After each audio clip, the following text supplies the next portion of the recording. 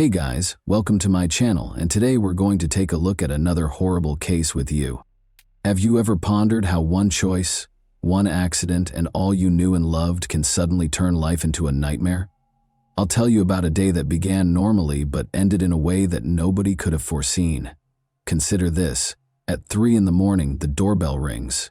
You expect to see a neighbor or perhaps a courier who has the wrong address, but instead you see the man you believed was forever gone from your life. The air in the room is suddenly heavy, his hands are clenched into fists, and his eyes are filled with anger.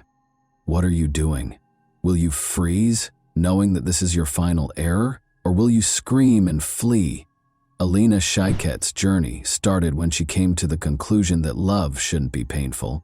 She moved on from everything, but when he returned, everyone who knew her was shocked by what transpired. In 1997, Alina Shiket was born in Russia. When she was 7 years old, she and her family relocated to Pennsylvania in the United States. She was a lively and curious youngster from birth. She picked up English fast and developed an interest in science and the arts in school. She was regarded as a gifted and driven young woman who consistently pursued her objectives. Her responsiveness and friendliness were her defining traits. She frequently assisted her peers and took part in charitable activities. Alina enrolled in the University of Pittsburgh to study biology after graduating from high school. She was motivated to work hard and study because she wanted to become a doctor. Alina was well liked by her classmates and numerous friends, who characterized her as a cheerful individual who was always willing to offer guidance and support. She stood out from her friends because of her kindness and quest for fairness. Alina's pride and support came from her family, particularly from her parents, Ian and Ellie.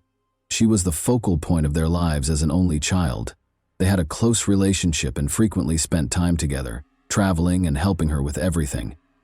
The Shikets had never experienced such worry as they did in October 2017. 20-year-old Alina's parents, Ian and Ellie, had become used to her incessant texts and phone calls. Their kid was always in contact, particularly when they shared plans. However, the quiet that's surrounding their house on this particular day took on a new, ominous color. Even the morning before they were to be brought together for a significant occasion, the annual charity marathon in which they took part, Alina had just vanished from view. They were passionate about the breast cancer campaign, and Alina was constantly at the center of these gatherings. She had a genuine and profound compassion for people. She seemed to find power in helping others, as though she were attempting to shield her family from the dangers of the outside world. But she didn't arrive that morning. There were no missed calls or messages. Every minute seemed like an unending torment. Unable to control the mounting worry that was coursing through her body, Ellie was always scrolling through her phone. The automobile seemed to be moving at a snail's pace, and Jan, who was seated behind the wheel, tried to maintain composure, but his quivering hands and fixated gaze revealed his growing concern. They were on their way to Alina's apartment rental on the University of Pittsburgh campus. Long hours of waiting for something unthinkably awful grew out of what should have been a 30-minute drive. Without even looking back at her husband and their dog, who were silently staying in the car, Ellie hurried to the home. As though it were trying to escape, her heart thumped in her chest. She pressed the doorbell quickly, her hands shaking. The few seconds of waiting seemed to drag on forever. The house was so quiet that it seemed as though the walls were closing in on you. When Ellie and Jan arrived at their daughter's house, the usual warmth and noises of life were vanished, leaving behind the icy silence of unsolved problems. Even the air seemed to have become heavier, as if the whole world had frozen in expectation of something terrible. To make one final call to Alina, Ellie took out her phone once more. The lengthy rings rang in her heart, each one piercing it more deeply like shattered strands of hope. Nobody could have predicted that a seemingly normal morning would become the Shiket family's greatest nightmare. Ellie had been frantically attempting to contact her daughter just 30 minutes prior. She was now standing in front of Alina's locked door. The dull sound of her fists hitting the wood echoed throughout the house, but there was only quiet in answer. Her voice wavered and erupted into a cry as she called her daughter's name once more, but she received no answer at that very moment. Something inside her broke. Realizing that things had gotten out of hand, they panicked. Ellie called out for Jan. Fear gave him the strength to act, and he rushed into the house. He was aware that time was running out, an excruciating length of empty minutes every second. The sensation of approaching doom intensified with each blow to the door. The door finally gave way, opening with a jarring noise that allowed them to enter a scene they were neither ready for. Alina's neighbor, Zach, had been observing from the stairwell. All of a sudden, he felt alienated from this tragedy that was developing. The only reason he took the automatic step back was to protect himself from the horror that was suddenly leaking out of the still room. Ellie and Jan were met with a quiet that was no longer able to conceal what had transpired as soon as the door opened. Like a scene from a nightmare, the room was covered in dark stains. The walls and floor were marked by something unimaginable, as though the blackness had engulfed the light itself. At first glance, parents were unable to recognize their own daughter because of the horrifying sight of Alina's face. Ellie's voice broke the stillness and echoed through the home, causing the walls to vibrate as she yelled. Unable to comprehend the horror before him, Jan stood next to her, motionless. Nothing seemed to be able to return the world to normal at that point. It looked to have stopped. The dog added to the pandemonium that had taken over the house by barking hysterically when it sensed its owner's worry. It was as if an unbreakable darkness had engulfed the entire area. Jan eventually moved forward, but his legs were trembling as Ellie continued to scream. He was at a loss for what to do. The terror that had infiltrated their home left no one knowing how to handle it. When Zach heard the cries, he summoned up the bravery to go into the room. He hesitated to go through the doorway, knowing that what had transpired would permanently alter the course of this family's life. Alina lay on the floor in front of him. Her body was stretched out as though she had struggled for her life and defended herself until the end. As like something or someone had stolen not just her life but also her identity, half of her face was utterly deformed. With a start, Zach reached for his phone and dialed 911. His fingers were shaking as though the air had grown heavy and thick. The silence of the Saturday morning was soon broken by the sound of sirens. The fictitious quiet of the neighborhood was broken by the sound of sirens that were getting louder in the distance and filling the now empty streets. The paramedics, solemn and determined, hurried to the door as the ambulance screamed to a stop in front of the house. Every second felt hostile as their footsteps reverberated through the strange and chilly house. Ellie, who was still motionless at the entrance, welcomed the paramedics with a face that immediately made them realize that this woman would never be the same. She could hardly guide her trembling hands toward the room. As they passed the paramedics entering the darkened room, Jan, still mute and overcome, watched from the door. The gloomy scene is made even more intense by the draperies, which hardly let any light in. They dropped to their knees next to Elena's body. Everything moved swiftly, almost robotically, as they looked at each other and checked for a pulse. Time seemed to slow down for Jan and Ellie, even if it only took a few seconds. Their entire world fell apart as one of the paramedics shook his head. Ellie lost it, as though attempting to go back in time and bring her daughter back. She collapsed to her knees and let out a scream. Shock nearly paralyzed Jan. He did what he could. Even though he no longer felt like he had a firm foundation beneath him, he tried to keep his wife on the ground by embracing her. For a little while longer, the paramedics stayed in the room, getting ready to declare the death formally. However, that revelation felt like a sentence to Ellie and Jan, a blow from which they would never fully recover. Neighbors turned to watch as the roadway was illuminated by blue and red police lights. A group of people started to assemble, some of them muttering, some looking around anxiously, and some taking out their phones to take pictures. Alina Shiket's home was already surrounded by barriers and cop cars, and curious bystanders gazed at it, as if to protect the world from the terrible reality that awaited them inside the doors of that house. Officers with gloomy expressions were erecting barricades and gradually separating the crime scene from the rest of the city. The investigation was personally led by Police Chief Scott Schubert. He and a group of investigators carefully inspected the scene, taking pictures of me, a broken mirror, an overturned table, and every inch of the room. The haphazardly dispersed victims on the floor all indicated a frantic struggle. Alina died from multiple hits from a blunt object, the medical examiner's report stated. Every detail of this heinous act of aggression shouted rage, terror, and despair. It was not a calm crime of passion. Outside, rumors were circulating quickly. The throng was still expanding and the conversation was getting louder. While some had heard about her lover and others were aware of the tumultuous nature of their relationship, nobody could have foreseen how horribly it would end. A crime that would soon dominate conversations around the area had upended the customary tranquility of this suburban neighborhood. Matthew Darby, a young and talented basketball player and Alina's ex-boyfriend, was already a prime suspect in the police's eyes. Matthew's attractiveness with women was as well known as his performances on the collegiate court. He was always surrounded by prosperous, self-assured, and charming people, but beyond that polished facade, particularly with regard to Alina, were deeper, harmful impulses. Beginning at a Greensburg University, their friendship swiftly developed into a passionate romance, but jealousy and control gradually replaced the pleasure. After she moved to a different university, things began to shift. Alina made an effort to put her education first, make a fresh start, and break free from the toxic attachment. She ended the relationship, but Matthew was unable to cope. When Alina was gone from his life, his confidence collapsed, and his fury became overwhelming. On September 20, 2017, he began calling her non-stop and finally went too far. Hands shaking, Alina reported it to the police. Like a scene from a horror film, Matthew had climbed through a second-story window to break into her house.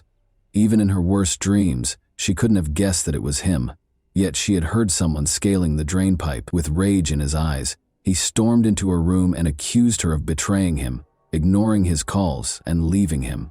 Roughly pushing her into the bed, his hands clamped down on her shoulders and squeezed her wrists until the bruises lasted for days. Feeling both relieved and afraid, she submitted the report, thinking she could finally stop him and that justice was on her side.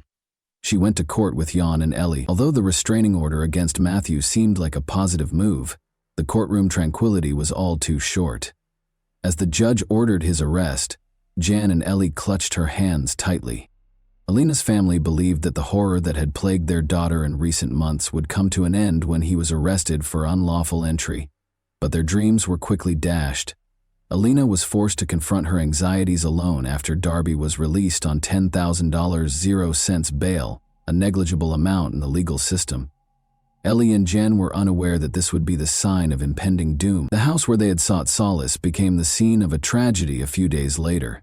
The oppressive feeling of dread that had pervaded the atmosphere for so long came to pass in the most terrible manner.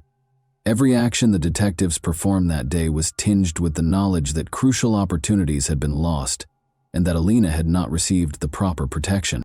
Ellie had stopped crying as she stood behind the police tape. A mask of shock and disbelief froze her face.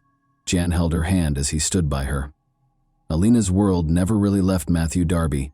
Every step she took was obscured by his shadow, which seemed to follow her. Zach, Alina's neighbor, subsequently acknowledged that he frequently witnessed Darby loitering outside her home. He felt like he belonged there. Zach recalled that he had been watching the catastrophe unfold without comprehending it, but he realized it too late. As if stalking Alina, he had witnessed Darby lurking in the shadows for hours on end, silently observing through the windows, never letting her leave his gaze. She blocked his number and changed passwords in an attempt to get away from him, but he always managed to get into her life. Once more, Matthew's jealousy was unquenchable, tearing apart anything that didn't comply with his demands like a ferocious animal. Zach once saw Darby yelling at Alina outside her windows in the middle of the night. There was mad jealousy and anger in his words. Every altercation seemed planned, and he became more vicious with each blow. Darby had taken over Alina's virtual world a month before to the catastrophe, hacking her accounts and removing likes she had given to other guys. The virtual world had to be exclusively his. Alina made an effort to establish limits with Virtue, but it wasn't enough, Matthew. Nobody was aware of what was going on behind closed doors on the evening of September 20. A weird sound, as if something had snapped, reached Zach's ears. He didn't give it much thought. In old houses, things break all the time. But then, there was a scream and a smashing bang. It was a terrified, despairing cry that broke through the night's silence. Zach was unsure of what to do. Hoping for a response, he posted a message to the house's group chat, but nothing came up. It felt as though time had stopped. Zach wouldn't find out until much later that Matthew Darby had already broken into the house and started attacking Alina while the neighbors were asleep. Alina's phone records, which had vanished from her residence following the crime, were being examined by police. The data showed that she had been frantically attempting to save herself by phoning for assistance between 4:15 and 4:55 a.m. Alina's phone was traced to Route 76 close to the village of Irwin, and the most recent contact was placed from Darby's number. It was an unanswered last call for assistance. Police received a statement from a cab driver who became involved in this gruesome case. Around 4:21 a.m., he claimed to have driven Darby to Oakland's Seal Street and Ward Street crossroads. Darby begged him to wait for a few minutes, but that quickly increased to 10, and then 10 more. The driver started to feel nervous and he continued to experience fear. He eventually departed without his travel companion. Something was horribly off. The police kept reviewing the security footage in the meantime. They discovered video from a camera close to Alina's house that showed a man who looked like Matthew Darby strolling down the street while toting big black suitcases. Like a predator, he looked around warily, looking for a place to cover his tracks. The moment he came to a stop at a manhole cover was caught on camera. As though attempting to get rid of not only the evidence but also a piece of himself, his harshness and guilt, Darby carefully lowered the bags inside after lifting the lid. The case's main detective, Edward Fair, sent his team to the scene right away. There was no room for error on the part of the forensic investigator. After gently removing the manhole cover, they discovered a hammer and 2 knives within, all of which were smeared with dried blood. There were fragments of skin and hair on the hammer. Everyone working on the investigation was profoundly impacted by this revelation, which served as a silent testimonial to the ruthless and untamed aggression. The identification of the material would confirm the worst, and now everything depended on the forensic analysis. The system, which ought to have shielded Alina, failed her with every new fact. Only a trail of agony and misery remained after Matthew Darby had disappeared, as if vanishing into thin air. The police had enough proof to take action, even though they knew they wouldn't have much time to apprehend him. It was impossible to dispute the evidence gathered at the crime scene. Everything suggested Darby was the culprit, including surveillance footage, traces found at the scene, and the objects dumped in the manhole. An arrest warrant was issued right away, but Darby had already left Pennsylvania and vanished into the wide United States by the time the police began their thorough hunt. The search for Darby became a national manhunt. Although the search was conducted with unwavering resolve, the sense of urgency increased with every hour that went by. In the small South Carolina town of Myrtle Beach, Darby's luck finally ran out after a few days. A bystander alerted the police right away after spotting a suspicious individual trying to enter a property through a window. A man whose look matched the description given by witnesses was discovered by officers as soon as they got on the scene. Darby attempted to flee, his fear showing in every step, but the officers outran him. He provided false identification after being caught, which only made matters worse. His identification was verified by security footage and witness statements after his attempt to pose as a fugitive failed. Darby was charged with giving false information to the police, which added another charge in South Carolina and further compounded his case. He tried to persuade the judge of his innocence, but his request for bail was turned down. Fearing that he would try to escape again, the judge decided to keep him in detention and delayed his request for extradition so that he could speak with his lawyer. Another drama involving Alina's memory and the suffering of her loved ones was taking place in Pennsylvania while Darby was still being held. In Pittsburgh, Alina's friends and classmates organized a protest. To show support for her parents and to promote awareness, hundreds of people gathered outside the courthouse, knowledge of an issue that had been neglected for too long. Signs with the words, "Say no to domestic aggression," and "Love shouldn't kill," in strong letters, were held by people. Many participants donned purple shirts, which are symbolic of the fight against domestic abuse, and the words, "Our Russian Princess," which Alina's friends had given her, were printed on the back. This was a painful and unifying gesture that conveyed their rage at a system that had let their friend get hurt. Along with the demonstration, campaigners and Alina's family worked to have a new bill passed. Domestic abusers would be subject to electronic monitoring under Alina's law. In addition to paying tribute to their daughter, they did this in an effort to stop future tragedies of this kind. Already on the table for consideration, the bill became a symbol of hope that no one else would have to deal with such a harsh reality. Prosecutors were now providing more thorough evidence in the courtroom, all of which pointed to Darby's deliberate acts. Duquesne University security camera footage from the night before the crime was one of the most important pieces of evidence. It was evident from the video that Darby was trembling as he walked across campus and looked over his shoulder. According to a policeman on patrol that evening, Darby appeared anxious, probably even a little drunk. Using the excuse that he needed to charge his phone, he tried to enter the student union building. However, there was something concerning about his actions. The officer had a strong suspicion that Darby was hiding something, since he kept looking around as though he was frightened someone was following him. With each new piece of evidence and every videotaped moment, the court was getting closer to its inevitable conclusion. The name Matthew Darby had come to represent suffering, unfairness, and the pursuit of truth. The time a picture of him in a beer-lagered striped shirt on the campus elevator was revealed in court. His doom was all but certain.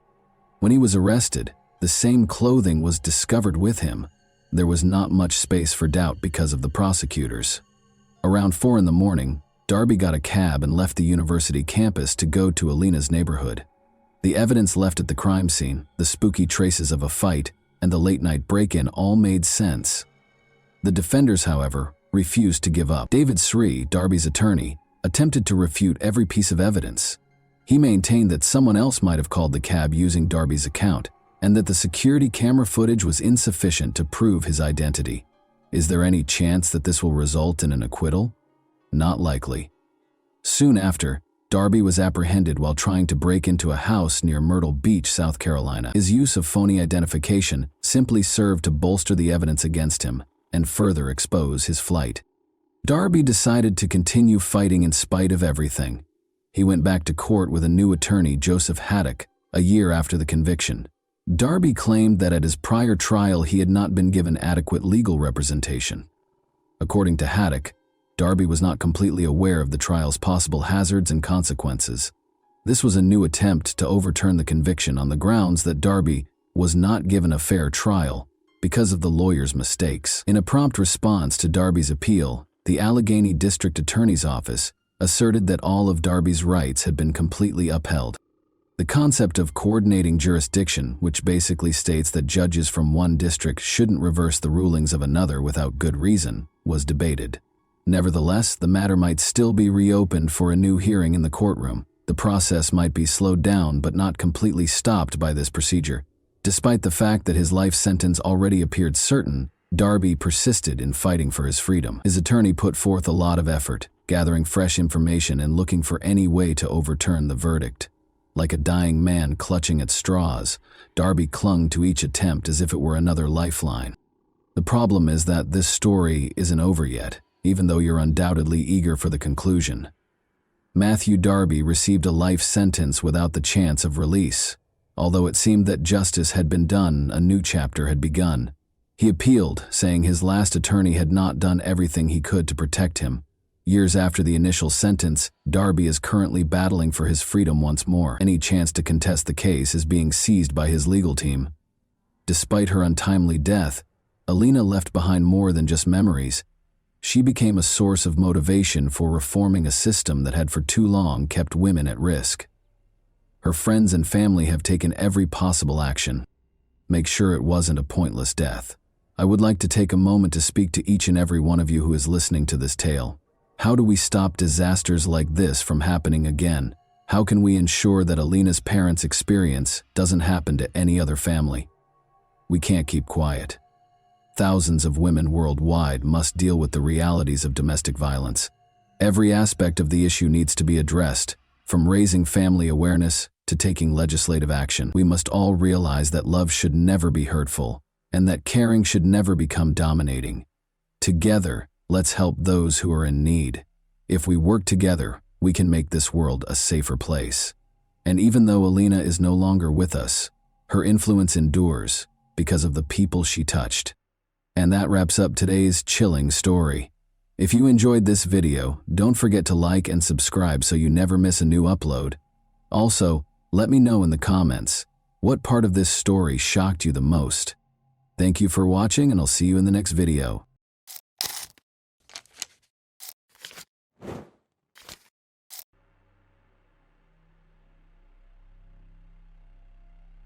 Hey guys, welcome to my channel, and today we're going to take a look at another horrible case with you. In this episode, we will discuss the events of 2014. Carly McBride, 31, disappeared under mysterious circumstances after visiting her ex-boyfriend's house. After receiving a missing person report, the police launched an investigation. However, the authorities took nearly 2 years to respond to the question, where has Carly vanished? Carly was born on April 14, 1983, into the family of Steve McBride and Lorraine Williams. She was a cheerful and outgoing child who had a strong bond with her parents. Carly became increasingly troubled as she grew older, and she began abusing alcohol and illegal substances. Nonetheless, she made an effort to overcome her harmful addictions. Carly was 31 years old and lived in Belmont, New South Wales, Australia, in 2014. She was a mother to 2 children. William is 7 years old, and Cadence is 3 years old. Carly had children with various men, but I couldn't find any information about her relationship with her former partners. However, we know that Andrew Easton, Cadence's father, was among the last people to see Carly. Carly sought treatment in 2013 to overcome her drug addiction. While there, she met Sale Kenneth Newson, and their friendship developed into something more. In August 2014, Carly and Sale began spending almost all of their time together. The couple fought occasionally, but they appeared to be happy on the surface. On September 30, 2014, Sale drove Carly to Muswellbrook, where her 3-year-old daughter Cadence lived with her father, Andrew Easton. Carly came to stay with her for a few hours. She entered her former partner's home around 12:30 p.m. Sale did not stay with her, but they agreed that he would return in a few hours. However, when Sale arrived to pick up Carly, she was no longer present. Carly's ex-partner Andrew Easton claimed they fought, so Carly departed.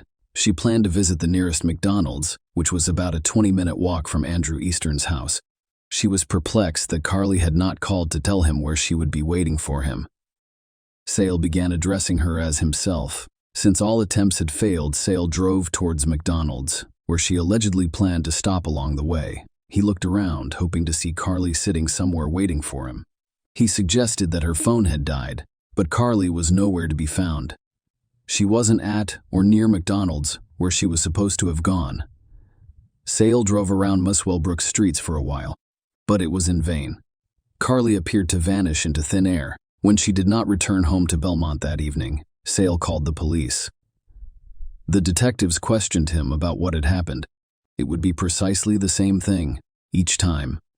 I would drop her off, and she would exit and head to the front door. She'd hold her daughter in her arms, turn around, and wave me away. Newson said she would call and text me twice during each visit to let me know she was fine. But on that particular day, I dropped her off around 12:30 p.m., and everything changed, and I did not hear from her again. Not a thing. I texted her. I called her, but the phone simply rang. Newson said he arrived at the house around 4:30 p.m. As usual, I went to pick up Carly, only to be told by her ex that she had left after an argument earlier that afternoon and was walking about a mile away to a McDonald's. Undoubtedly, the following question arose. Did Carly leave her ex-partner's home, or was Andrew Easton concealing something? His story suggested that he was the last person to see her. However, no other witnesses could confirm that Carly had actually left his house. Police interviewed neighbors and people who lived along Carly's route to McDonald's. The fact that no one saw her has fueled suspicions about her former partner. Unfortunately, no surveillance cameras near Andrew Easton's home could confirm or deny his claim that Carly left around 2 p.m. After reviewing the recordings from McDonald's surveillance cameras, the investigators discovered no evidence that she was ever present. Police investigated the fields behind a nearby residential area for clues. However, the chief investigator in this case stated that nothing particularly remarkable had been discovered and that the investigation would continue. They urged anyone with information about Carly McBride's disappearance to contact the police department. She was last seen in blue jeans, sandals, and a yellow t-shirt, carrying a tan handbag. After obtaining a search warrant, police investigated the house where Carly was last seen. A group of police officers went there, hoping to find evidence that would shed light on what had happened to the mother of 2 children. However, after searching Andrew Eastern's house, the police discovered no new clues. Nothing indicated that a crime had been committed in that house. However, investigators discovered something suspicious. They discovered Carly's Facebook account was deleted a few hours after she vanished, prior to the official report of her disappearance.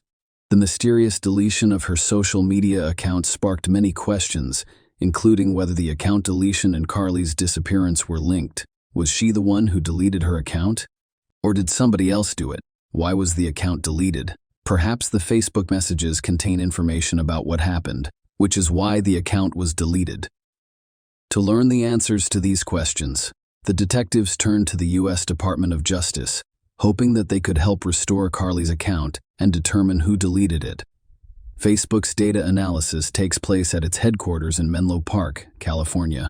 However, Sergeant Wright stated that Mims, McBride's Facebook friends could assist the New South Wales police. We're wondering if anyone had contact with Carly via Facebook or other social media in the days leading up to her disappearance. If anyone notices anything unusual, please come forward and let us know. He made this statement in light of the timing of the Facebook page's closure, and in the context of the disappearance, we believe it is highly suspicious. However, it may contain important information about what happened to Carly. Carly's parents couldn't believe their daughter had just fled to begin a new life. Kylie Smith, a close friend and flatmate, said nothing unusual occurred while she spoke with Carly on the phone and traveled to Muswellbrook. She was very down to earth. I would describe her as a free spirit. She was easygoing and just enjoyed life. Miss Smith claimed she was always there for her friends. If you were having a bad day, she knew and would contact you. She also made a plea. Every day, we wake up with no idea what has happened. I don't know where she is. She stated that you must have a conscience to come forward with some news. Please give us something. The police thoroughly searched the area where Carly was prior to her disappearance. The search involved dogs, police divers searching the Hunter River and its surroundings, and aerial and trail bike patrols. And yet none of this helped to find any traces of Carly McBride months ago, and the investigation yielded no results. Carly did not leave any digital footprints. She never turned on her phone after her disappearance. Her social media accounts were inactive, and she did not use any bank cards. Investigators began to believe Carly was no longer alive. Carly's parents asked for help finding their daughter 9 months after she went missing. They were joined by Detective Timothy Seymour, who could help by requesting any information relevant to the investigation. Lorraine Williams, Miss McBride's mother, cried during the public appeal and begged for assistance in finding her beloved daughter. Anything, no matter how small. Please come forward and assist us, she advised. Steve and Lorraine stated that their family faced difficulties following Carly's disappearance. We are doing our best. According to Mr. McBride, the situation with Carly's children is quite complicated. Both children have 2 different fathers. And to be honest, we haven't had much close contact with those kids. So we're just hoping that changes so we can continue to communicate with them. Detective Inspector Timothy Seymour stated that officers had worked tirelessly since Miss McBride's disappearance. We are sorting through a plethora of information. However, we continue to appeal. Inspector Seymour stated that the breakthrough moment may come from someone who believes they have innocuous information. Carly's parents gradually realized that they would likely never see their daughter alive again. Lorraine wrote a heartbreaking letter to the man who robbed her of her daughter. I don't think there's a single person who doesn't know what happened to my bum or hasn't noticed what happened that fateful day. Please help us with her children. They are innocent and beautiful babies. Whoever you are, you have taken away their mother, their only source of fun and happiness in their lives, their tower of strength. They will never feel her soft, warm, and reassuring kisses and big, warm hugs, along with her contagious belly laugh and radiant smile. Their memories are lost. They cannot say goodbye to her. Our pain, anguish, angst, and frustration are dragging us all down, causing us to wake up terrified that we will get a call saying they have found my baby. Whoever you are, you chose that day to take my daughter away from us. You, the bottom, feeding runt, have left us with question after question. We don't know how or why we're grieving. We're in a kind of grief limbo. Our little beautiful and poor babies need to know where their mother is. They are the innocent victims of the terrible nightmare we are living. Please come forward so that they can move on and become the amazing people their mother would have wanted them to be. We cannot honor or respect Carly's life until she is found. My daughter is luring you in, and you will be a good catch when you least expect it. This is my only wish, that we find my baby and put her to rest. It is a fundamental human right, with the dignity and respect she deserves. Then her babies, with their beautiful but broken hearts and heads, can begin to heal, and they may be able to live a life free of anguish, pain, and anxiety. You did not give my daughter a chance. Please let her children know that they ache for William, and Cadence should not be burdened with this pain. Please assist us in providing them with a sense of grief and loss throughout their journey. Carly is a proud Aboriginal woman, as is her lovely sister, and I am honored to be their mother. Nobody deserves this in life, but my baby is drawing you in. You're breaking as we're aching. Your truth is Carly's truth, and therefore our truth. Please, speak up. Because the police were unable to connect Carly's disappearance to her ex-partner, Andrew Easton, they turned their attention to another possible suspect, Sale Newson. During the investigation, they discovered that Carly and Sale's relationship was far from perfect. The man was extremely jealous, which was a frequent source of their disagreements. Despite their brief relationship, Newson told everyone he was deeply in love with Carly, claiming she was the first woman he had fallen in love with in the previous 14 years.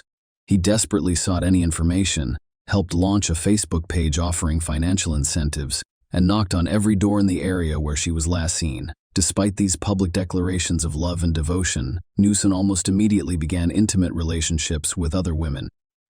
Furthermore, just hours after reporting Carly missing, he offered sexual intercourse to several women. Carly vanished on September 30, and on October 2, Sale spent the night with another woman, but in public, he acted like a heartbroken man who had lost the love of his life.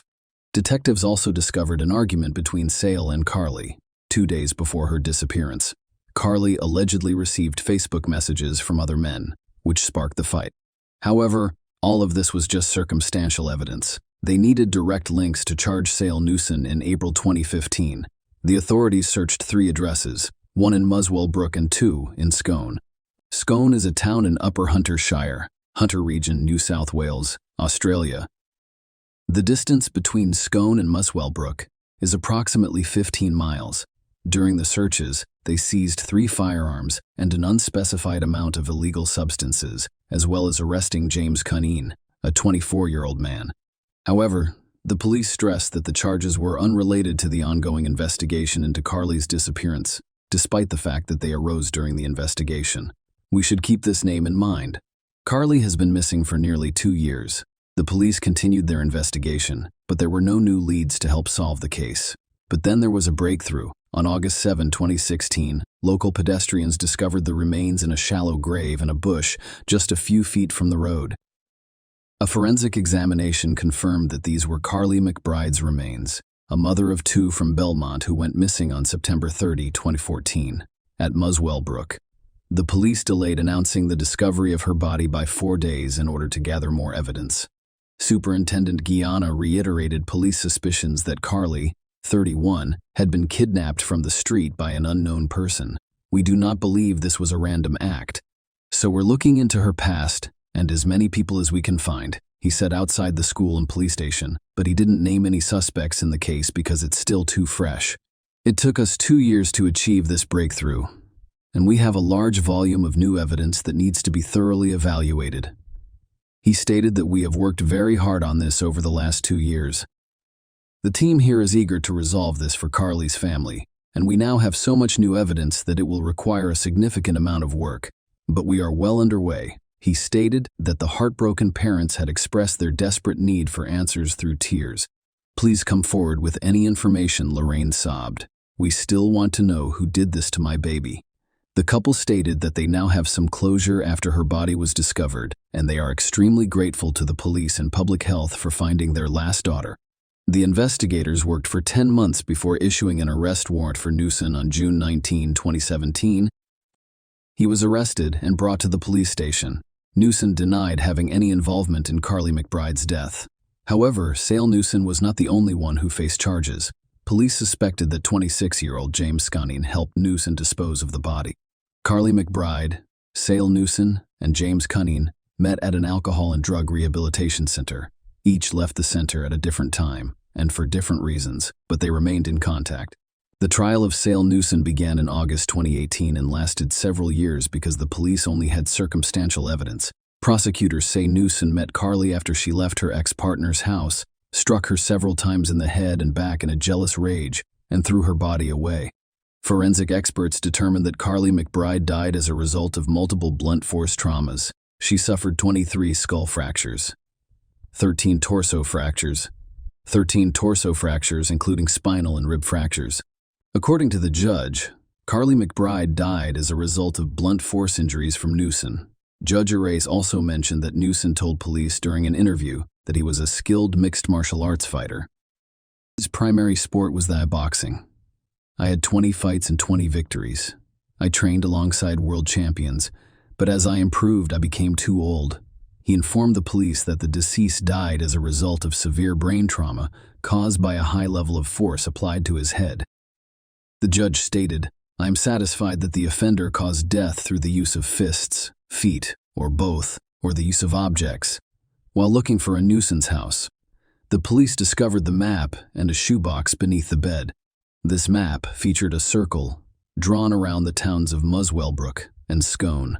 Carly's remains were discovered exactly within this radius.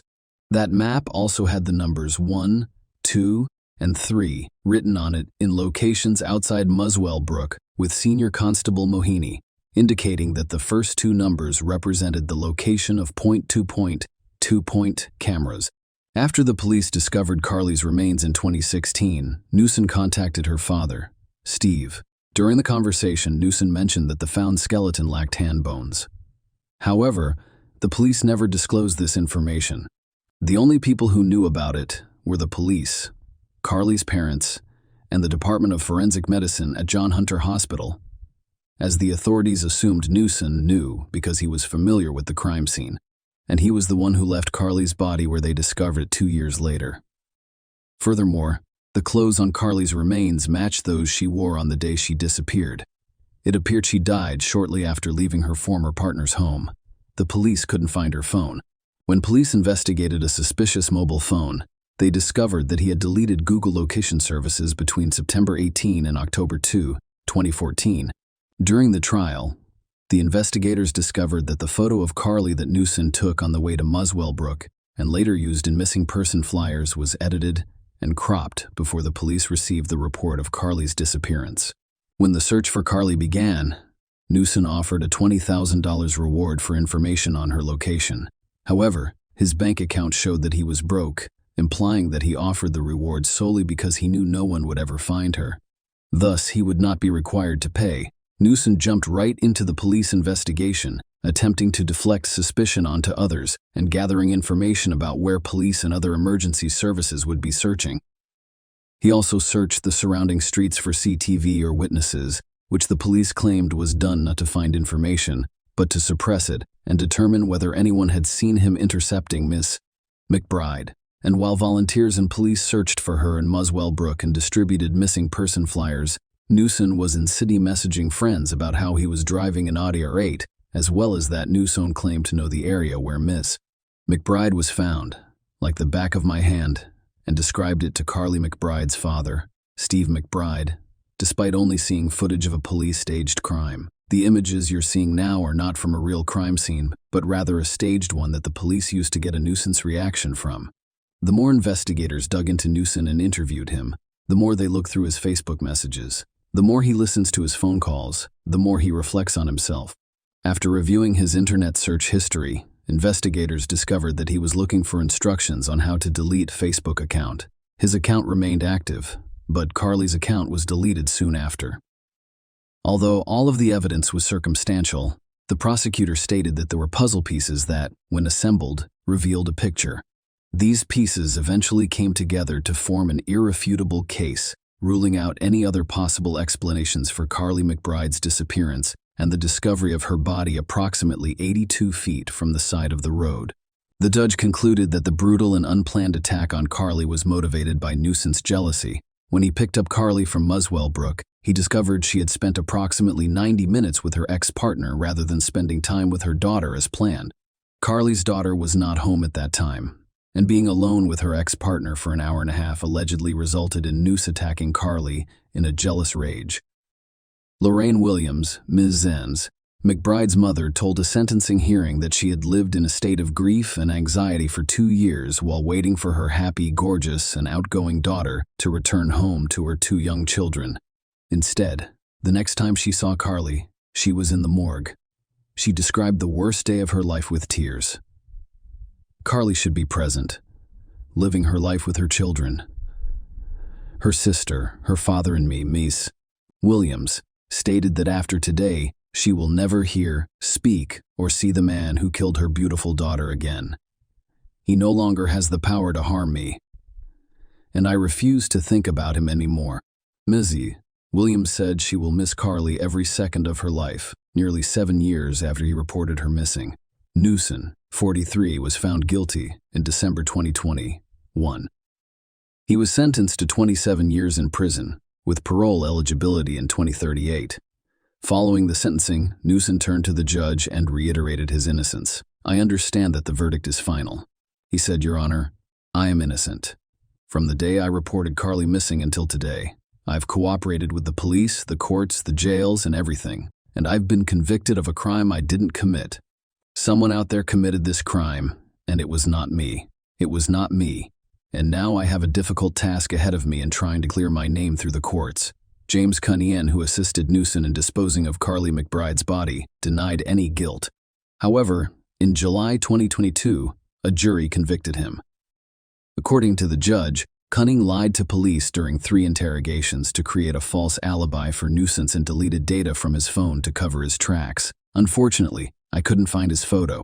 However, it is known that when Cunningham was charged in the Carly McBride case, he was already in prison for possessing illegal weapons and prohibited substances.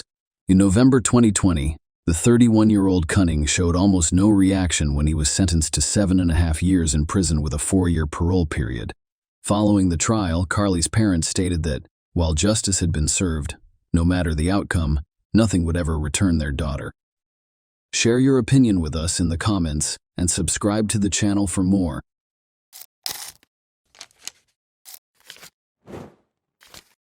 Hey guys, welcome to my channel, and today we're going to take a look at another horrible case with you.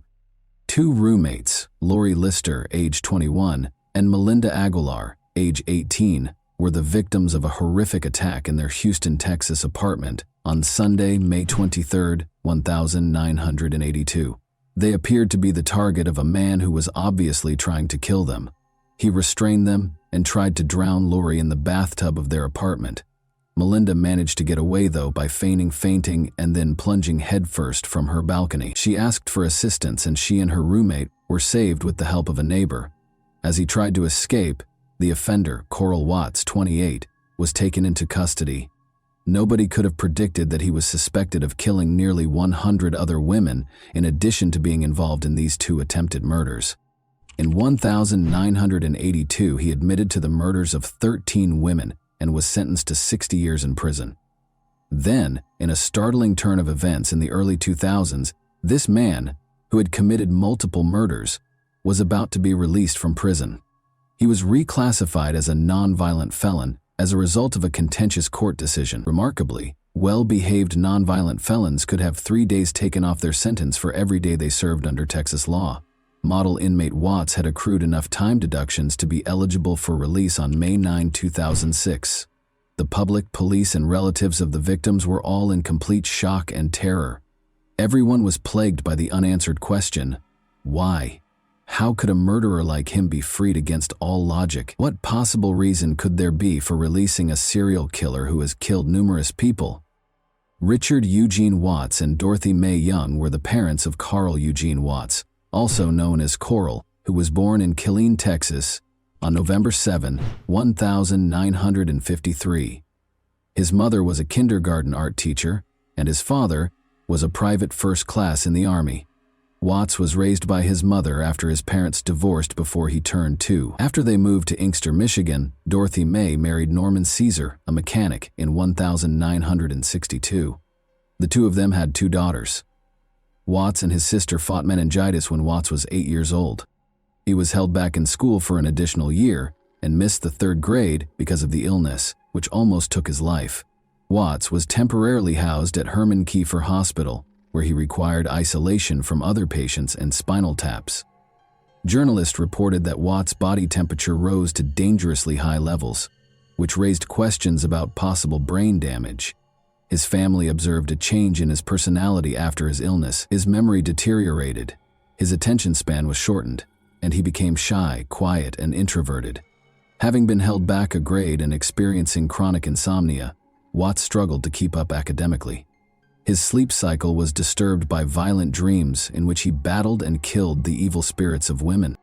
At the age of 12, Watts started to enjoy his sleep-induced fantasies of torturing and killing girls and young women. When asked later about his crimes and the reason he killed his victims, Watts explained that he wanted to free their spirits because they had evil eyes. Watts began stalking girls at this time, still a teenager, and it's believed he may have killed his first victim before turning 15. Police identified Watts as the attacker in the July 29, 1969 attack on 26-year-old Joan Gave when she was 15 years old. Watts knocked on Joan's apartment door while delivering his newspaper, and when she opened it, he attacked her severely. He carried on with his delivery route as if nothing had happened, with no remorse. Coral was arrested at his residence as a result of Joan's quick reporting of the incident to the authorities. He was then ordered to receive mental health care at a mental hospital in Detroit called the Lafayette Clinic. A psychiatric evaluation indicated a delusional thought process and a full-scale IQ of 75, indicating mild intellectual disability. He did poorly in school, but a police officer later said he was very, very intelligent and had a great memory. On November 7, 1969, Watts was discharged from the Lafayette Clinic. Watts received a football scholarship to Lane College in Jackson, Tennessee, after graduating from high school in 1973, despite having academic difficulties. After 3 months, though, he was expelled on charges of stalking and assaulting women. Watts' expulsion was also influenced by suspicions surrounding his ruthless killing of a female student. Even though there was not enough evidence to convict him, he moved to Houston, Texas after being expelled. Coral and his girlfriend Dolores Howard welcomed their daughter, Nikisha Watts, in 1979. Coral and Dolores, however, went their separate ways and broke up soon after her birth. Following that, Coral married Valeria Goodwill. Not long after they were married, Valeria saw that Coral was acting strangely. He broke candles, melted them on a table, rearranged furniture all the time, chopped up houseplants with knives, and strewn trash all over the floors without cleaning up after himself. Furthermore, he would abruptly depart after intimate moments, going missing for a few hours. Sadly, they were only married for 6 months. Although there are hints that Watts may have had more victims before this, his murders officially started in 1974, when he was 20 years old. After abducting his victims from their homes, he tortured them until he killed them. His victims were mostly slender, attractive white women between the ages of 14 and 44, and he struck in different states. Watts killed his victims by a variety of means, such as drowning, bludgeoning, stabbing, and strangulation. 10:45 a.m., Coral knocked on the door of Lenore Knizacki's apartment on October 25, 1974, saying she was trying to find Charles, one of his siblings. He carried on a conversation with Lenore. Coral asked if he could leave a note when she opened the door, the chain still fastened. He unexpectedly attacked Knizacki and strangled her until she passed out as she went to get paper. Lenore later called the police, but they couldn't find her attacker. Gloria Steele, 20, was thought to be Watts' second victim and was brutally murdered and tortured 5 days later on October 30, 1974. Gloria was a mother and a Western Michigan University student. She was discovered with 33 stab wounds to her chest from a wooden carving tool, as well as a crushed windpipe. Because there was insufficient evidence, Watts was not charged with direct murder. Diane K. Williams, an apartment resident manager and the sole witness, saw a black man looking for Charles throughout the apartment building. Coral grabbed her when she saw Williams, pried open her door, and pulled her inside. Williams' phone rang during their struggle, so she knocked it off the hook and yelled for assistance. Williams saw her assailant getting into a tan Pontiac Grand Prix as he ran away. Both Williams and Knizicki recognized Coral in a police lineup. Coral had been arrested for stealing plywood from the campus of Western Michigan University. On November 16, 1974, he was arrested and charged with assault and battery in connection with the Knizicki and Williams cases. Watts was moved to the Center for Forensic Psychiatry in Michigan after being diagnosed with antisocial personality disorder and attempting suicide with a length of cord at the Kalamazoo Mental Hospital. When asked about Gloria Steele's death in 1975, he confessed to attacking about 15 other young women and acknowledged being close to her the day before she passed away, but he denied being the cause of her death. Under a search warrant, Detroit police searched Watts' home and found a wooden carving tool, but no evidence connecting him to Gloria's death. Watts was given a year in the county jail after entering a no-contest plea during his trial for the assault and battery of Knizicki and Williams. When Watts was evaluated by psychologists, they described him as incredibly dangerous, lacking regret for his crimes, reckless, careless, emotionally distant, and prone to relapsing. Following that, he killed 5 women in a series of attacks that took place in the Detroit area over the course of a year. One odd finding was that most of his crimes took place on Sunday mornings. An Ann Arbor newspaper gave the offender the sinister moniker, Sunday Morning Slasher, because of this peculiar pattern, which added to the mystery surrounding the timing of these horrific attacks, which all took place at approximately 4 a.m. On April 20, 1980, Shirley Small, then 17 years old, was fatally stabbed twice outside her Ann Arbor, Michigan home. On July 13, 1980, 26-year-old Glenda Richmond was the target of a similar attack. Although there was not enough evidence in either case to convict, Watts' traits were evident. On September 14, 1980, 20-year-old graduate student Rebecca Huff was discovered dead after suffering about 50 stab wounds, the first murder that can be directly linked to Coral. On October 6, 1980, a 20-year-old named Delpy survived an attack, but he suffered serious injuries, such as muscle weakness and partial paralysis. Agnes, a 30-year-old woman, raised the alarm on her way back from a Halloween party on November 1, 1980, and barely avoided being attacked by a hooded man who looked like Watts. She recognized Watts from pictures, but there was still some doubt because of the dark surroundings. When Watts became the focus of local homicide investigators in July 1980, a task force was established to investigate the Sunday slashings. Watts was intermittently monitored, and in November, a court order permitted officers to equip his vehicle with a tracking device. Around 5 in the morning on November 15, 1982, Ann Arbor patrol officers were near Main Street when they noticed a suspicious man in a car following a woman as she walked home. When the woman realized she was being followed, she tried to escape by hiding in a doorway. When the police stopped Coral's car for having out-of-date license plates and driving with a suspended license, they arrested him because he was upset about losing sight of the woman. When police inspected his car, they discovered a package with several screwdrivers and wood-filling tools. The most important item they found was a dictionary that belonged to Rebecca Huff and had the carved words, "Rebecca is a lover." Despite this, there was not enough evidence to connect him to her murder. Coral moved to Columbus, Texas in the spring of 1981 and found work with an oil company. On weekends, he would make the more than 70-mile journey to his next hunting location in the Houston area. Watts murdered scores of women, including dozens, between 1974 and 1982. Watts avoided being identified as a serial killer for almost 8 years in spite of the long list of victims. This elusiveness was caused by multiple factors. The fact that Watts operated in multiple jurisdictions and even states made it more difficult to link the crimes.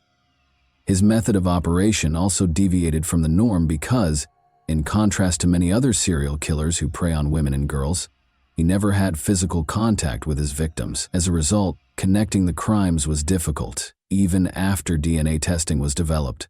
Law enforcement did not recognize Watts as a possible criminal until his arrest in 1982, and those who knew him did not view him as a suspect.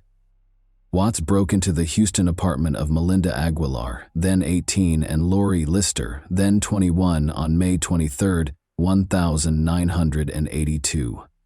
Watts strangled Lori down the steps outside the apartment after she returned from work. He then went into the apartment and strangled Melinda, who feigned unconsciousness. Melinda was able to avoid being fully strangled.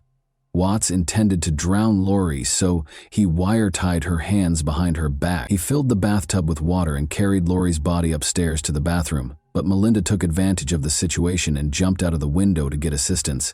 Watts first attempted to elude capture, but was caught, and Lori was saved. Investigators began connecting him to recent murders of women while he was in detention. Texas prosecutors felt there was not enough evidence to convict Watts of murder despite the connections. After Melinda Aguilar and Lori Lister were attacked, Harris County Assistant District Attorney Ira Jones negotiated a plea deal in May 1982. Watts would be charged with burglary with intent to murder in exchange for his complete admission of guilt and immunity from prosecution for murder. For this offense, he consented to a 60-year sentence. After Watts agreed to the terms, investigators found the remains of 3 victims. At last, Watts admitted to assaulting 19 women and killing 13 of them. While he acknowledged that he killed some victims, he did not confess to the deaths of others. His cases in Michigan, however, remained open after Michigan authorities refused to take part in the agreement. When the Texas Court of Appeals decided shortly after Watts' prison sentence that he had not been told that the bathtub and water he used to try to drown Lori Lister were deadly weapons, the hope for justice took a tragic turn. Due to this ruling, he was eventually granted early release and reclassified as a nonviolent felon. This was due to Texas law at the time, which allowed nonviolent felons to have 3 days taken off their sentences for each day they behaved well. As a model prisoner, Watts accrued time deductions that resulted in his potential release on May 9, 2006.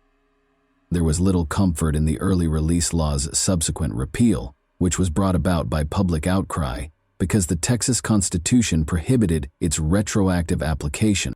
As Michigan Attorney General Mike Cox looked for evidence to convict Watts of murder and stop his possible release in 2004, a call for justice reverberated across the country. Westland, Michigan resident Joseph Foy courageously came forward to describe the horrific scene of Watts-like man killing 36-year-old Helen Dutcher on December 1, 1970. 12 stab wounds had claimed Helen's life. Foy recognized Watts by his eyes, which he described as evil and emotionless in a haunting way. Michigan had no such agreement, even though Watts was exempt from prosecution for the 13 confessed murders in Texas. Law enforcement officials begged the trial judge to admit the Texas confessions into evidence as the 2004 trial drew near, and he agreed. Watts was found guilty of killing Helen Dutcher and Gloria Steele, and he was given 2 life sentences without the possibility of release in a Michigan jail. He was given a sentence on November 17, 2004, to serve his time in an Ionia, Michigan, maximum security prison. But a few years after this sentence started, on September 21, 2007, he died in a Jackson, Michigan hospital from prostate cancer. Ultimately, his dark story came to a somber conclusion when he managed to avoid serving his entire sentence for the lives he took. A vicious serial killer named Coral Eugene Watts terrorized the nation with his numerous murders.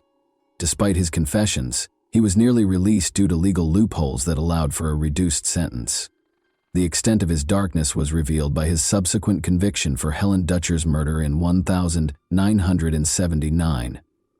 In April 2379, Watts' legacy is haunted by the fact that he left the Ann Arbor murders unsolved, a terrifying reminder of hidden evil. And that wraps up today's chilling story. If you enjoyed this video, don't forget to like and subscribe so you never miss a new upload. Also, let me know in the comments what part of this story shocked you the most. Thank you for watching, and I'll see you in the next video.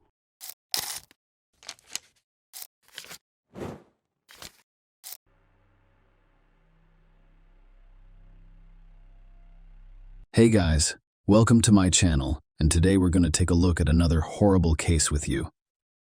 In this video, we'll look at an incident that happened in Florida, USA, on July 14, 2012, when Adrienne Robert, 29, was discovered dead by her roommate.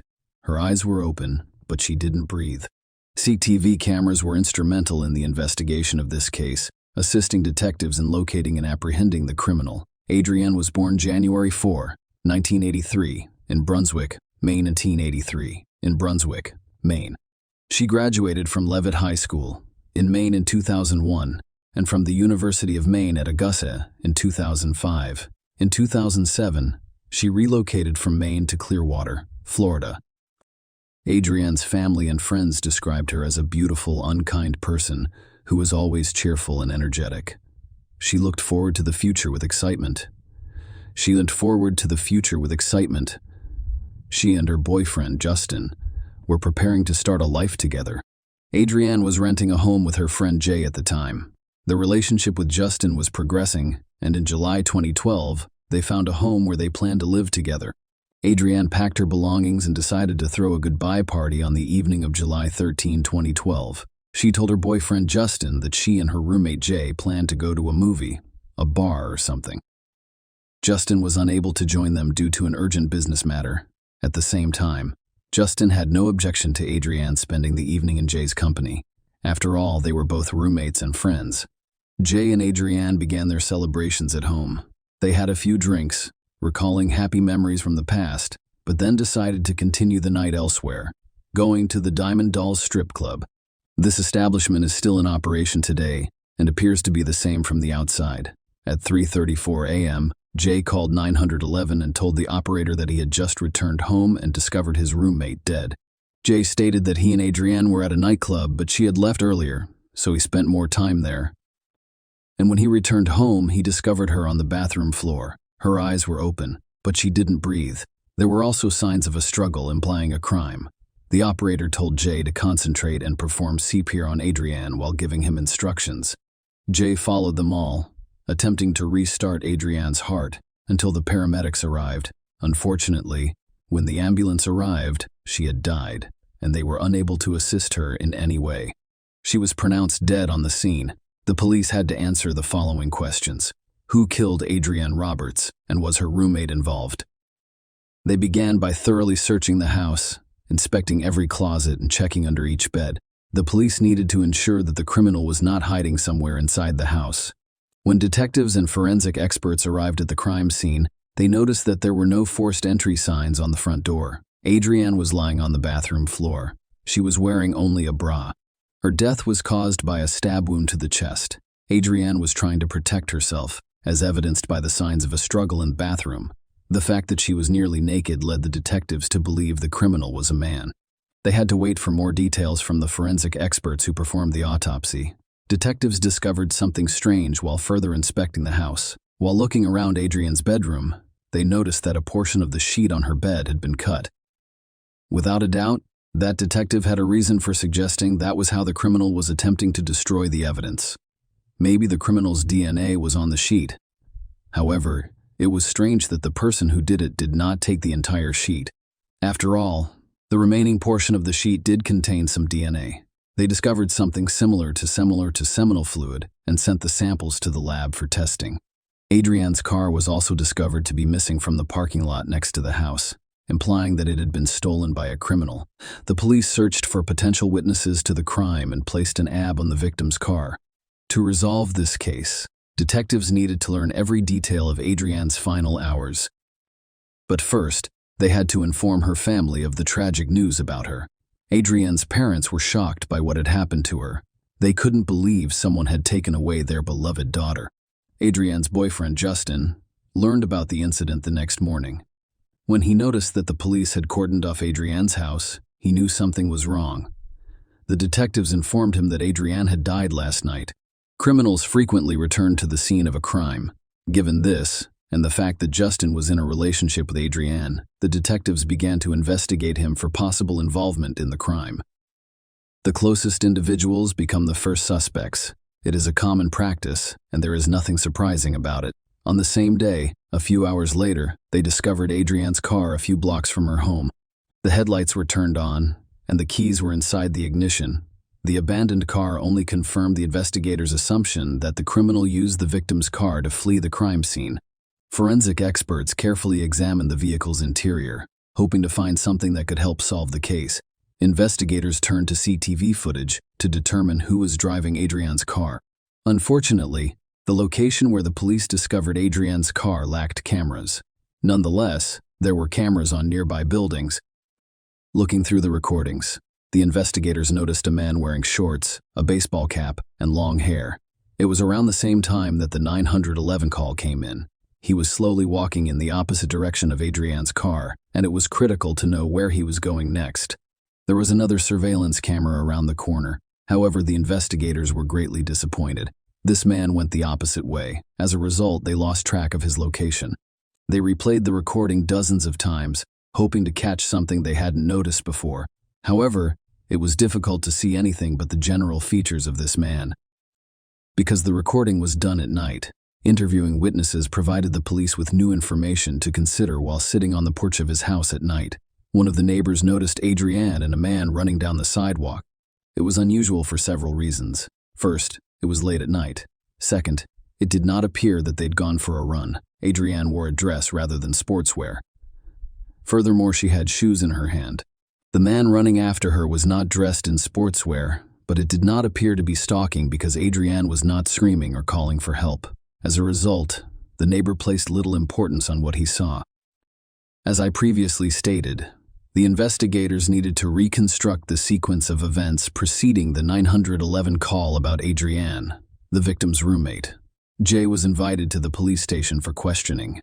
After all, Adrian accompanied him to the club, and he later discovered her on the bathroom floor, or so he claimed. During a conversation with the detective, Jay stated that he and Adrian had a few drinks at home before going to Diamond Dolls.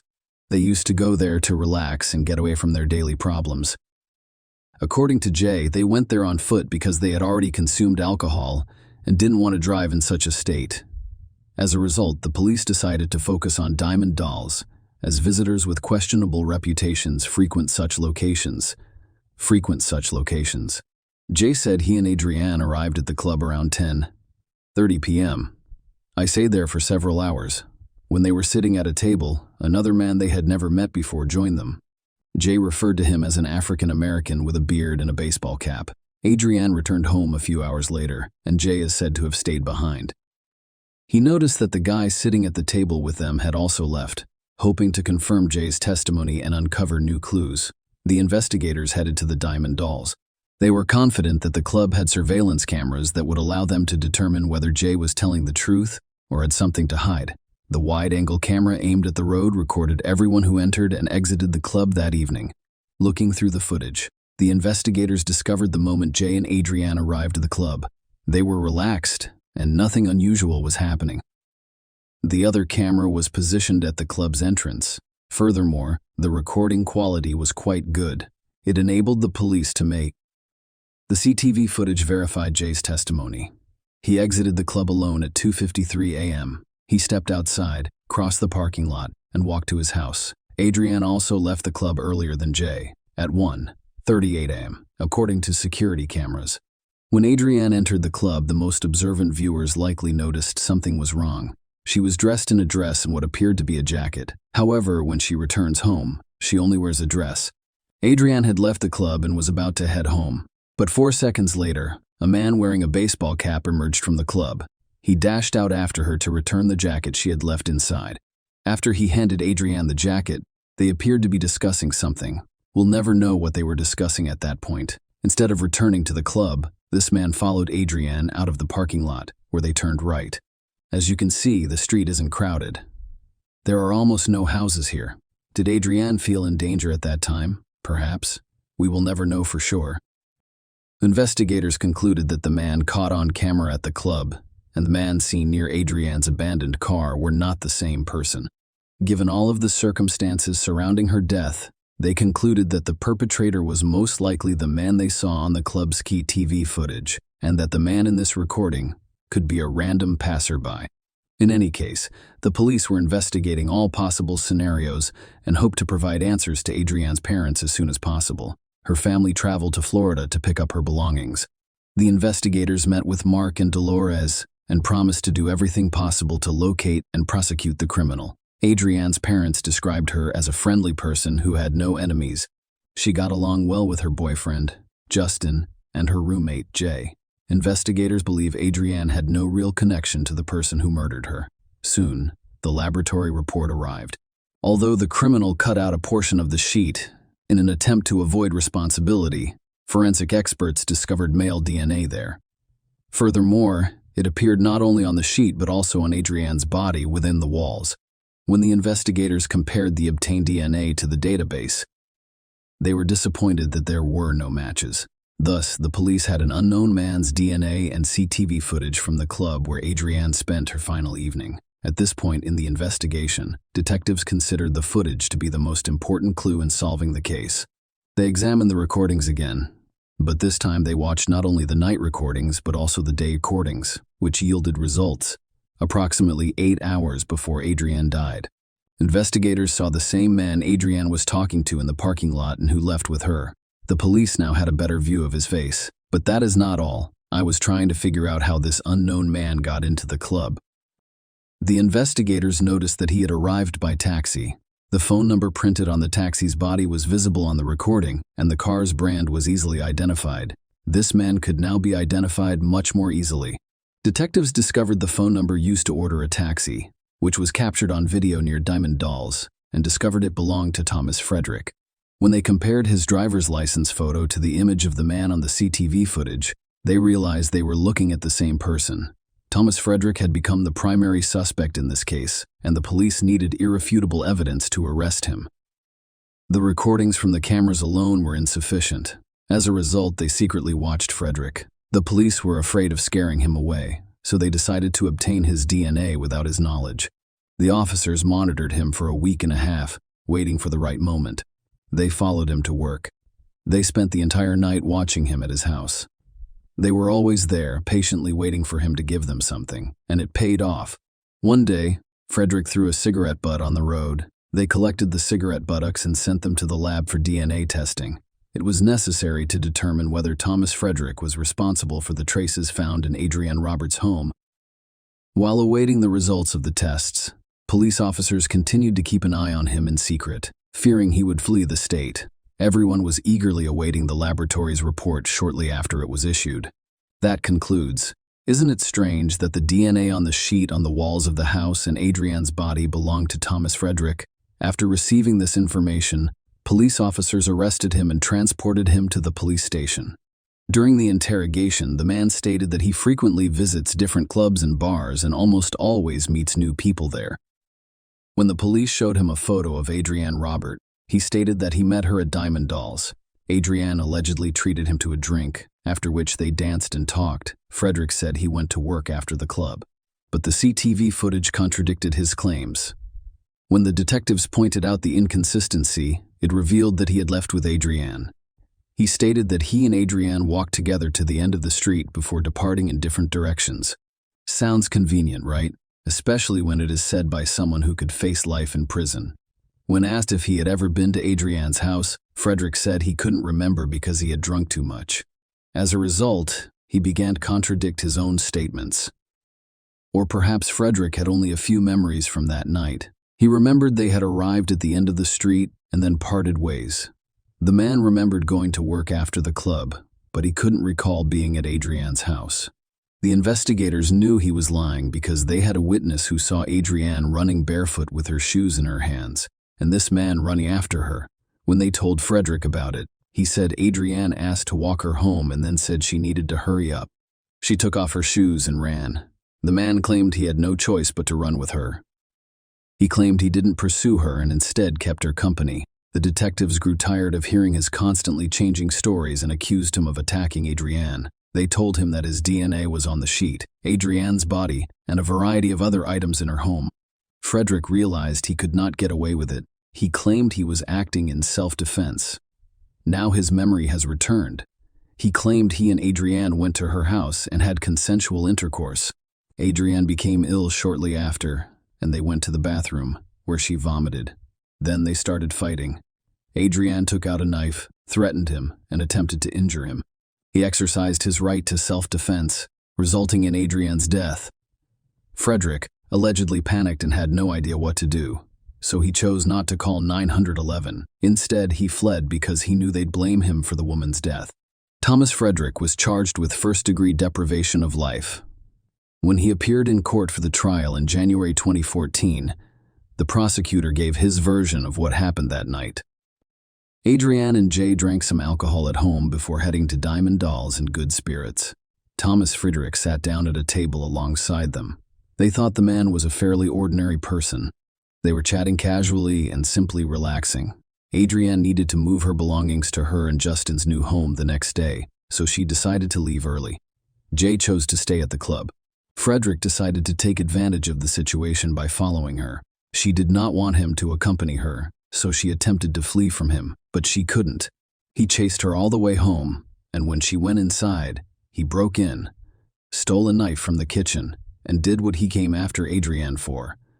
According to the prosecutor, the injuries on her body indicated that her encounter with Frederick was not consensual. He then decided to end Adrian's life so that she could report him to the police. He attempted to cover his tracks by cutting out the area of the sheet where his seminal fluid remained. However, it did not prevent the police from obtaining the criminal's DNA. After all, it was found in numerous other locations, including Adrian's body. Then he took her car keys, drove a few blocks, and left the vehicle. Adrian's parents left the courtroom while the medical examiner was giving his statement. "I did not want to hear that. Mark Roberts stated that does not bring her back, and I did not want to know what she went through. According to what I've heard, she fought extremely hard. Mark and Dolores, Robert, have found it difficult to live without their daughter. It will undoubtedly take some time for us because we have recently lost the most important thing in our lives." He said, "We'll get back on our feet because Adrian would want that, and it'll take some time, but we'll get there." Thomas Frederick's defense attempted to make Adrian look bad. At the trial, his lawyer stated that Adrian also invited Frederick to her home to engage in consensual intercourse with him. This version has no basis and could simply be an attempt by the perpetrator to justify his presence in the victim's home. The presence of DNA, which can only be traced back to one individual, is undeniable. Frederick's defense team also attempted to persuade the jury that he acted in self-defense. She did sustain a stab wound while he was fighting her off, according to his lawyer, and his attempt to convince the jury that it was self-defense was unsuccessful. Due to a lack of evidence, the jury convicted Thomas Frederick of first-degree life deprivation and stealing Adrian's car. They did not accuse him of coercing her into intimacy by threatening her with a knife. The court sentenced Thomas Hampton Frederick, 25, to life in prison without parole. Adrian's father stated that he and his wife were thrilled to learn that Frederick would spend the rest of his life in prison. It does not bring Adrian back, but justice was done today. It was difficult to be in the same room as the man who had hurt his daughter and keep his emotions under control. He claimed Frederick showed no sympathy or remorse, even when the jury returned its verdict. Instead, the man acted arrogantly. Robert and his wife Dolores sobbed as the verdict was read aloud in court. "We were extremely happy." He said, "She simply loved to live life. Her smile was contagious. It's unfortunate that we will never see that again." Adrian's family thanked everyone who helped them through this difficult time, including the police and the prosecutor, who ensured the criminal received a well-deserved punishment. Share your opinion with us in the comments, and subscribe to the channel for more.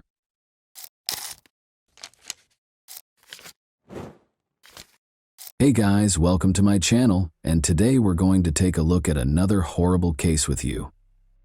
We will examine two cases today that you are most likely unfamiliar with.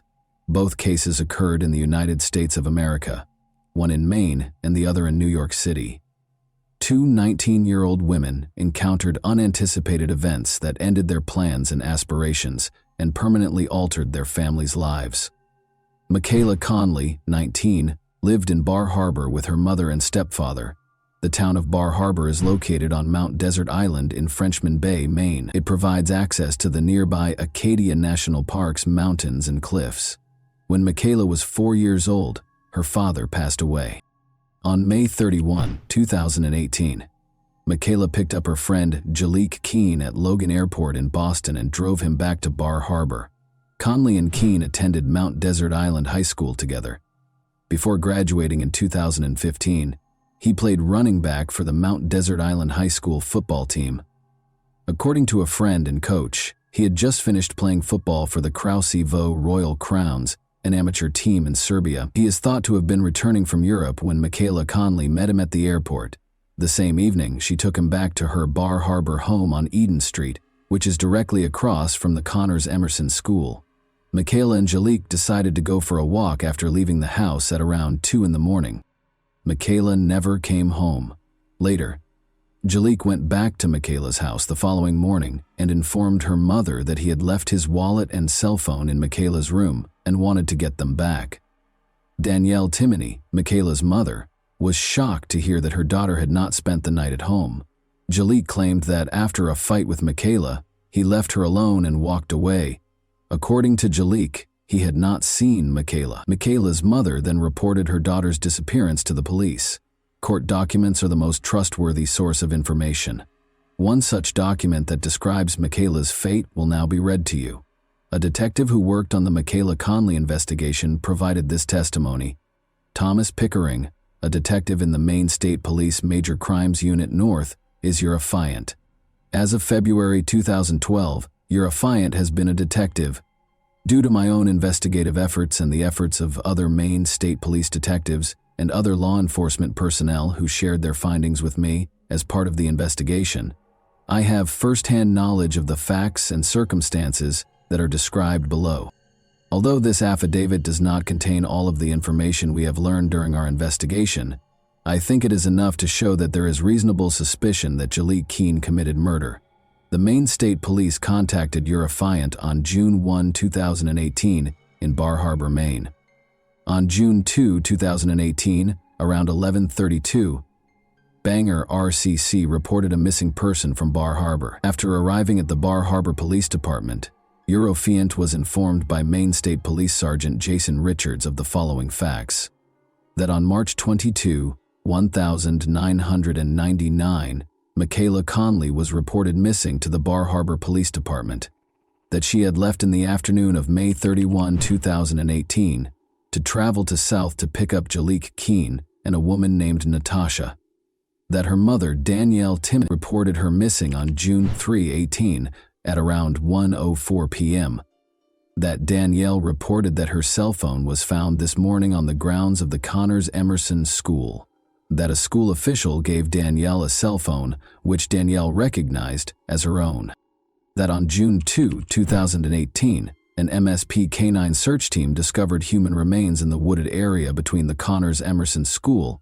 and the intersection of Eden Avenue and West Street in Bar Harbor, Maine, that a video was uploaded to Snapchat from Michaela's phone on June 1, 2018 at 2:19 a.m., that a male named Jaliek Keene was identified in the video, and that the video showed what was thought to be the playground at the Connors Emerson School.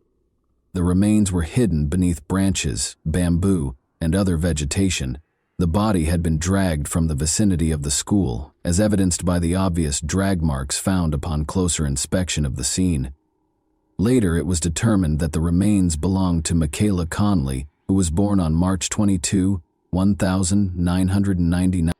On June 3, 2018, State Medical Examiner Dr. Margaret Greenwald performed Michaela Conley's autopsy. Dr. Greenwald called me to share her initial findings. She discovered evidence of strangulation and blunt force trauma to the head and face after the autopsy. In addition, there were numerous abrasions and contusions on the torso and extremities, which suggested both dragging and intentional harm. Additionally, there was evidence of anal penetration with injury, including rectum contusions, anus lacerations, and contusions. She believes that strangulation and blunt force trauma are the causes of death. Homicide is the manner of death. Before MSP detectives Jason Fowler and Paul White discovered the body, Jaliek Keene was interviewed on June 10. He acknowledged in that interview that Michaela had picked him up at Logan Airport and that they had driven back to Bar Harbor together. He claimed to have stayed with her until the wee hours of the morning at her house, and that while they were there, they both went onto the grounds of the nearby Connors Emerson School at around 2 in the morning. I was able to verify this claim by looking at surveillance footage that was obtained from the school. He claimed that they made out and had sex for approximately an hour. while they were together on the school grounds, as will be covered in more detail below. Then she got angry. A physical altercation broke out. He displayed the scratches on his back to the detectives. "She had forced it upon me," he said. He claimed that he left at 3:30 a.m. and never came back. "I never saw her again," he said. Jalik and I had a walkthrough on June 3 before I interviewed him. He acknowledged that they had had vaginal sex at that point, and in response to my questions, he revealed that this was their first time having sex together, and that he had also had anal sex with Michaela. He went on to say that he never saw her again after leaving her on the school grounds at around 3:30 in the morning. He told me that he waited for her for 4 hours after walking down to the shoreline close to the Bar Harbor shore path. I was able to get the video surveillance footage from every camera at the school by collaborating with other detectives. By watching that video, I was able to see Michaela Conley and Jalik Kakeen strolling along the path that connects Eden Street to the Connors Emerson School at 2:17 in the morning. Jalik and Michaela walk off camera toward the school's Eden Street side, which is where the playground is. After that, I watched more video from a camera mounted on the building's Eden Street side. Low light levels and cobwebs in front of the lens, which partially obscured the view, resulted in poor video quality. It was like taking pictures with night vision. However, I managed to see someone who looked like Michaela enter the scene and sit on the ground in what must have been a very dimly lit space. Then, at 3:36 a.m., I saw a man who looked like Jalik approach her side. Following some sort of conversation, he picked her up over his shoulder and left with her while she was kicking her feet. I then looked at more footage from the same camera that was shot at around 7:05 a.m. the following day in full daylight. I saw someone operating a lawnmower, moving in and out of sight. Shortly afterward, I saw Jalik Keen emerge from behind a line of bushes into the open, carrying an apparently dead Michaela by her wrists, pulling her over his back with her body stretched out on it, and quickly dragging her across the screen in the direction of the location where her body was eventually discovered. Jalik had the same eye-catching tattoo on his left arm that I had previously noticed on the video, and I noticed that he was wearing the same black clothing that he had been wearing when they first arrived on school property. Additionally, when he is interviewed, the video footage blatantly disputes Jalik's assertion that he abandoned Michaela at the school grounds at 3:30 a.m. and never returned. I did not see any other male or female than those mentioned above at any time while I was watching the surveillance tape. Jalik Keen was taken into custody. Despite facing multiple charges, he entered a not guilty plea. About 50 of Conley's family members and friends packed the courtroom for the 2019 trial. A smaller group of Keen's relatives and friends were gathered on the opposite side of the courtroom, wearing black t-shirts featuring a picture of Keen and the words, "We all love you" in large letters. Meg Elam, the prosecutor, told the jury, which consisted of 6 men and 9 women, that on May 31, 2018, Michaela Conley drove Keen and 2 other people back to Bar Harbor after picking them up at Boston's Logan International Airport. Michaela was unaware that she would die within the next 18 hours, Elam reminded the jury. She also mentioned that Michaela Conley's genitalia and under her fingernails contained Keen's DNA. Since Keen was physically stronger than Michaela, she had very little chance of escaping after the police found and inspected her body. According to the website of the West Virginia University sports team, where Keen played collegiate soccer, Michaela was 5 feet 4 inches tall and weighed just 93 pounds. In 2015, he made a separate opening statement to the jury, stating that he weighed 180 pounds and stood 6 feet tall. Attorneys Don Corbett and Jeffrey Tutaker, who are Keen's representatives, stated that although prosecutors have circumstantial evidence against Keen, they are unable to prove that he killed Michaela Conley because there may have been another person on the school property who escaped being captured on camera. According to Corbett, police never tested objects discovered on the playground, such as cigarette butts and an empty alcohol bottle, in an effort to identify additional suspects. According to her, there is no evidence of Conley's cause of death or the identity of those present when she passed away. Circumstantial evidence, according to Corbett, does not prove anything beyond a reasonable doubt. It makes people guess. Before Corbett told the jury how Conley and Keen, who had known each other since elementary school, went to Conley's mother's home on Eden Street, which was right across the street from the elementary school, When they arrived in Bar Harbor at around 1 in the morning, Elam gave her opening statement. Her mother never saw or spoke to her again after Conley and Keene left. According to Elam, Keene returned to the house the following morning and claimed that he had left his cell phone there the previous evening. Conley's mother discovered that Conley was missing when she went up to her daughter's room to get it.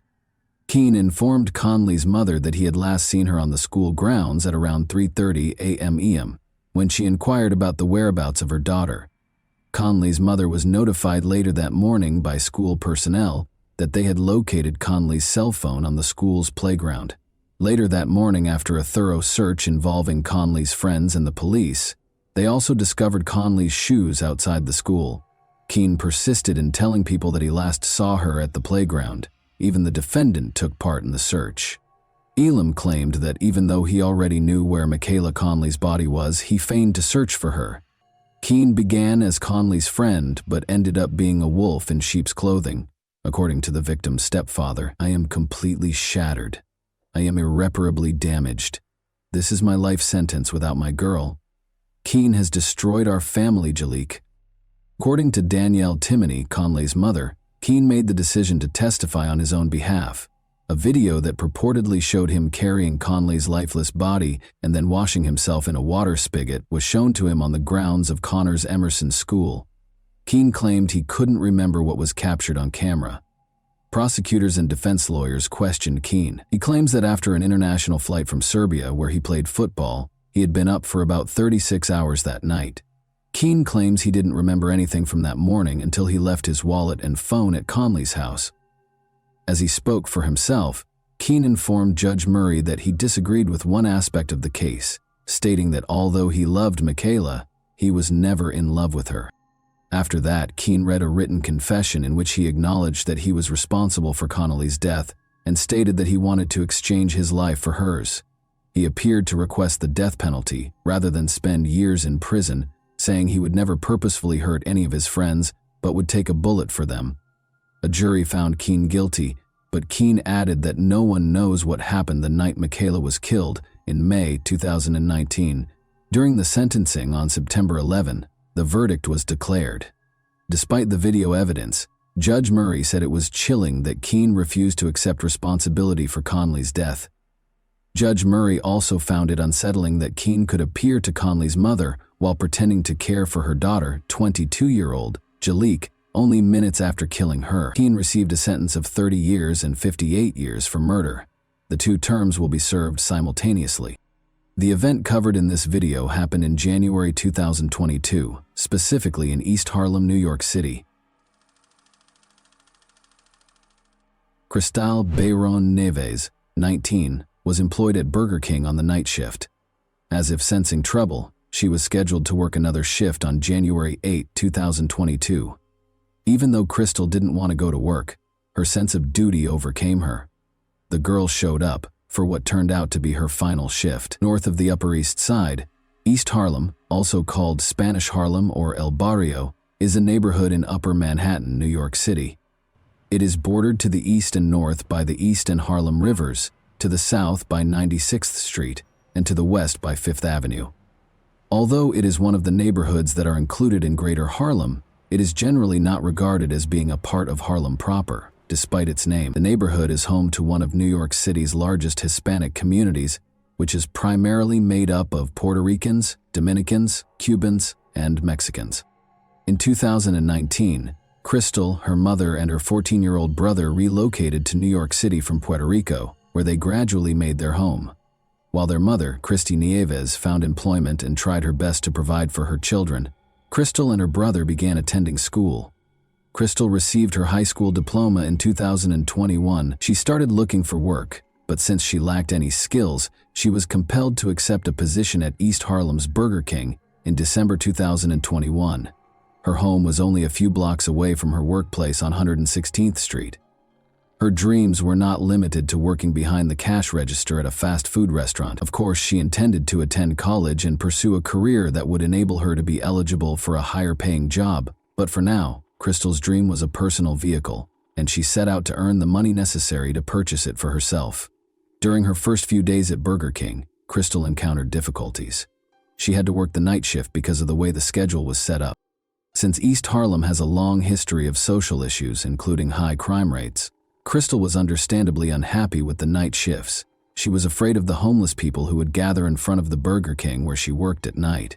Crystal asked her manager to adjust her work schedule after she started to worry about her safety. She requested to start working the day shift on January 14, 2022. As her final night shifts came to an end, Crystal was to start working during the day. She grew less and less excited to go to work. Before leaving the house on the evening of January 8, 2022, Crystal was heading to one of her final night shifts. She told her mother, Christy Nieves, that she was scared of the contingent that gathered there at night, and that was why she didn't want to go to work. But the mother insisted that her daughter must do the right thing. "You have to be responsible," Christy said. "You're already on the schedule, so you must leave." The last time Crystal's mother saw her alive, she left for work. Crystal changed her clothes when she got to work and started working. She worked at a Burger King location that was open 24 hours a day, but there was no security. A man wearing all black entered the building at around 1 in the morning. He had a gun in his hand and a black ski mask covering his face. The first person to obstruct the offender at this time was a patron who was seated at a table within the establishment. The handle of the gun struck him in the head. The 59-year-old female manager was struck in the face by the perpetrator after she was next in line. Then, the masked man threatened Crystal as he walked up behind the cash register. He insisted that she take the money out of the cash register and give it to him. Although there was only $100 in the cash register, Crystal opened it, took the money and gave it to the criminal in order to comply with the demands. The masked man pulled the trigger because he apparently didn't like receiving so little money. Crystal was struck in the chest by the bullet. The manager called 911 after the offender had left the property. Police and an ambulance showed up and took Crystal to the hospital, where the doctor tried her best to save her life but was unsuccessful. The location where everything occurred was cordoned off by police, but they were unable to track down and capture the criminal on the hot tracks. The female manager told the police everything they could recall after the customer was struck in the head by a gun handle. They claimed that Crystal followed the offender's instructions without question. However, he still shot her. Although the suspect's face was hidden by a mask, the New York Police Department released a picture of him in the hopes that someone would recognize him and report it for information that would result in the criminal's arrest. The $10,000 reward offered by the New York Police Department was quickly raised to $20,000. What took place? Additionally, Crystal's family suffered a severe blow. Funeral arrangements were now a burden for the family, even though her life had only just begun. Outside the Burger King building, a temporary memorial was set up, and worried citizens brought flowers and lit candles. According to Mayor Eric Adams, he met Nieves's mother and observed the anguish on her face. He expressed gratitude to the NYPD for their efforts in apprehending the suspect. "Even though I don't attend arrest press conferences, it was extremely personal for a cold-blooded murderer to shoot a 19-year-old girl after she cooperated. There are far too many firearms on our streets, as we have repeatedly stated." Adams said that when a fundraiser was set up for the Nieves family, hundreds of worried people answered the call for assistance. In her native Puerto Rico, Christy Nieves made the decision to bury her daughter. When contributions totaled $45,000, the fundraiser was shut down. Crystal's family members received complimentary tickets to Puerto Rico from JetBlue Airways, which has its headquarters in New York. Police were working to solve the case in the interim. Throughout the city, leaflets featuring the offender's picture were actively circulated. The incident was discussed on television news programs, and the picture was also circulated on social media. There was no justification for shooting this young woman, so it's likely that very few people in New York are still unaware of Crystal's incident. The money had been transferred. She was making an effort to follow the gunman's instructions. She was killed for no apparent reason, according to NYPD Chief of Department Kenneth Corey. 5 days after Crystal's death, police spoke tearfully about the teen's last moments. After the culprit fled the scene, they declared that they had arrested a suspect. Detectives used surveillance footage to follow his movements. On Friday, January 14, Winston Glynn, 30, was taken into custody. The clothes the murderer allegedly wore the night of the attack were discovered in nearby dumpsters when police arrested Glynn at a Bedford-Stuyvesant, Brooklyn address. According to law enforcement, they found a phone that he had taken from the manager of the restaurant and thrown into a subway tunnel. They also used security footage to follow the attacker to a nearby bodega where, an hour prior to the deadly altercation, he made an electronic transaction. Among other charges, he was accused of first-degree murder. Surprisingly, Glynn, a Jamaican native, worked at Burger King for a while in 2020 in the exact location he chose to rob. He also resided in a homeless shelter. Furthermore, he probably went in disguise as a customer the day before the attack to take a look around. Because Glynn was familiar with the facility and knew there was inadequate security, investigators came to the conclusion that he planned the attack. He left before Crystal began working there, so he didn't know her. As officers led Winston, Glynn, out of the police station in handcuffs and shackles, he screamed at the irate crowd of onlookers. "Our reparations for 400 years of slavery are nowhere to be found," Glynn inquired. Then he yelled, "America is going to burn," as loudly as he could. As the suspect was being led from the station, a crowd of bystanders gathered outside and threw profanities at him. Glynn repeatedly accused the judge of lying during the courtroom arraignment.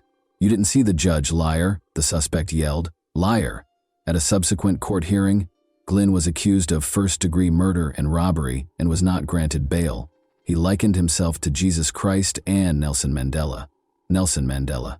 What happened to him? What became of Jesus? They weren't guilty. "I want to be a leader in all of that, Glynn. Many people are envious." He asked why he would use a traceable payment so soon before the crime and why it took days for a witness to identify him after the news had broadcast the robbery's video. "I used to work at a tip line, and I'm sure someone called it. That's all," he raged, alluding to the 8 months he worked at the East 116th Burger King in 2020, the location of Bayron Niev's murder. "This can only go in one direction.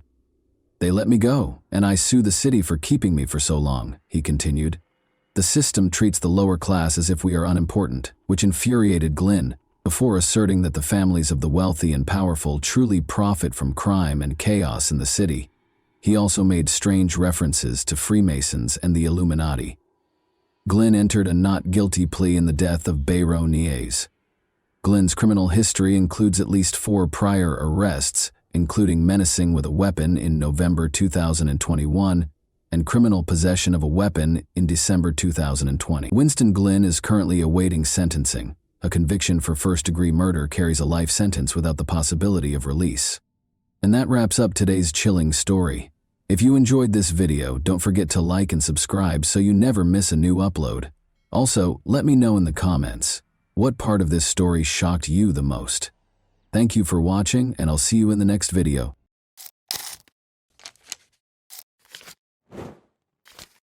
Hey guys, welcome to my channel, and today we're going to take a look at another horrible case with you.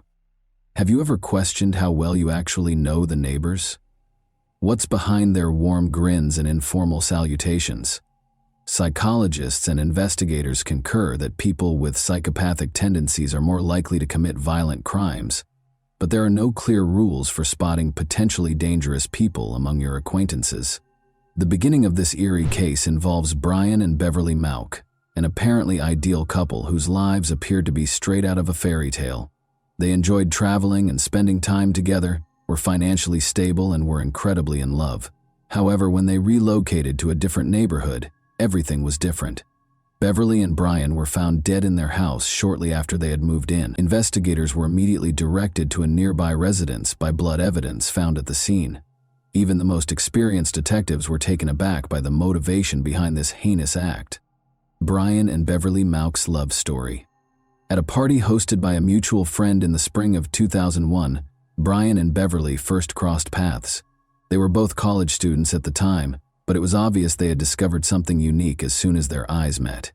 They were inseparable after their initial mutual admiration swiftly developed into a strong bond. The couple visited each other's families in turn that summer, introducing their partners to their parents and being forthright about their sincere intentions. The relationship was immediately approved by both families, who noted how well the two complemented one another. From an early age, Beverly and Brian had been active and daring.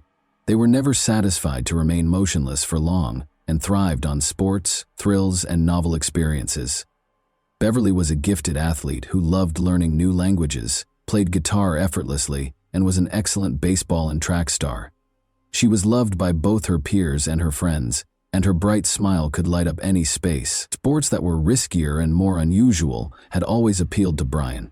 He was passionate about rock climbing, surfing, and diving, and he loved taking risks.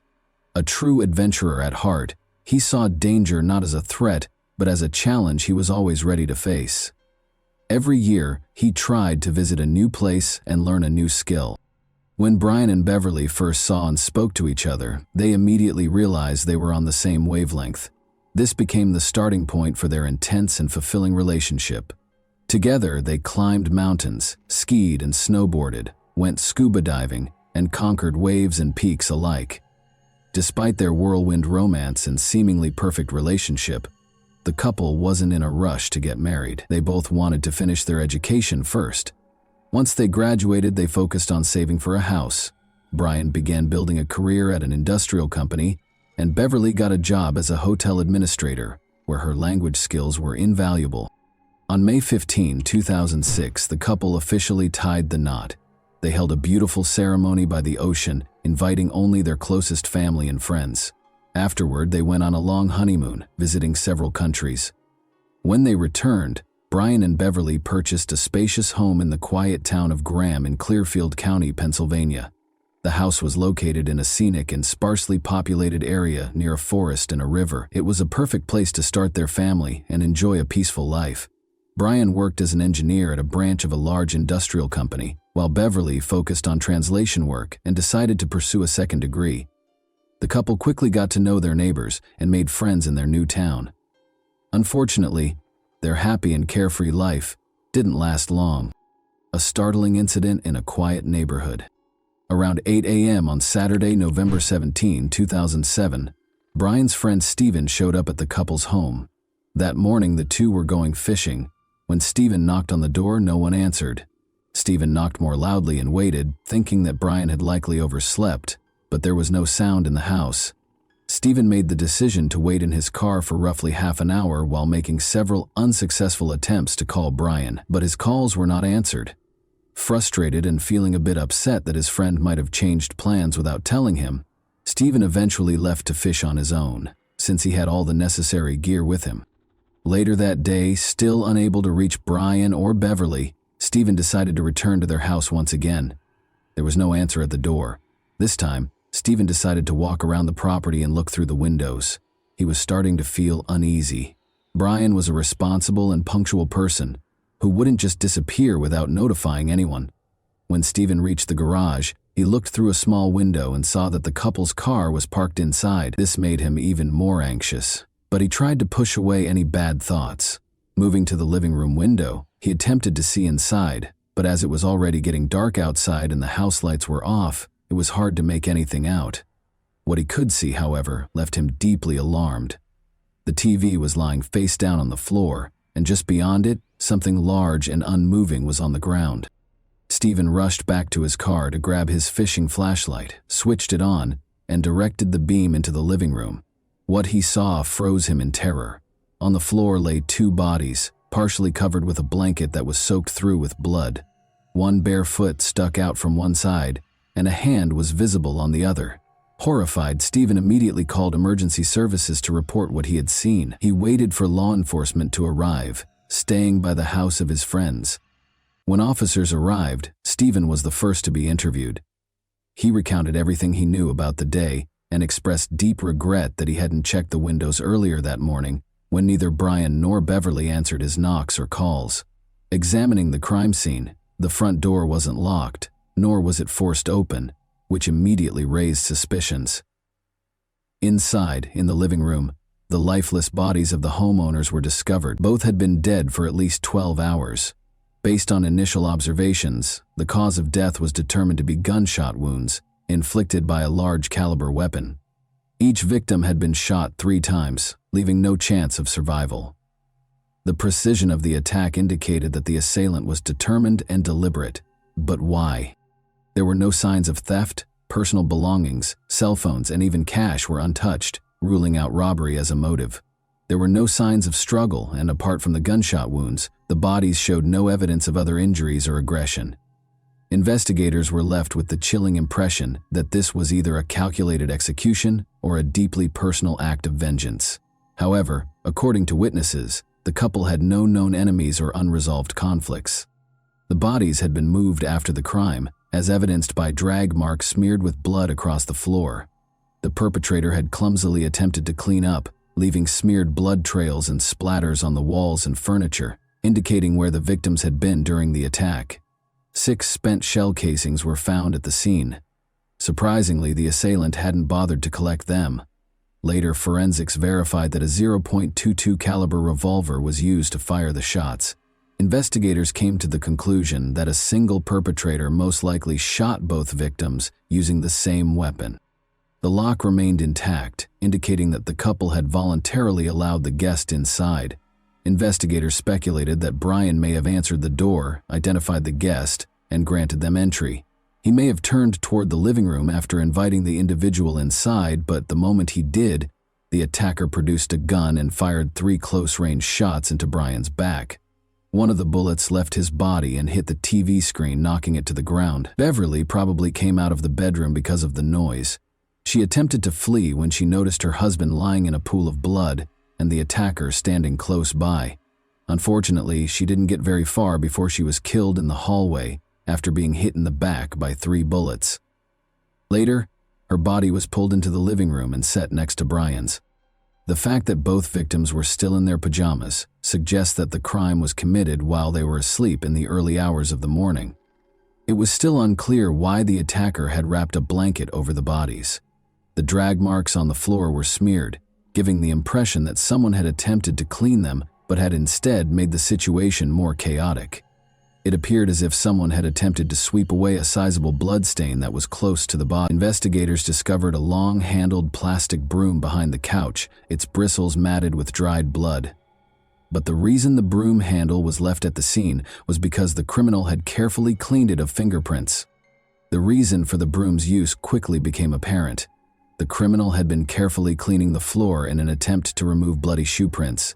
Similarly, palm prints and smudged fingerprints were discovered on door handles, furniture, and walls, making identification impossible. Experienced forensic investigators were aware that the longer a criminal remained at the scene, the more likely it was that they would leave behind something incriminating, even if the attacker made an effort to clean up and hide their tracks. Their intuition was right. They discovered a crucial clue: a partial boot print on the blanket that covered the victims' bodies. Because it wasn't blood-stained, the print wasn't immediately noticeable. Rather, the tread pattern showed on the fabric underneath it, and it was imprinted where there was only a thin layer of blood on the floor. After sending the blanket to a lab, forensic experts determined that the tread belonged to a rare type of heavy-duty work boots with a unique sole design. After more research, it was discovered that a Clearfield County construction company had recently bought multiple pairs of these exact boots. With this lead, investigators started questioning company employees in an effort to reduce the number of possible suspects on their list. Detectives discovered a palm print on one of the surfaces of the house in addition to the shoe print. There was optimism that the case would be resolved in a matter of days, and it appeared to be a breakthrough. Nevertheless, no matches were found when the print was scanned through law enforcement databases. This implied that the offender had no past records and had never had their fingerprints taken by the police. The initial suspect, Stephen, the friend who had found the bodies and alerted the police to the crime, was, of course, the first suspect. Suspicion was aroused by the fact that he had been to the crime scene twice that day, but Stephen clarified that he didn't call the police until later because he had thought earlier in the morning that Brian and Beverly were just sleeping. Stephen was shocked and furious to learn that he was a suspect. He had no alibi because he said he had been fishing by the river by himself for almost the whole day, where no one else had seen him. Nevertheless, his timeline was confirmed by investigators using traffic camera footage. As he had described, the recordings verified that he had traveled to and from the fishing site during the day. Stephen was further exonerated by fingerprint analysis, as tests for gunshot residue on his skin and clothing revealed no evidence, and his prints did not match any recovered from the scene. Furthermore, the boot prints were not the same size as Stephen's shoes, and he had no affiliation with the construction company that had bought the boots. All suspicions against him were abandoned, since there was no proof linking him to the crime. An unexpected observer. In the meantime, detectives interviewed neighbors extensively in an attempt to locate witnesses. They eventually received a promising lead when they knocked on the door of Daniel and Jennifer Tabaris, who lived across the street from the Mocks. When they called, Daniel said he was happy to answer their questions, but that his wife Jennifer was at work. He disclosed that at approximately 5:30 a.m., he now knows that the strange noises he heard from the Mocks' house on the day of the crime were gunshots. Daniel, intrigued but wary, had noticed a white pickup truck parked close to the Mocks' home through his window. He was positive the car was not the couple's. Two men left the Mocks' home a few minutes after the loud noises were heard. The low light just before dawn made it difficult for Daniel Tavares, the witness, to get a clear view of them, but he gave a thorough account of the white pickup truck's driver that was parked close to the house. Daniel reported that the driver was a white man of about 40 years of age, with a sturdy build, long dark hair pulled back in a ponytail, and a mustache. Additionally, he saw a tattoo on the man's left hand, though he was unable to discern the design. No other neighbors reported seeing anything similar, despite the fact that this information seemed promising. Brian and Beverly's friends, family, and co-workers were unable to name anyone in their social circle who fit this description or had a truck like that. The fact that the car was not visible on any local traffic cameras further suggests that the criminals may have evaded detection by taking a detour through the woods. A county-wide alert was issued for the white pickup truck, but no leads were found. A fresh suspect surfaces. In an interview with detectives, Beverly's mother recalled that a few months prior to the crime, her daughter had brought up Jeremy Flint, a neighbor. Law enforcement had been keeping an eye on Jeremy, a 22-year-old man, for dealing illegal substances. Other neighbors had made disparaging remarks about him, and his home was notorious for being visited by suspicious people on a regular basis. Because of this, investigators began to think about him as a possible suspect in the heinous double crime. Jeremy wasn't home when the police came to visit him. At first, they believed he might have run away after committing the crime. After interviewing more neighbors, it was discovered that Brian and Beverly had thrown a small party at their house just before the tragedy. Jeremy had unexpectedly arrived, uninvited and under the influence of drugs. His actions were characterized as aggressive by witnesses. He incited arguments, insulted visitors, and harassed a few of the women. He eventually had to leave, but not before promising that the couple would come to regret what they had done. A cell phone and a gun with ammunition that had been kept in a pantry drawer were among the things that Brian and Beverly discovered missing from their house the following day. The couple chose to confront Jeremy because they were positive he was to blame. They visited his home and firmly but politely demanded the return of their belongings, threatening to call the police if they weren't given back. It might have been a risky error to make this rash threat against someone connected to illegal activity.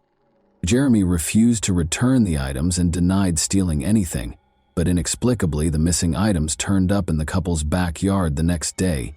Beverly and Brian were certain that Jeremy had left them there overnight. Even though the incident seemed to be over, Beverly was still uncomfortable. She started urging her husband to think about relocating to a different neighborhood because she was afraid of being home alone. The alibi of Jeremy. When Jeremy eventually made it back to town, he was taken into custody by police to be questioned. He returned the day after the crime, but it soon became apparent that he had been out of town for almost a week. He had spent 6 days with his parents after traveling to another state to see them. He had been out drinking with friends the night of the crime, according to surveillance footage from a bar, and his alibi was supported by multiple witnesses. Furthermore, forensic analysis verified that Jeremy's palm prints and fingerprints did not correspond with those discovered at the scene. Jeremy was ruled out as a suspect because there was no evidence linking him to the crime. Recent advances in the case. The only witness in the case, Daniel Tavares, was contacted again in the hopes that he might remember something new after investigators had exhausted all other suspects and leads. Daniel's story abruptly changed during this follow-up visit. In addition to describing one of the men leaving the house with a scar on his cheek, he claimed to recall specifics about the clothing the criminals were wearing. Daniel had previously mentioned that the men's faces were hidden by hoodies, so this was a startling change. Daniel was asked to identify the window he had been looking through at the time of the incident by a detective. Despite the fact that it was daylight, the detective's analysis of the view revealed that it was still challenging to discern the specifics of a person across the street. It seemed unlikely that Daniel could have seen so much, given that the events had occurred in the early morning twilight. This disparity raised the possibility that Daniel had been lying all along. However, why? Was he personally responsible for the crime? Daniel produced a number of pairs of dress shoes, boots, and sneakers when investigators asked to see his footwear, but none of them matched the footprint discovered at the scene. Detectives began to examine Daniel more closely, however, as his story changed and his actions became more suspicious. A difficult history. The background of Daniel Tavares proved to be extremely disturbing. His life took a bad turn early on. He was born in 1966 as the youngest child in a military family. Daniel's mother took care of him and his 3 older sisters after his parents divorced when he was only 4 years old. Shortly after, his father got married again and showed little concern for his former spouse's kids. Daniel had left school by the 9th grade, started stealing, running away from home, and experimenting with illegal drugs. He was first arrested for robbery when he was 18, but then his estranged father stepped in and helped him get probation instead of going to jail. The father appeared to want to give Daniel another chance, possibly out of guilt. Even so, Daniel kept getting into trouble with the law over the years. He was always given light sentences for his offenses. Daniel's father tried to provide for him after he relocated to Florida in the late 1980s. In addition to trying to help Daniel find stable work, his father funded an expensive treatment program at a private rehabilitation clinic. However, Daniel was caught stealing and dealing drugs once more within 6 months. He was sent back to live with his mother after his father gave up this time. Daniel's dependencies had started to negatively impact his mental health by this time. He received a schizophrenia diagnosis and medication within a year, but Daniel hardly ever took his drugs as prescribed. Rather, he combined them with alcohol, which resulted in violent and hazardous outbursts. A case of violence. During a fight with his mother in July 1991, Daniel snatched up a knife and attacked her, wounding her almost 30 times. At the scene, she passed away. Daniel stated during his trial that he was influenced by voices in his head that told him to kill her. Psychiatrists appointed by the court, however, concluded that Daniel was legally liable because he had been aware of his actions. He received a 20-year prison sentence. Daniel served less time than the entire sentence and was released on parole in 2006. Daniel Tavares started communicating with Jennifer Freitas while incarcerated, and the two eventually fell in love. Jennifer awaited his release and they were married as soon as he was granted parole. Around the same time as the Mauk couple, Daniel moved into her house in Graham, a small town. Daniel broke the conditions of his parole by moving to a different state. He ought to have been taken into custody right away, but a technical glitch and police carelessness kept that from happening. Even after detectives discovered a bloody handprint at the Mauk's crime scene, Daniel managed to avoid detection because his fingerprints were inadvertently deleted from the criminal database. It was as if everything was somehow conspiring in his favor. Daniel briefly worked for a construction company that bought the rare work boots connected to the crime, according to additional investigation, but there was not enough hard evidence for detectives to make an arrest. They had to carefully construct their case so as not to alert Daniel or Jennifer, his possible accomplice. Placing the trap. Daniel was asked to come to the police station on November 24, 2007, ostensibly to help with composite sketches of possible suspects. He enthusiastically accepted and enthusiastically described and assisted in drawing portraits of people he had made up entirely for about an hour. He was preoccupied when a second officer walked in and remarked nonchalantly that in order to rule Daniel out as a suspect, they needed to get his fingerprint. After some hesitation, Daniel finally consented, certain that there would be no evidence of his presence at the crime scene. The officer casually mentioned that investigators had discovered an unidentified bloody handprint at the Mauk's residence after fingerprinting. Daniel tensed visibly and started to explain that his prints might have been left at the Mauk's house because he had been friendly with them and frequently visited them. The officer calmly replied that there was no reason to be concerned because the handprint was bloody and obviously that of the criminal. The discussion then turned to Daniel's past by a second detective. Daniel confessed to killing his mother after he brought up the crime for which he had served time. Unexpectedly, Daniel started to describe the horrifying specifics of that crime with icy fervor. He gave off the air of a real psychopath, grinning as he explained what he had done. Forensic experts were comparing Daniel's prints to those recovered from the crime scene in the meantime. Detectives presented Daniel with the evidence after the results showed a perfect match. Anger immediately replaced his arrogant manner. However, officers handcuffed him and placed him under arrest before he could lash out. Daniel was forced to confess and assist investigators due to the overwhelming evidence against him. He clarified that he had spent hours drinking and using potent drugs at a bar the night before the crime. The bar staff threw him out and threatened to call the police when he ran out of money to pay his tab. Daniel Tavares was furious when he remembered that he had given his neighbor Brian Mock a tattoo as a friendly gesture the month before. Daniel, however, arbitrarily demanded $50 for the service after deciding that he should be paid for his labor. At 5 in the morning, armed with his revolver, he arrived at the Mock's home while they were still sleeping together when Brian opened the door. Irritated by the early visit, Daniel's demand for money was there. Perplexed and irritated, Brian declined, instructing Daniel to return once he had calmed down. However, Daniel insisted. Brian decided it would be simpler to pay in order to defuse the situation, so he went to another room to get the money. Daniel took offense at a comment he made as he was leaving. Daniel became indignant at this. In an instant, he pulled out his gun and shot Brian 3 times in the back. Beverly was awakened by gunfire and went outside to investigate. She saw Daniel standing with a gun over her husband, who was lying on the floor in a pool of blood. She attempted to flee back to the bedroom after realizing the danger, but she was shot 3 times in the back before she could do so. Upon acknowledging the seriousness of his actions, Daniel returned home and asked his wife Jennifer to assist in cleaning up the crime scene. Sadly, Jennifer didn't appear shocked by what he did. Together, they carried Beverly's body into the living room, set it next to Brian, and wrapped a blanket around them both. Jennifer proposed erasing the bloody footprints with a broom. Additionally, she carefully cleaned surfaces to get rid of fingerprints, but she overlooked one important one. After cleaning was completed, Daniel threw the murder weapon into a nearby river. The revolver was never found, despite investigators' best efforts. The fallout. Daniel Tavares received a life sentence without the chance of release. Jennifer, his wife, expressed profound regret, saying she had aided Daniel because she was afraid for her own safety. She only received a 1-year prison sentence for tampering with the evidence. A terrible discovery was made in 2015 by new homeowners remodeling the house where Daniel had previously resided with his mother. They discovered human remains when they were digging in the backyard. The remains were identified by forensic analysis as belonging to a young neighbor who vanished in 1990.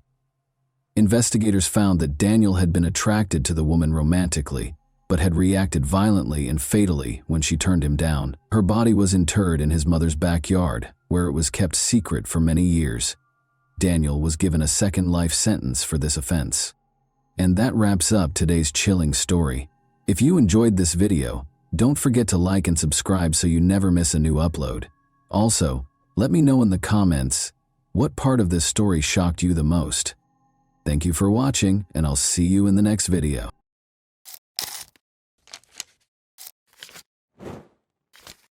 Hey guys, welcome to my channel, and today we're going to take a look at another horrible case with you.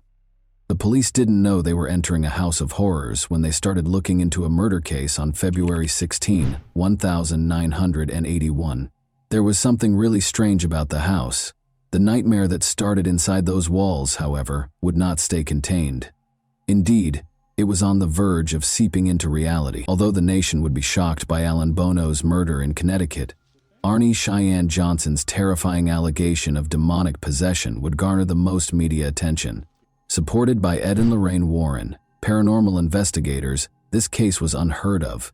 But were the demons inside, or the supernatural really to blame?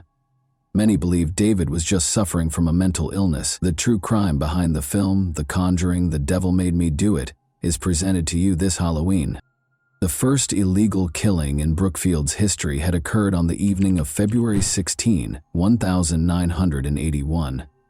With dense woods on either side, Brookfield Police Department Sergeant Gordon Fairchild slowed his patrol car when he saw a man stumbling down the road. The figure looked confused, as if intoxicated, and his appearance suggested a straightforward case of public intoxication. One particular detail, however, would lead to the most contentious case of the decade. Tiny blood droplets were scattered all over the man's clothing. He didn't appear to be in a state to describe the bloodstains or his location. He admitted to the officer that he had a drinking problem and needed assistance. The man was captured by Fairchild, who escorted him back to the cruiser. The sergeant didn't know the man, but that night would be the beginning of the most bizarre case he would ever work on, one that would ultimately rock the foundations of the American legal system. A call came in as he was getting the man settled in the car. 2 miles away, a horrific murder had been attempted. According to reports, the suspect had escaped into the woods. Detective Fairchild knew then that the man they were searching for was Arn Cheyenne Johnson, who was seated next to him. They took him in to question him. Investigating the horrifying murder attempt further, they found that Alan Bono, 40, was lying in a pool of his own blood. A 5-inch knife had stabbed him several times in a gory manner. One of the stab wounds extended from his stomach to the base of his heart, which made the situation worse.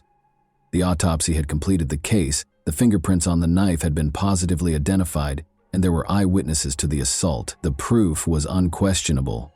Investigators were certain that Alan Bono was murdered by Arn Cheyenne Johnson. However, it was the why, the reason for the action, that would transform this otherwise straightforward case into a riddle that defied reason and has sparked debate to this day. Alan, the victim, was still receiving medical attention at a hospital on the day Arne was captured. Arne was told that he would now face murder charges after Alan passed away from his injuries. Arne's unexpected reaction was to take a 25-minute power nap. Police Detective Sergeant John Lucas formally charged him with first-degree murder after reading him his rights when he awoke. Arn's only response during the interrogation was that he had no memory of the murder's time and that he didn't intend to harm anyone. Before the murder, he last recalled being out to lunch with his landlord Alan Bono with his wife Debbie Glatzel, her cousin Mary, and his own sister Wanda Johnson. His memory went blank after that. Debbie, Arn's wife, was called in to answer questions about what happened that day and to fill in the blanks her husband had left. The detectives had no idea that her story would lead to a barrage of the strangest explanations they had ever heard during questioning.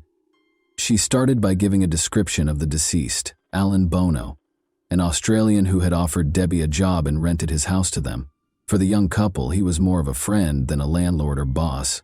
The beginning of that afternoon was pleasant, full of laughter and family, but Alan's attitude changed as he drank too much.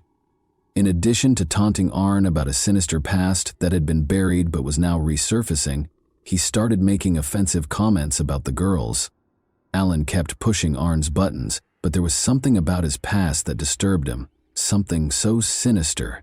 Alan provoked Arn more and more with each taunt until he lost control and got to his feet. But there was a problem. A low, guttural sound escaped Arn's throat as his body tensed and his expression twisted. He was growling, not just angry. It became evident that a physical altercation was unavoidable. Despite Wanda, Mary, and Debbie's best efforts to diffuse the mounting tension, Wanda flung herself between the two men. But Arn suddenly produced a knife, and the women watched in horror as what transpired. As though possessed, Arn repeatedly and wildly stabbed Alan until he was lying in a pool of blood. Then Arn suddenly jerked to her feet and fled. Debbie said it wasn't just different from Arn.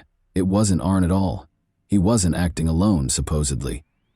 During this strange interrogation, renowned paranormal investigator Lorraine Warren called the Brookfield police station because they believed that an outside force, which they dubbed the Beast, was silently pulling the strings. She was going to say something so out of the ordinary that it would make the case even stranger. It was a malicious demon within Arn, she thought, and he was innocent. Despite the fact that the detectives clearly didn't believe her, she persisted and requested that they look over their earlier records. The police were astounded by what they saw when they examined the documents from a few months prior. Lorraine had called, and she had already told the detectives that a murder like this one was bound to happen. Neither Ed Warren nor Lorraine Warren had attained their later prominence at this point. However, it was becoming evident that Debbie and Arne had a strong ally in the Warrens, who were willing to support their bizarre allegations with their contentious knowledge, if they were lying to get away with murder. If there was a demon, why would it attack Alan? How could he have caused such a violent reaction? The demon that lived in Arn allegedly took control and showed Alan where he belonged because Alan had constantly made fun of and taunted him. Lorraine implied that the demon had a purpose and was connected to something much more profound than just a random force. She claimed that the solution was found in the troubled past of Debbie's family, which included not only the Warrens, but also her brother David Glatzel, who was 11 years old. The clock was running out as the investigators got ready to delve into this sinister past, and the story was only going to get stranger by the second. The realities that awaited them were more horrifying than their worst fears. It started in Bridgeport, Connecticut, during the summer of 1980. Arn and young Debbie were searching for rental properties to move in together after becoming engaged. At that point, they discovered a house close to a well. They made the decision to move in since the house was roomy and better than others in their price range. Debbie's family provided assistance with the move. However, their idyllic reality would soon be shattered by the dream home. David, Debbie's younger brother, had been asked to sweep the master bedroom, but after a while she discovered him outside in the yard, clearly shaken. He insisted on going home without cleaning the room. Debbie gave the assignment to her older brother Alan after realizing something was amiss. However, Alan also felt uneasy shortly after beginning and promptly requested to leave. During dinner at their mother's house that evening, David and Alan both related disturbing tales about what had happened to them that day. These tales would soon be woven into something much darker. David said a man shoved him back onto the bed and threatened to hurt him and his family. Alan said he had had a similar experience. The door suddenly slammed shut in his face as he felt a ghostly presence watching him. The family believed in the supernatural and was very religious. They were therefore certain that the house was haunted. They started looking for other options after giving up the rental property. The family's encounters with the paranormal did not end there, though. David started exhibiting alarming symptoms of an unidentified cause right away. He frequently communicated the beast's messages to the family because he thought he could hear it in his ears. He thought the beast had come through the storage beneath the house and was at their door one day. Each of these incidents then added to the others, and the family was unable to turn back. David claimed to have had the impression that someone was following or watching him. He was terrified and unable to sleep as a result of his intense nightmares, which were full of images of hideous people. Family members started to see David's distress firsthand. Some reported that he would speak in deep, strange voices or show unusual strength. David's family sought assistance from famed paranormal investigators Ed and Lorraine Warren after realizing how serious the situation was. Famous for their work on a number of haunting cases, the Warrens thought David was under demonic possession. They documented the strange events through a series of investigations and interviews with the Glatzel family. David reportedly had violent outbursts during one particularly intense session, claiming that a malevolent entity was torturing him. The Warrens thought that this ghost had taken hold of David and was attacking him physically and mentally. The Warrens and a number of priests performed several exorcisms at the Glatzel residence in an effort to rid David of the alleged demon. David frequently screamed, convulsed, and displayed strange behaviors during the rituals, making these sessions tense and frightening. The Warrens claimed that David's suffering was so intense that he would physically attack family members and anyone else who was around when the exorcisms were taking place. During these sessions, the exorcists claimed to have seen odd things like moving objects, cold spots in the room, and a sense of an oppressive presence. David claimed to have overheard voices mocking him during this period, claiming that he was helpless and would never be able to escape its hold. The young child suffered a severe psychological injury, becoming scared and perplexed, and frequently doubting his own reality. Following months of suffering and several unsuccessful attempts, a team of priests, assisted by Ed and Lorraine Warren, performed David Glatzel's last exorcism. Among the rituals carried out, this exorcism is frequently characterized as the most severe and hazardous. David's behavior peaked in a terrifying way during the session. It was reported that his voice sounded unnaturally guttural. "You are repulsed by Jesus," the priests chanted, "Leave this child alone." Those involved claimed that David had demonstrated supernatural strength well beyond his physical capabilities and had levitated off his bed. Following what felt like hours of fervent spiritual struggle, David's condition abruptly changed. His body, which had been stiff and tense during the exorcism, began to loosen up. David was calm for the first time in months, as his screams stopped. The priests and the Warrens thought that the demon had finally been expelled at this point. David didn't display the violent and unpredictable behavior he had previously displayed. Instead, he looked tired but lucid. Witnesses to his ordeal, his family described the moment as a relief, a weight being taken off their lives and their home. Nevertheless, although the exorcism was terminated, the demon continued to exist. Everything would be completely upended at this point. Here, the startling link between Arn and the eerie case of demonic possession started to emerge, exposing facts that nobody could have predicted. Ed and Lorraine Warren, as well as the Glatzel family, said that Arn had grown impatient with the demon's seeming control over David. During one of the exorcism sessions, Arn confronted the entity thought to be torturing David in a show of defiance and concern. He yelled at the demon, demanding that it abandon David and take possession of him instead. They said, "Take me on," Arn said. "If you're so strong, leave David alone and come into me." These words were meant to be a taunt, challenging the evil force to target him instead of young David. This challenge that Arnie presented to the demon deeply troubled Lorraine. She thought a horrible thing might happen, so she called the Brookfield police to express her fear that something terrible was going to happen. And it did.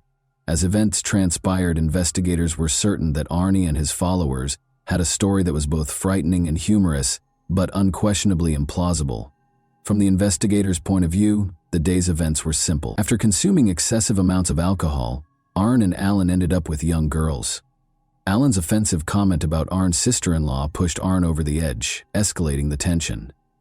Under the influence of alcohol and his tumultuous past with the Glatzel family, Arn either lost his mind or used this as an easy excuse to confront Alan physically before leaving. The charges against him were based on this. However, what would Arn's defense entail? Did he have a crime? He would make a plea that would catch the attention of everyone on the planet, not just one of simple guilt. Ed and Lorraine Warren said during the trial, which started in October 1981, "We're going to take the devil to court." Martin Minella, Arn's defense lawyer, claimed that because Arn was under the influence of a demon at the time of the murder, he was not accountable for his actions. Such a defense was employed for the first time in American history. Minella attempted to have the Warrens testify regarding the alleged possession by Johnson and the exorcisms. Additionally, he intended to subpoena the priests who were performing the exorcisms. The defense team maintained that Arnie's actions could only be explained by demonic influence. However, the defense of demonic possession was promptly dismissed by the case's presiding judge, Judge Robert Callahan. Because it was not verifiable by any legal or scientific standards, he decided that such a defense could not be used in court. Supernatural claims are not admissible under the American legal system, which is founded on observable facts and logical reasoning. After the demonic possession defense was rejected, Arn's legal team turned to self-defense. Judge Callahan said, "The courts have dealt with the existence of God. Now they're going to have to deal with the existence of the devil." The next question on the trial was whether Arnie had acted in self-defense during an altercation with Alan Bono while intoxicated. According to testimony given during the trial, Alan started the deadly altercation by grabbing Mary Glatzel, the sister of Arnie's girlfriend, and refusing to let her go. Although the specifics of the altercation were unclear, witnesses stated that Alan had been drinking excessively and had become agitated. Assistant State's Attorney Walter Flanagan led the prosecution's argument that Arn stabbed Alan on purpose. Although the prosecution argued that the murder was the consequence of a heated argument rather than any supernatural influence, Johnson had a history of good behavior and no violent tendencies. The jury deliberated based on the evidence presented in court, despite the case's sensational nature and the initial defense's reliance on the demonic possession argument. On November 24, 1981, the jury found Arn Johnson guilty of first-degree manslaughter. Following 15 hours of deliberation, the jury agreed with the defense's arguments of mitigating circumstances, such as the fight between Arnie and Alan, and rejected the notion that the murder was premeditated or that Johnson had acted with malice aforethought. Due to his good behavior, Arnie was released from prison in 1986 after serving only 5 of the 10 to 20 years that he had been sentenced to. The case has had a long-lasting impact on popular culture, In addition to the legal field, its status in paranormal lore has been solidified by Ed and Lorraine Warren's involvement with the case. Standing by their assertions that Arne Johnson had been influenced by a malevolent force and that the devil was the one who forced him to do it, they continued to write books and give interviews. The case further cemented its place in the history of the paranormal in America when it was dramatized in the popular movie The Conjuring: The Devil Made Me Do It in 2021. As a result, the February 16, 1981 case, which was initially thought to be an open and shut case, has been a source of fascination and wonder for many years and is still one of the most fascinating cases to be remembered on Halloween. Why did the demon, if it was responsible, attach itself to David in spite of multiple exorcisms, but lay dormant in Arne both before and after the murder? Did Arne get away with the most egregious excuse in criminal history? How did Lorraine Warren alert the Brookfield police prior to the actual murder, if it wasn't paranormal? Those who read this terrifying story are still plagued by these questions. And that wraps up today's chilling story. If you enjoyed this video, don't forget to like and subscribe so you never miss a new upload. Also, let me know in the comments, what part of this story shocked you the most? Thank you for watching, and I'll see you in the next video.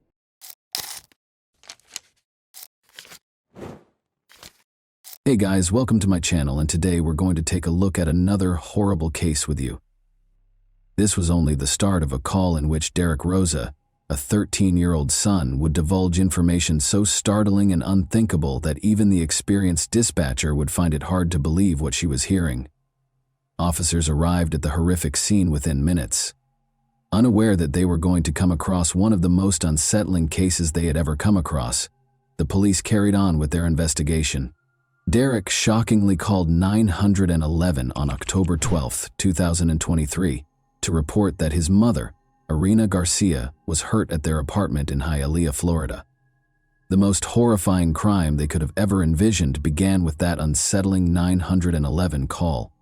Derek appeared to be experiencing intense grief during the call, as he told the authorities that his mother, Irina Garcia, had been confirmed dead. A 13-year-old son reporting the news to the dispatcher would have been a heartbreaking moment, but everyone was about to be shocked by the horrible secrets concealed behind this call. "I shared some pictures with my friends," he told the dispatcher. What images would he have been able to show his friends? Derek quickly gave the answer when he disclosed yet another startling fact that caught everyone off guard. It was shocking to hear Derek tell the dispatcher that he killed his mother. Derek's motivations are still unknown, but he was going to divulge information that would only make matters worse. The apartment was occupied by 3 people. Given that Derek and the newborn baby were in the apartment, the dispatcher recognized the urgency of the situation right away. To protect the infant, the police had to move quickly. To find out what had happened, detectives raced to the crime scene. Everyone in the area was shocked when the police arrived and took Derek into custody. Derek was standing with bloody hands and no remorse at all. Without any delay, the detectives got to work on their investigation. They found Irina lying on the bed with her newborn baby covered in blood, and they also found a pool of blood on the floor of her room. Derek had committed the heinous crime of stabbing his mother more than 40 times. After attempting to collect all of the evidence discovered in room 201, the authorities were taken aback when they came across a crucial piece of evidence that left the entire team in shock. Just before Derek dialed 911 on the evening of October 12, 2023, they first discovered the doorbell camera footage. When Irina was last seen, she was nursing her newborn child, according to the footage from the doorbell camera. A moment later, Derek showed up and hurried off. Derek asked why Irina always told him to run slowly after she told him, in Spanish, not to run too fast. Then he walked out of the apartment and then came back in. What might have caused that horrific crime? Derek might have been annoyed by his mother's worry, but the question was still unanswered. In addition to remembering Derek's 911 call exchange with the dispatcher, the detectives needed to figure out how he was carrying a weapon. Furthermore, just as he was about to reveal yet another unexpected development, the dispatcher asked if he had any weapons at home. He soon disclosed a startling reality. He acknowledged that after killing his mother, he intended to use the gun he had to end his own life. The fact that Derek had attempted self-harm shocked the detectives. It exposed his unstable mental state at the time of the murder. They were uncertain, though, whether it was the product of mental illness or a deliberate act. The video of Irina's murder was the first important piece of evidence the detectives were about to see, and they were shocked to find it. The video clearly showed Irina lying on the bed with her newborn baby gently comforting her. However, in a subsequent clip, Derek was seen standing over Irina with his hand in motion, suggesting that he'd attacked her while she was asleep. The knife that Derek claimed he used to attack his mother was also discovered by the authorities. Luckily, he didn't hurt his sister, but these pictures were sufficient proof that Derek killed his mother. In addition, he admitted that after killing his mother, he had sent 2 pictures to his online friend, one of himself and the other of his mother, who had passed away. His hand was obviously covered in blood in the picture he sent to his friend, which amply demonstrated the gravity of the situation. The revelation of a 13-year-old son who not only murdered his mother, but also dared to show pictures of the crime to someone was startling. Once the detectives gathered sufficient evidence, they became certain that something was wrong with Derek. The investigators recognized the importance of comprehending the family's history, as it could reveal information about Derek too. Without any delay, the investigators began their investigation to ascertain the precise cause of his behavior. They focused on investigating Derek's background and his family. Derek Rosa, a former model student, consistently made the honor roll and excelled academically. According to the teachers, they described him as a good boy and an intelligent one. He was very close to his mother, Irina Garcia. In the family, the one who received the most caring attention from Irina was Derek. For his emotional life, the relationship was therefore important. But when Irina became pregnant with a girl in early 2023, everything changed. The newborn's arrival somewhat altered the dynamics of the household. Derek was left feeling defeated on the sidelines as Irina instantly turned her focus to the baby. Derek was more emotionally affected by the shifts in family dynamics, which made him more shy and envious of his younger sister. According to some people involved in the case, Derek might have felt abandoned and believed that the new baby was receiving the same amount of love that his mother used to give him.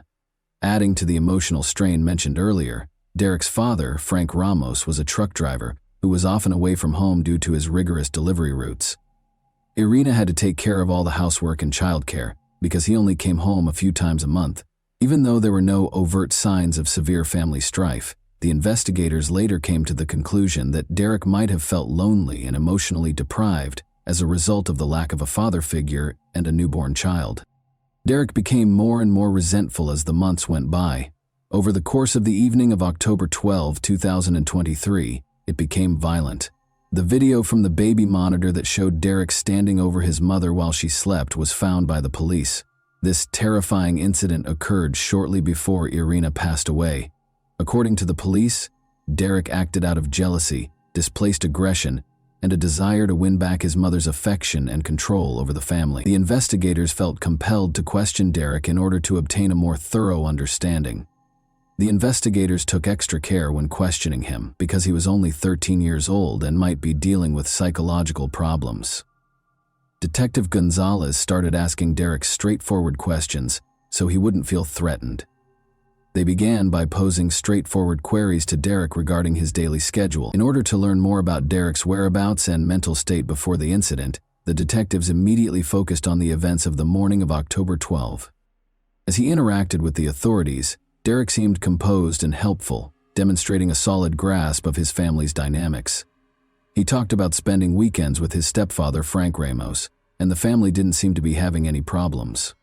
After that, detectives turned their attention to what had happened that evening.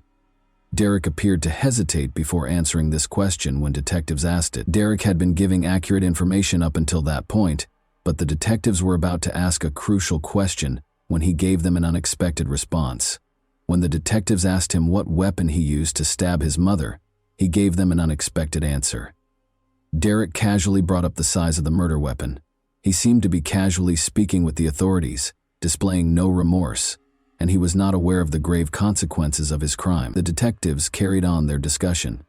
He disclosed yet another startling fact. He had stolen the gun from his stepfather's closet and tried but failed to shoot himself. They were hoping to learn more about his friend with whom he shared the crime photos, and the conversation was going well so far. It was important to mention that he spoke with Sweden, an online friend, virtually every weekend.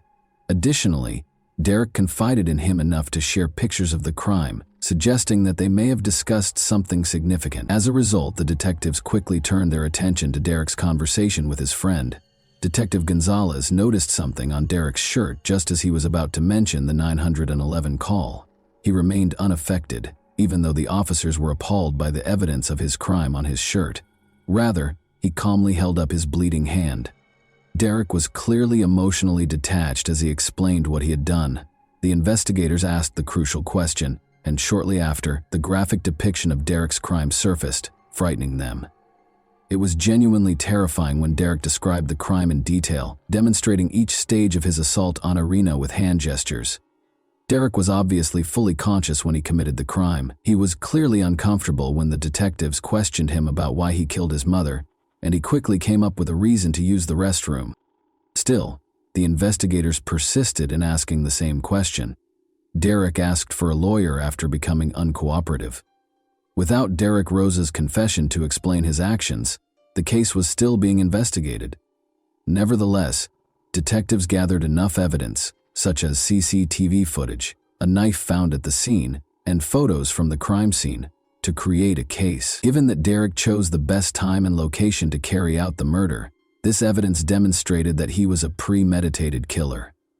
Derek was charged with first-degree murder and made his first court appearance on October 15, 2023.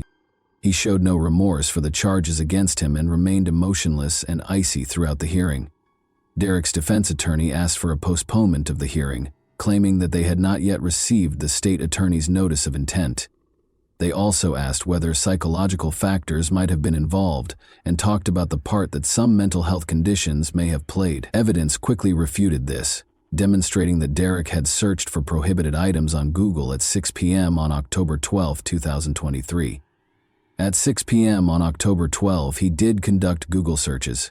He entered the following search terms: is a small knife good for killing? What is the best place to stab someone? And the carotid artery image diagram. This search history revealed evidence of planning, which bolstered the prosecution's claim that the act was planned rather than spontaneous. Derek was moved from the adult jail to a juvenile detention facility at the request of Derek's defense lawyers. They claimed that Derek needed a psychological test that could only be performed in a juvenile facility because of his age. The prosecution, however, disagreed, claiming that Derek's search history demonstrated premeditation and that this offense was extremely serious. But the defense also brought up his mental health problems. He had been diagnosed with ADHD by a psychologist and on the autism spectrum by another specialist. They further supported their case for Derek's placement in a juvenile detention facility by highlighting the fact that he had threatened to hurt himself. It was evident to the psychologists who examined the case that Derek's actions on that fateful night were the result of a well-thought-out plan rather than an impulse. He had planned what he was going to do because he was captured on the baby monitor above Irina. The most concerning evidence of Derek's mental illness also surfaced after the crime, when he shared a selfie and a picture of his mother's lifeless body with a friend. This conduct revealed a lack of any fundamental humanity, which is a trait frequently lacking in psychopathic people. Throughout the trial, Derek's family steadfastly supported him in spite of the overwhelming evidence against him. One particularly poignant instance was when Derek's grandmother, representing his family's steadfast support, waved at him and blew him a kiss from the courtroom. At this point, more than 50 people were shouting Derek-supporting slogans while holding banners outside the court. On November 7, 2023, the organizers presented him as an innocent teen and a former honor student. Regardless of the offense, Derek's supporters argued for his opportunity to change. A hearing regarding the admissibility of evidence was held on December 15, 2023. Citing the premeditated nature of the crime, the judge decided, after considering the facts, that Derek would continue to be held in adult custody. His supporters criticized this decision, claiming it disregarded his age and mental health conditions. Derek's defense team keeps arguing for a lighter sentence as the case progresses, claiming that life in prison without the possibility of release would be unfair to a child of his age. The trial has come to represent the complexity of juvenile justice, bringing up tough issues for society to consider. Do serious crimes committed by minors deserve life in prison, or should they be given an opportunity to change? The court will further evaluate Derek's mental health and determine his ultimate sentence at the next hearing, which may be set for December 2024. Derek is currently being held in adult custody under 24-hour supervision while his family and the general public await the outcome. Traditional ideas of guilt, innocence, and rehabilitation in the legal system have been called into question by the case, which has had a long-lasting effect. What elements, in your opinion, might have contributed to Derek's choice to carry out this crime? His actions could have been motivated by a number of things, including jealousy, specific psychological issues, or the possible influence of his online friend. And that wraps up today's chilling story.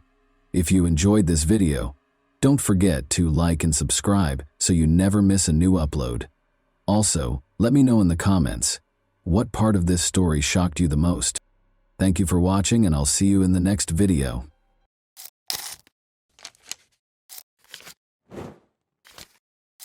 Hey guys, welcome to my channel, and today we're going to take a look at another horrible case with you. She was a virtuoso in her art and a master of tricks, never leaving any traces behind. Her lack of humanity was the only thing that made her successful. Nobody could have predicted that a quiet but intelligent girl would grow up to be one of the world's most skilled criminals, behind a long string of schemes that funded her transformation from a regular girl into a dangerous individual living in luxury. The vicious con artist, who had a taste for killing, was the epitome of evil and was always one step ahead of the police. Until they finally got a chance to confront her in person. Steve and Jane McGowan, who lived in Florida, received a letter from their sister Beverly, who was 34, on Thursday, July 19, 1990. She wrote that she was leaving them and starting a quest to discover who she was in this world.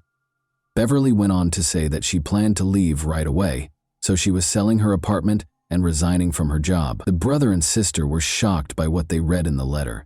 Beverly had put in a lot of effort and was happy with her new home and job.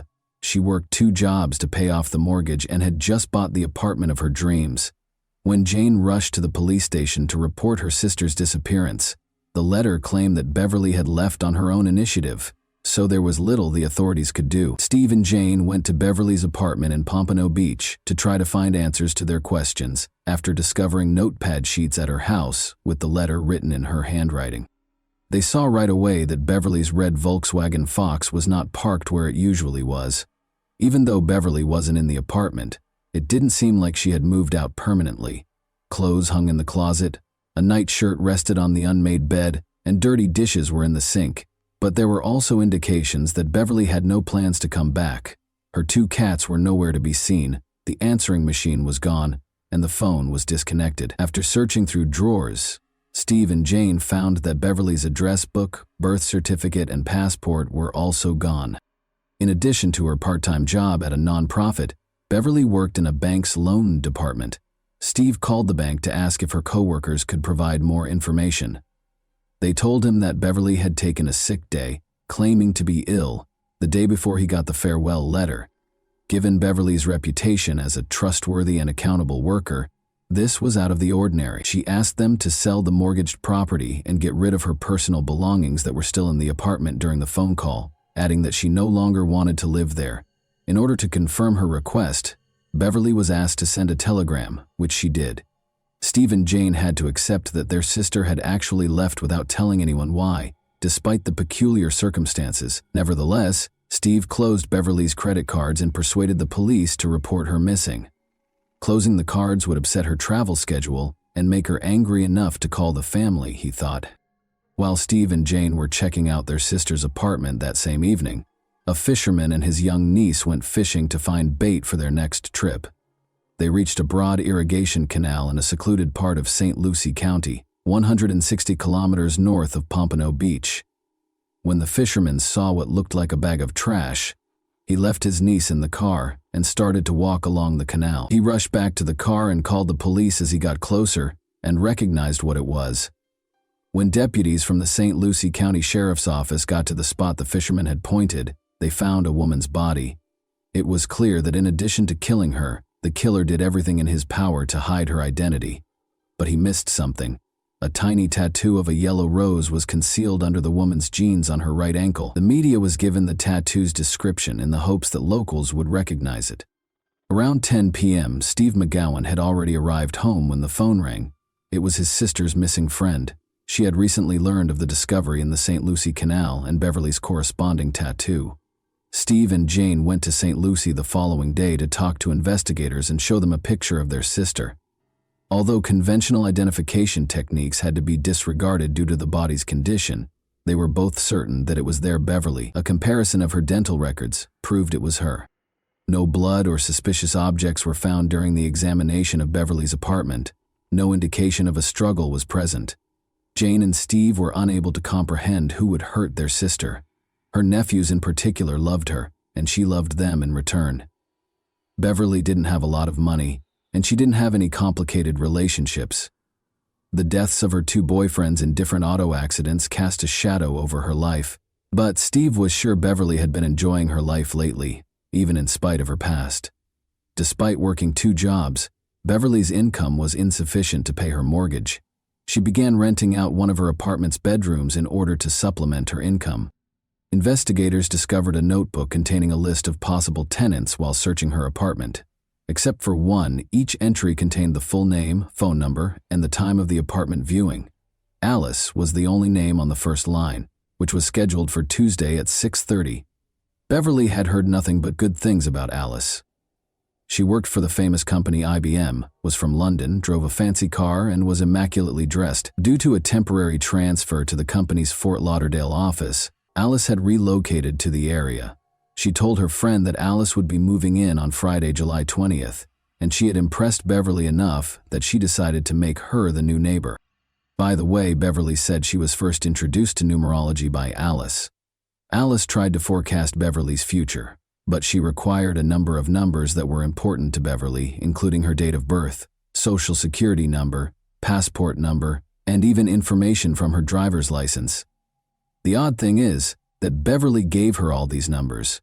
She shared Alice's future predictions with her friends because, all things considered, she was happy with them. Regretfully, she didn't give them her new neighbor's last name. The identity of Alice was still unknown.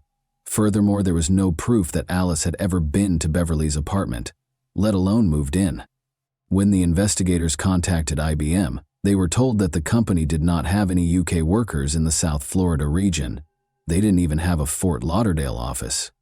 According to the results of the financial investigation, someone took $795 out of the $800 in Beverly's bank account on the day her body was discovered. Then, at a Miami shopping center, she used her credit card to buy books and women's clothes. The customer was described as bright blonde with a British accent by the salespeople who assisted her.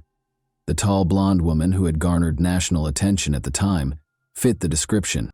Police officer Lori Bembenek had been given a life sentence in 1,982 years, 8 years prior, for killing her ex-husband's ex-wife.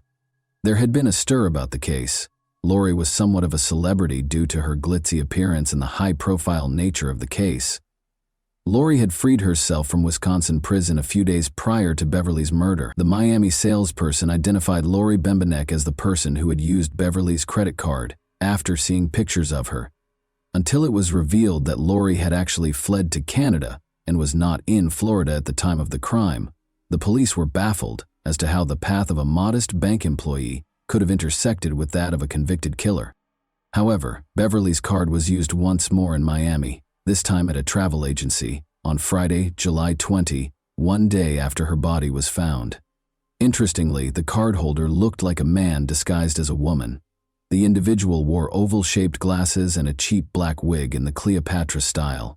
The man identified himself as Sam and spoke with a British accent. Sam apparently used the card to buy a ticket for British Airways Flight 2922 because he was going to London in 2 days, on July 22nd through 2922. Investigators looked through Flight 292's passenger registration records and those of every other flight that was scheduled to depart for Britain on July 22. None of them bore the name of Beverly McGowan, but after being parked there for 5 days, Beverly's car was discovered in the airport parking lot. 4 synthetic black wig hairs were found inside the car, but fingerprints inside the car did not show any significant results. On Monday, July 23rd, according to London time, British Airways Flight 292 touched down at Heathrow Airport. A traveler with oval glasses and short black hair came up to the Avis car rental desk after the plane touched down. The passenger, who was most likely Sam, provided her driver's license as identification and made a car reservation in Beverly McGowan's name. Beverly wore glasses and her dark hair reached her shoulder. She looked like the person behind the counter. Sam gave Beverly's Visa card to the clerk when she asked for a credit card to pay for the car's fuel. However, the card was turned down. They may have gone over the limit and paid in cash, Sam clarified. Actually, Beverly's credit cards had been canceled by her brother Steve by that point. Sam was long gone by the time Florida detectives found out about this botched transaction. Transactions on the credit card could not be tracked because it was no longer in use.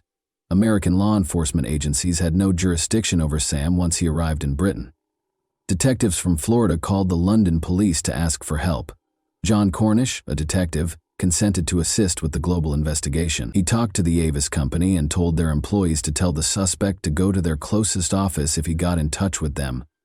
Sam did get in touch with Avis later that week. He was asked to come to the local Avis office and asked for an extension on the rental car. Sam never arrived at the location where the police were waiting for him. On the day of the car's return, a contingency plan was developed in which officers would wait at Heathrow Airport. When that day finally came, Sam was nowhere to be seen. Without any hints, Sam's abandoned car was discovered a few miles from the airport in the early morning. Detective Cornish ordered his team to board all flights to the U.S. that day in order to check the passengers, because he suspected Sam might be trying to fly back to the U.S. However, this effort was in vain. The chance to capture the criminal was lost on the police. British Airways Flight 292 was the last lead the police had. Sam had purchased a ticket in a different name because he did not board the flight using Beverly's passport. Although it was illegal for investigators to check passengers who did not live in Florida, they made an effort to examine the 248 people on that flight. So they turned to the United States for help, State Department in Washington, D.C. The process could take years because each passenger's name had to be compared with passport information, and there was no single database that contained all of this data. The State Department didn't give the police a name they considered significant until January 1996. British national Sylvia Hodgkinson was on Flight 292. A woman with dark hair and eyebrows was shown in the passport photo. She was compelled to relocate to a women's shelter following the death of her spouse. There was nowhere else for her to go. A passport was issued in her name less than a year after her husband's passing. It was suspected by investigators that someone else had taken Sylvia's identity in order to obtain documents in her name. There was fear that Sylvia had met a similar end to Beverly's because they were unable to find her in any way. Additionally, the State Department found a fascinating link between Sylvia and 2 other women, Elaine Antoinette Parent and Charlotte Ray Callan. An incident that happened a year after Beverly's murder revealed that all 3 identities were unintentionally connected. A woman in a rental car was approached by North Miami police on May 22, 1991. It was past due to return the car, which had been rented in Los Angeles 6 months prior. To hide its origin, stolen license plates were affixed to the vehicle. A tall redhead woman, who introduced herself to the officers as Charlotte Ray Cowan, sat inside the vehicle. The woman's personal diary, 2 dogs, multiple wigs, and several documents bearing Charlotte's photo under the names Sylvia Hodgkinson and Elaine Parent were all evidently in the car with her. Charlotte's failure to return the rented car led to her arrest by the police. The following day, she posted bail after spending the night in jail.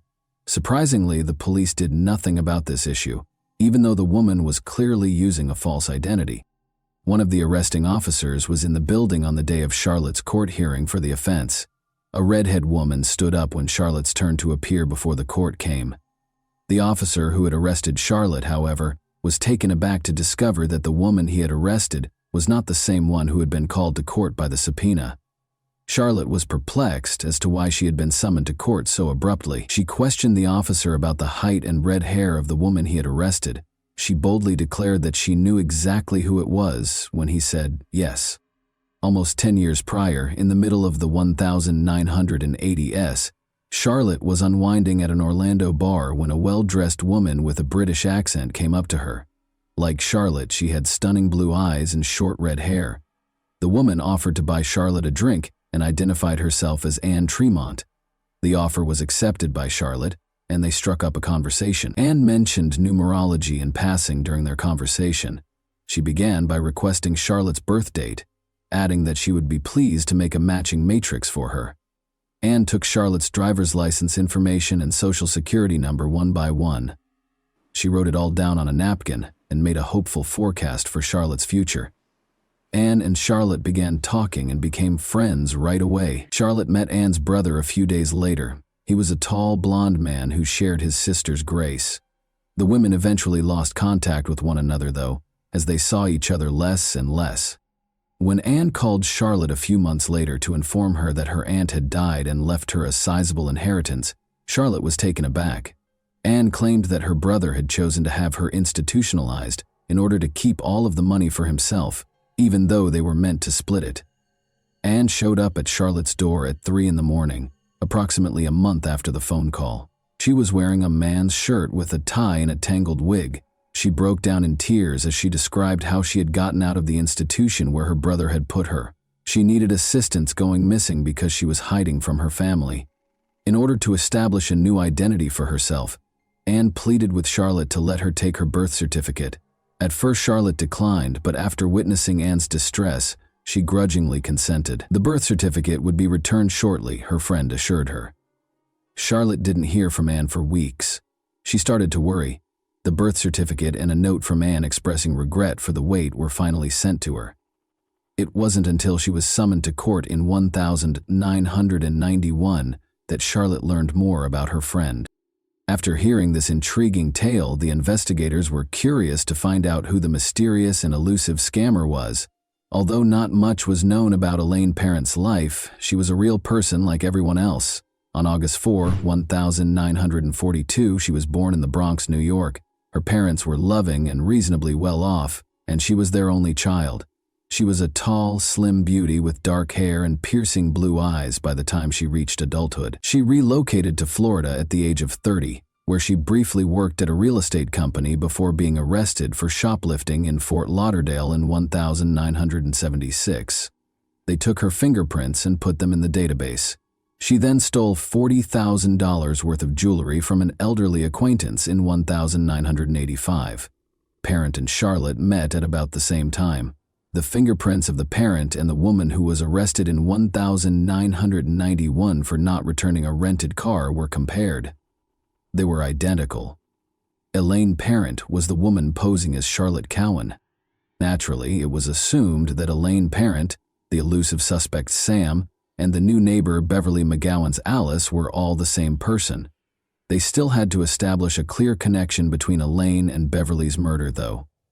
In addition to reviewing the case's evidence, the detectives looked through a notebook that contained letters that Beverly had written to her sister and brother. This specialized equipment uses an electrostatic detection device, ESDA, to find impressions or indentations left by previously written letters on paper. The notebook had been used for a number of other letters that weren't written in Beverly's handwriting, according to the analysis of the notebook. The author appeared to be a woman with a deep-seated animosity toward Beverly. Threats were included in the rather aggressive messages. Elaine Parent's handwriting samples were compared to the letters, and they matched. Parent's letters were sent to a woman in London who was the chief executive officer of a large corporation. She filled in many of the gaps in the elusive fraudster's life, but was named Witness X in the case materials for her protection.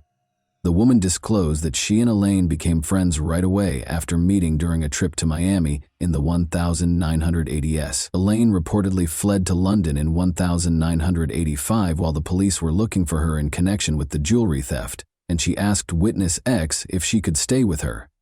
However, Elaine's unstable and explosive temperament quickly made it clear to the two young women that they couldn't live together. The scammer went back to the United States in 1990, but Witness X was shocked when she left for London at the end of July. She was operating an Avis-rented vehicle. Parent stole two of her old friend's dogs and fled to the United States 3 months after she returned to London. She then tried to extort a ransom for her dogs by sending witness X threatening letters. Clearly, these were the same dogs that were discovered in her possession when she was arrested in Miami in 1991. The State Department accused Parent of forging her passport by the end of 1996, but they were clueless as to where she might be hiding. Elaine Parent was featured in an episode of the television program America's Most Wanted in 1998. Patricia Evans of St. Petersburg, Florida, was watching television at home when the show started. She instantly recognized Elaine when she saw her photo. Elaine was known to Patricia Nevins, a church employee, as Sandra Little, a blonde. In 1992, Patricia met Sandra Little while she was residing in a St. Petersburg homeless shelter. Sandra lived with Patricia for nearly a year and a half after Patricia let her use her empty bedroom. Sandra sued a restaurant during this time after she hurt herself after slipping there.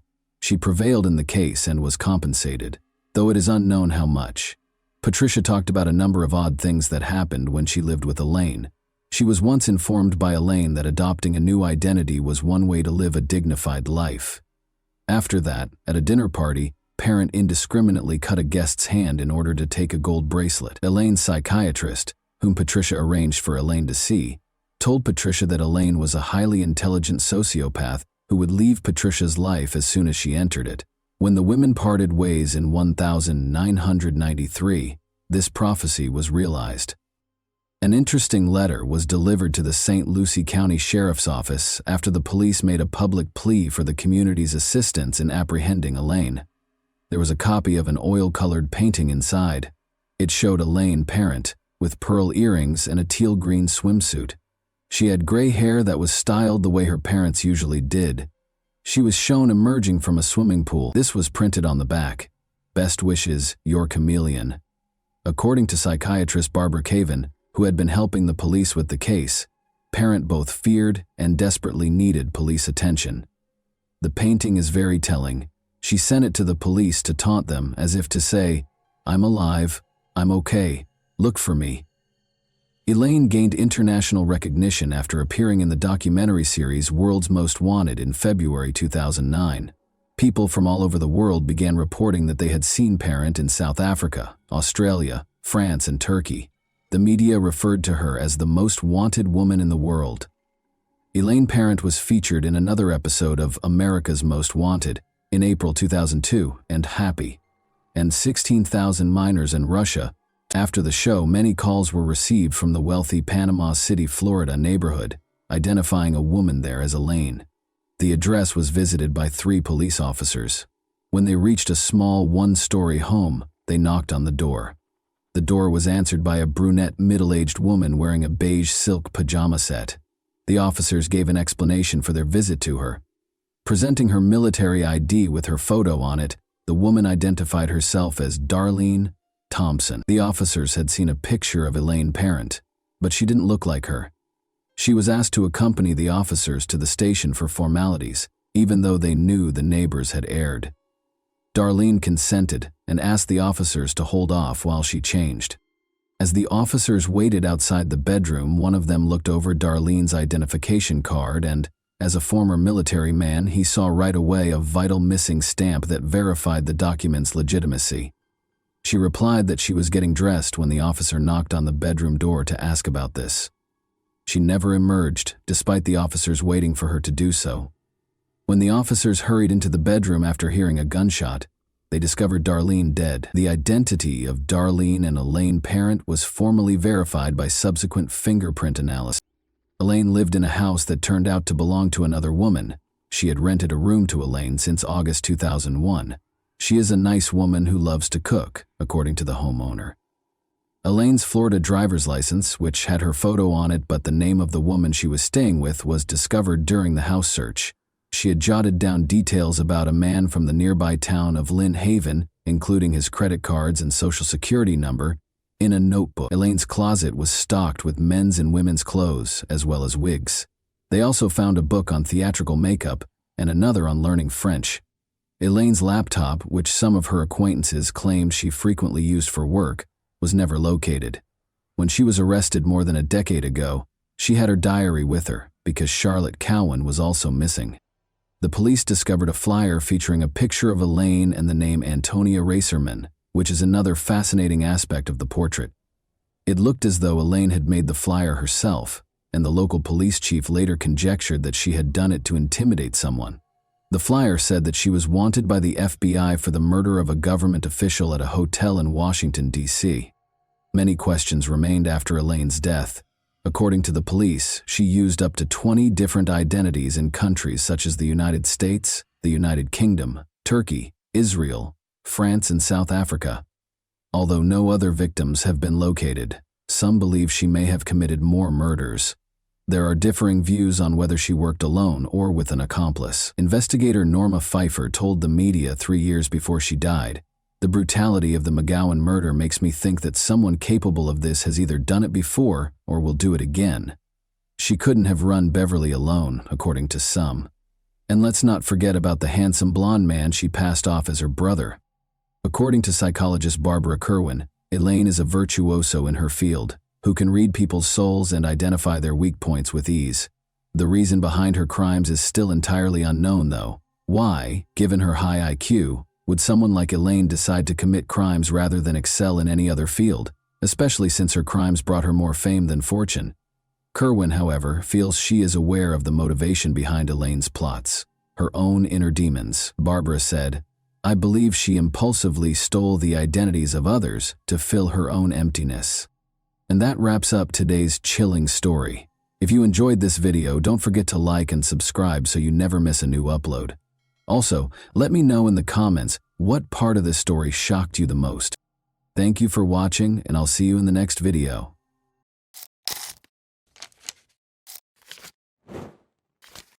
Hey guys, welcome to my channel, and today we're going to take a look at another horrible case with you. Carrie Swenson never would have thought that biathlon would become her life's work, but she most likely learned to ski before she could walk.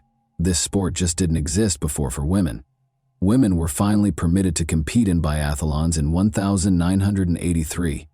The USA squad competed in the first Women's World Championship in Chamonix, France, but did not qualify for the first Women's European Cup, even though many of them had undergone years of intense training. Carrie Swenson, a 22-year-old American, began with the customary 10-kilometer race. She came in 5th place, directly behind the Soviet athletes, who were regarded as the sport's unbeatable leaders. She finished 13th in the 5-kilometer sprint, the best among her teammates. But the relay was where the team, and Carrie personally, truly triumphed. Carrie and her teammates became the first American medalists, while the Americans finished in 3rd place. Following the conclusion of the biathlon season, Carrie went back to Montana and organized the summer of her dreams. She worked at Lone Mountain Ranch, a well-known tourist ranch, and ran trails in the backcountry in her spare time. Carrie let the night air into her bedroom by opening the window. She had earned her microbiology degree from Montana State University that morning. Her parents celebrated her graduation and her brother Paul's 21st birthday with a party after the ceremony. Just the summer before, they had relocated to the Lone Mountain Ranch in the Big Sky region to practice and take in the mountains, just like they had as kids. She had dreamed since she was 5 years old that she would leave to pursue her dream of studying veterinary medicine after one more year of competitions. Unaware that her dreams would soon be dashed by the self-centered schemes of 2 recluses, Carrie turned off the light in her room and contentedly fell asleep. Carrie was unaware of the 2 men's conversation that was going on in the mountains a few kilometers away. The younger man was clearly irritated.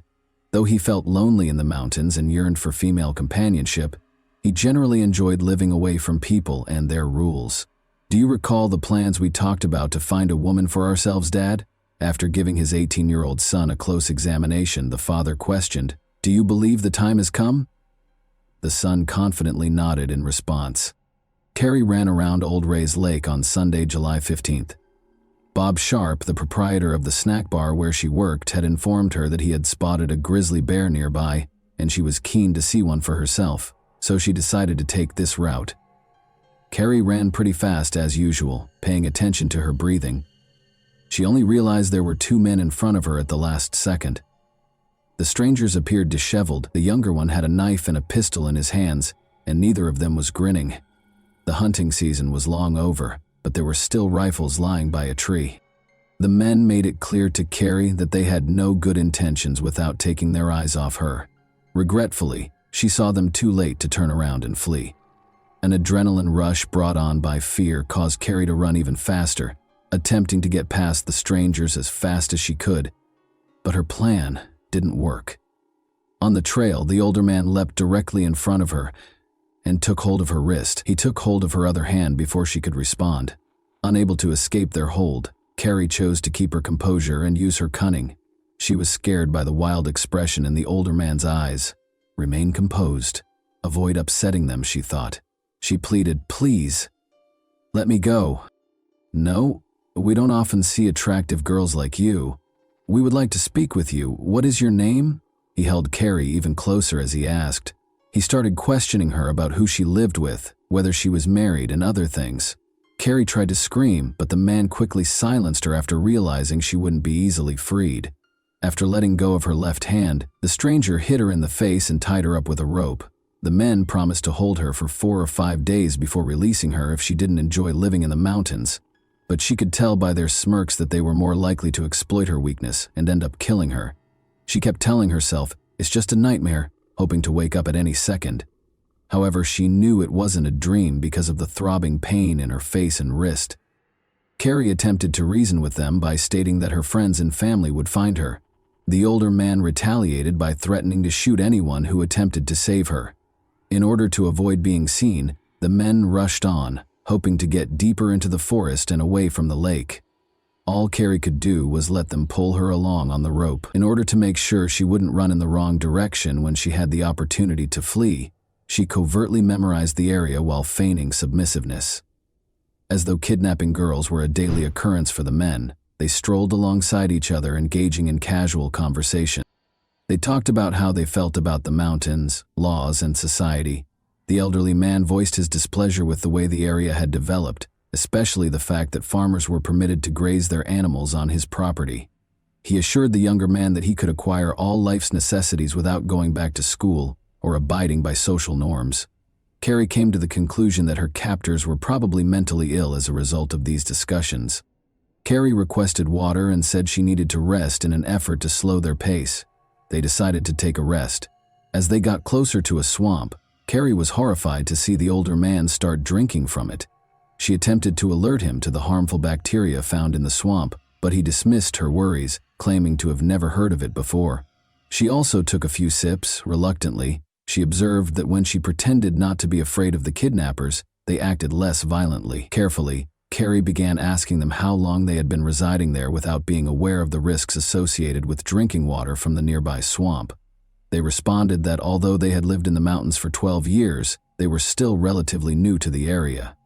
Carrie felt even more uneasy when the younger man smirked and added that they were in dire need of female companionship. Then they went on their journey. In an attempt to leave hints for her loved ones who would be looking for her, Carrie tried to step on soft ground and break twigs. Sadly, the older man saw her attempts and stopped them. Carrie, however, obstinately continued to make marks, and the older man continued to erase them because she had nothing to lose. They went on in this manner, and Carrie noticed that no one had yet begun searching for her when she looked at her watch. Only 4 o'clock in the afternoon had arrived. Alan Goldstein, Carrie's friend and co-worker who instructed visitors in shooting at the ranch, started to question why her run was taking so long.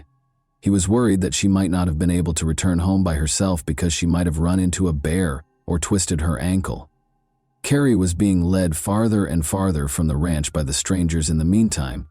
They asked her whether she could walk 60 kilometers in a day. After talking about how far they needed to go, she declined to respond. It was impossible for her to tell her captors that she could run 50 kilometers in hilly terrain while training. They might go more slowly if they believed she was weaker than she actually was.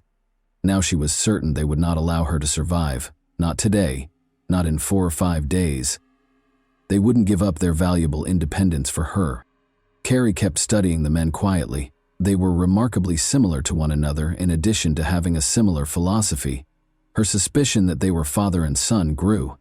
Carrie was aware that people would soon begin searching for her, but nothing had scared her more than the idea of her parents or friends becoming the victims of her captors. Making an escape was one way to avoid this. She changed her strategy after pleading failed. Change your tactics when you're losing, her tennis coach would often say. When you have the chance to alter your approach, why keep playing a losing game? Before deciding to take a night's rest at around 5 o'clock, the men chained her to a tree, drastically reducing her chances of escaping. Carrie was the centerpiece of the feast that the black flies and mosquitoes were enjoying. She was tired, thirsty, hungry, and afraid for her life. Now chained close to the tree, she saw a number of rocks, one of which might be used to break a chain link. It was time to try the new tactic. At night, Carrie made the decision to become intolerable. "Hey, standing by the tree is getting old to me," she insisted. "Leave the chain loose so I can sit down." Despite their confused expressions, the men let her sit. She tried to reach for the rock in private, her eyes closed as though she were sleeping. Sadly, the younger man saw her attempt and took away every rock within her reach. She kept acting rude and demanding feminine products at around 8 p.m. because she was freezing and the mosquitoes were driving her crazy. The older man began discussing how they had many of his ex-wife's belongings in the underground cave where they lived after the younger man, whom the older one called Dan, gave her a shirt and socks. He continued by saying that those caves were very comfortable and that they would never be discovered there. In the distance, Carrie heard a voice. Regretfully, her captors also heard it. A plane appeared in the sky at the same time. Carrie was unaware that the plane was looking for her, but the men were startled and put out the campfire right away. It is obvious that they were surprised that someone would look for the hostage so quickly. The plane circled the forest for about an hour before taking off. Carrie waited anxiously for the night to come and to see what they would do to her. But as they sat quietly by the smoldering fire, they left her alone. When night fell, they lay in one sleeping bag and gave her the other. Carrie's coworkers became increasingly concerned as the sun started to set. They began looking for her 2 hours after she was expected to arrive at work. Carrie's friends and family split up into 4 groups and were each given a specific area to search. In order to get assistance flying over the forest, Carrie's father, Rob Swenson, contacted a friend who was a pilot. He was filled with fear when Bob Sharp told him that Carrie might run into a grizzly bear on that trail. For several hours, the teams combed the areas where Carrie was likely to run while calling her name. However, they had to halt the search as night fell. When their father got back from the airstrip, Carrie's brother Paul discovered him at the ranch. His father appeared pale and anxiously restless. Paul went to his room and asked his father to notify him as soon as there was any update on Carrie because he needed some alone time. After a hasty shower, he collapsed on his bed. Then he caught sight of Carrie. Like a captive animal, she was chained to a log. Nearby, the men sat around the campfire. His sister was in tears. Paul hoped it was only a bad dream when he woke up from this terrible nightmare, not knowing what it might mean. They would resume their search as dawn broke, and they would undoubtedly locate her in the morning. To Carrie's surprise, the captors only moved the camp roughly 50 meters from the original campsite when they made the decision to move it. Dan didn't think twice about using his gun to go hunting and shoot a squirrel for breakfast, in spite of the continuous search for her. The older man insisted that Carrie turn over her shorts while Dan was making breakfast, claiming that their vivid red hue drew too much attention. After taking them, he returned to the former campsite. This gave Carrie a chance to speak with Dan alone. By claiming that he was too young for such crimes, she attempted to convince him to allow her to return to her family. Dan said, "No, you're cute, and you'll stay with me," after giving her a close look without showing any signs of regret, worry, or a smile. Carrie received her shorts, which were smeared with soot from the earlier campfire, from the second kidnapper when he returned. Carrie began putting on the shorts in her sleeping bag while fighting back tears. She was nearly finished when she noticed someone flat on the ground and heard rustling in the bushes to her right. Dan sprang to his feet and pulled his gun from its holster. Carrie yelled, "Remain back! Keep your distance! They will shoot because they are armed!" "Stop talking!" The older man grabbed his rifle and gave an order. "Get out! They will murder you!" Carrie yelled once more. Abruptly, a loud noise reverberated and she was flung back. She smelled the gunpowder and felt the searing pain pierce her chest. "I didn't mean to shoot her," Dan said again, startled. "I didn't mean to." Amazingly, Carrie believed she had been shot right before rescue arrived. No attempt was made by the kidnappers to assist her. But someone else appeared from the bushes to the left. It was Jim Schwalbe, another ranch worker. Evidently, he was unaware that the kidnappers were criminals and thought they were a rescue team attempting to assist Carrie, possibly hitting her by accident while frightening off a bear. Jim dropped his backpack on the floor and hurried over to Carrie. Only then did he realize the truth when he noticed the chain around her waist beneath the sleeping bag. While he was still being threatened with the rifle, he insisted that the older man take Carrie's chain off of him. Dan dropped his gun to the floor and removed the chain's key. Jim then told Alan Goldstein, one of the kidnappers, to flee for assistance. However, it seems that Alan had already discovered their true nature. The kidnappers were surrounded by 200 people, so he yelled that he was armed and told them to surrender. Carrie let out a painful scream as Dan yanked the chain violently. The older man pointed the rifle at Alan as Jim turned to face them. "No!"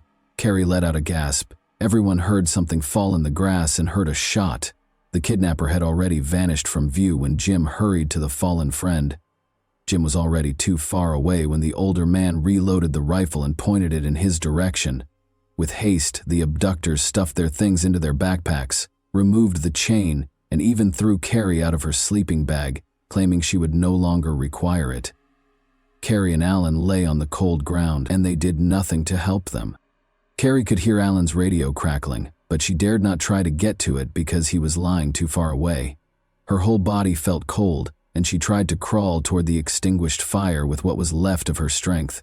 Hoping there were still warm logs to help the leaves catch fire, she tossed some leaves and twigs toward the fire while lying on her stomach. Carrie lost consciousness when she attempted to blow on them because she was too weak. An army of black ants raced toward her blood-soaked shirt as she awoke. No, she chased them off. She was reminded of her desire for life by these ravenous insects. Alan had fallen too far away for her to help him find the radio, but then she saw Jim's backpack close by. After struggling to unfasten the backpack with her icy fingers, she discovered a sleeping bag, a chocolate bar, and a water bottle inside. There was no radio. After successfully inserting her legs into the sleeping bag, Carrie opened the water bottle to find some warmth. She took a sip of what turned out to be warm lemonade and nibbled on the chocolate bar. Carrie attempted to approach Alan once more, but this time she had to pull the sleeping bag with her. She couldn't help but think of her brother Paul's reaction when he saw her crawling on the ground like a caterpillar. He would most likely chuckle and encourage her at every turn. She laughed at the absurd ideas that crossed her mind during these times. Unaware of the situation, other search teams carried on their work about 1.5 kilometers away from the shootout. Jim Schwalbe, breathing heavily, abruptly cut them off. To those around him, he yelled, "There were 2 guys. When Carrie yelled at us to keep away, they shot her and tied her to a log." "Is she alive?" Bob asked him. "She was when I fled, but she was shot by that scoundrel, and Alan was struck in the head by the elderly man." Carrie was losing life with each breath. The bleeding worsened as breathing became extremely challenging. She instinctively made a choice. She closed her eyes and found herself back on the biathlon track, where, like speed and accuracy, athletes systematically practice their breathing technique. Carrie was able to slow down her bleeding and heart rate by focusing and breathing very slowly, almost like in yoga. Strangely, the annoying flies that buzzed around her kept her awake. Jim was on her mind. Unless he encountered the kidnappers once more, he ought to have brought assistance by now. A few hours later, that grating buzzing noise was back. Searching for the source, Carrie noticed a helicopter hovering over the treetops. People were looking out of it as it paused right over her. "Please, locate us as soon as possible," she begged in silence. She heard the sound of a radio and the crack of branches as the helicopter took off. "Aid!" With all the strength she had left, she let out a cry. "She's right here," someone yelled. "We located her. Carrie, are you all right? Do you hear me?" "Yes," she said in response to a man's question. All she could do was smile, wishing she could yell, scream, or thank them for finding her. It was difficult to see what was coming next because her eyelids felt heavy, like they were made of lead. The police worked tirelessly to track down Carrie's kidnappers while she was being transported to the hospital. They had no idea that it would mark the start of a months-long search. The 2 fugitives are the only ones who are familiar with the hundreds of kilometers of local mountains and forests. For 5.5 months, the kidnappers were able to successfully elude the police, and the media romanticized their image, portraying Dan as a handsome prince and the other man as a strict and affectionate father. A local businessman even expressed interest in selling T-shirts featuring their pictures. The victims of their crimes were ignored by the journalists in the interim.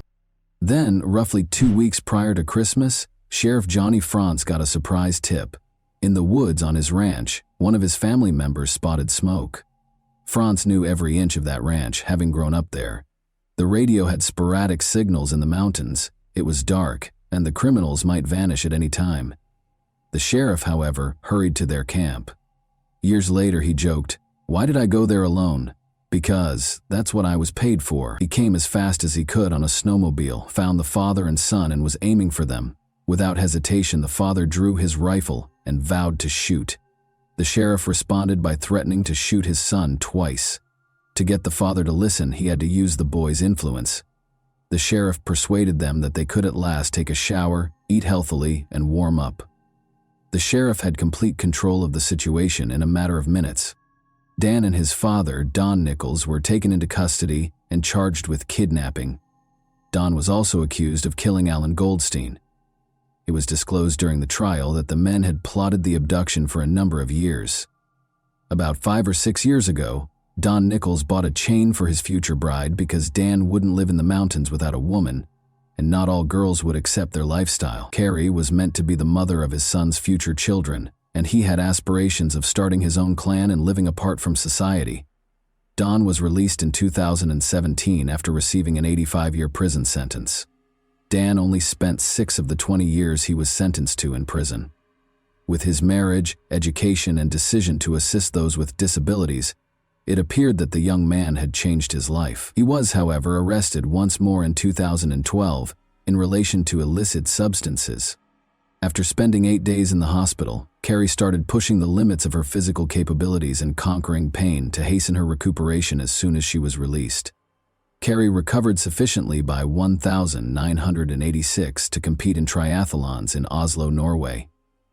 Despite her 4th-place finish, the 3rd-place finisher acknowledged her abilities by inviting her to join her on the podium. Although it might have appeared to others that she was completely recovered, Carrie was aware that the injury and kidnapping had left a permanent mark that would never go away.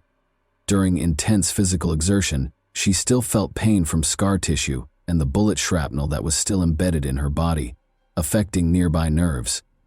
She therefore made the decision to give up competitive sports and concentrate on becoming a veterinarian, moving to Colorado to pursue her studies. Carrie Swenson, who has loved the outdoors since she was a young child, is a veterinarian in Bozeman, Montana, and still enjoys it today. She has turned into a harsh critic of the media's coverage of the kidnapping and hardly ever discusses what happened. She felt that the romanticization of the murderers and kidnappers as rugged mountain men skilled in wilderness survival was particularly inappropriate. Additionally, she thought that the media greatly minimized the emotional trauma of the kidnapping by making it seem more romantic than it actually was in the hands of the mountain people. The Nicholses may have lived in the mountains at times, but they couldn't survive there. At least, not without theft and robbery. Often leaving the woods for months and buying modern equipment, in the end they were so easy to catch because they froze, starved, and grew tired of mountain life. They are no true mountain men, Carrie wrote in a 2012 article for the local newspaper after Dan was arrested once more. And that wraps up today's chilling story. If you enjoyed this video, don't forget to like and subscribe so you never miss a new upload. Also, let me know in the comments what part of this story shocked you the most. Thank you for watching, and I'll see you in the next video.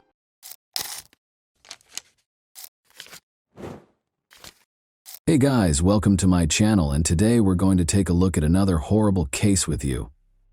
The tragic death of Barbara Faye Villarreal occurred in Garland, Texas, on November 7, 1986.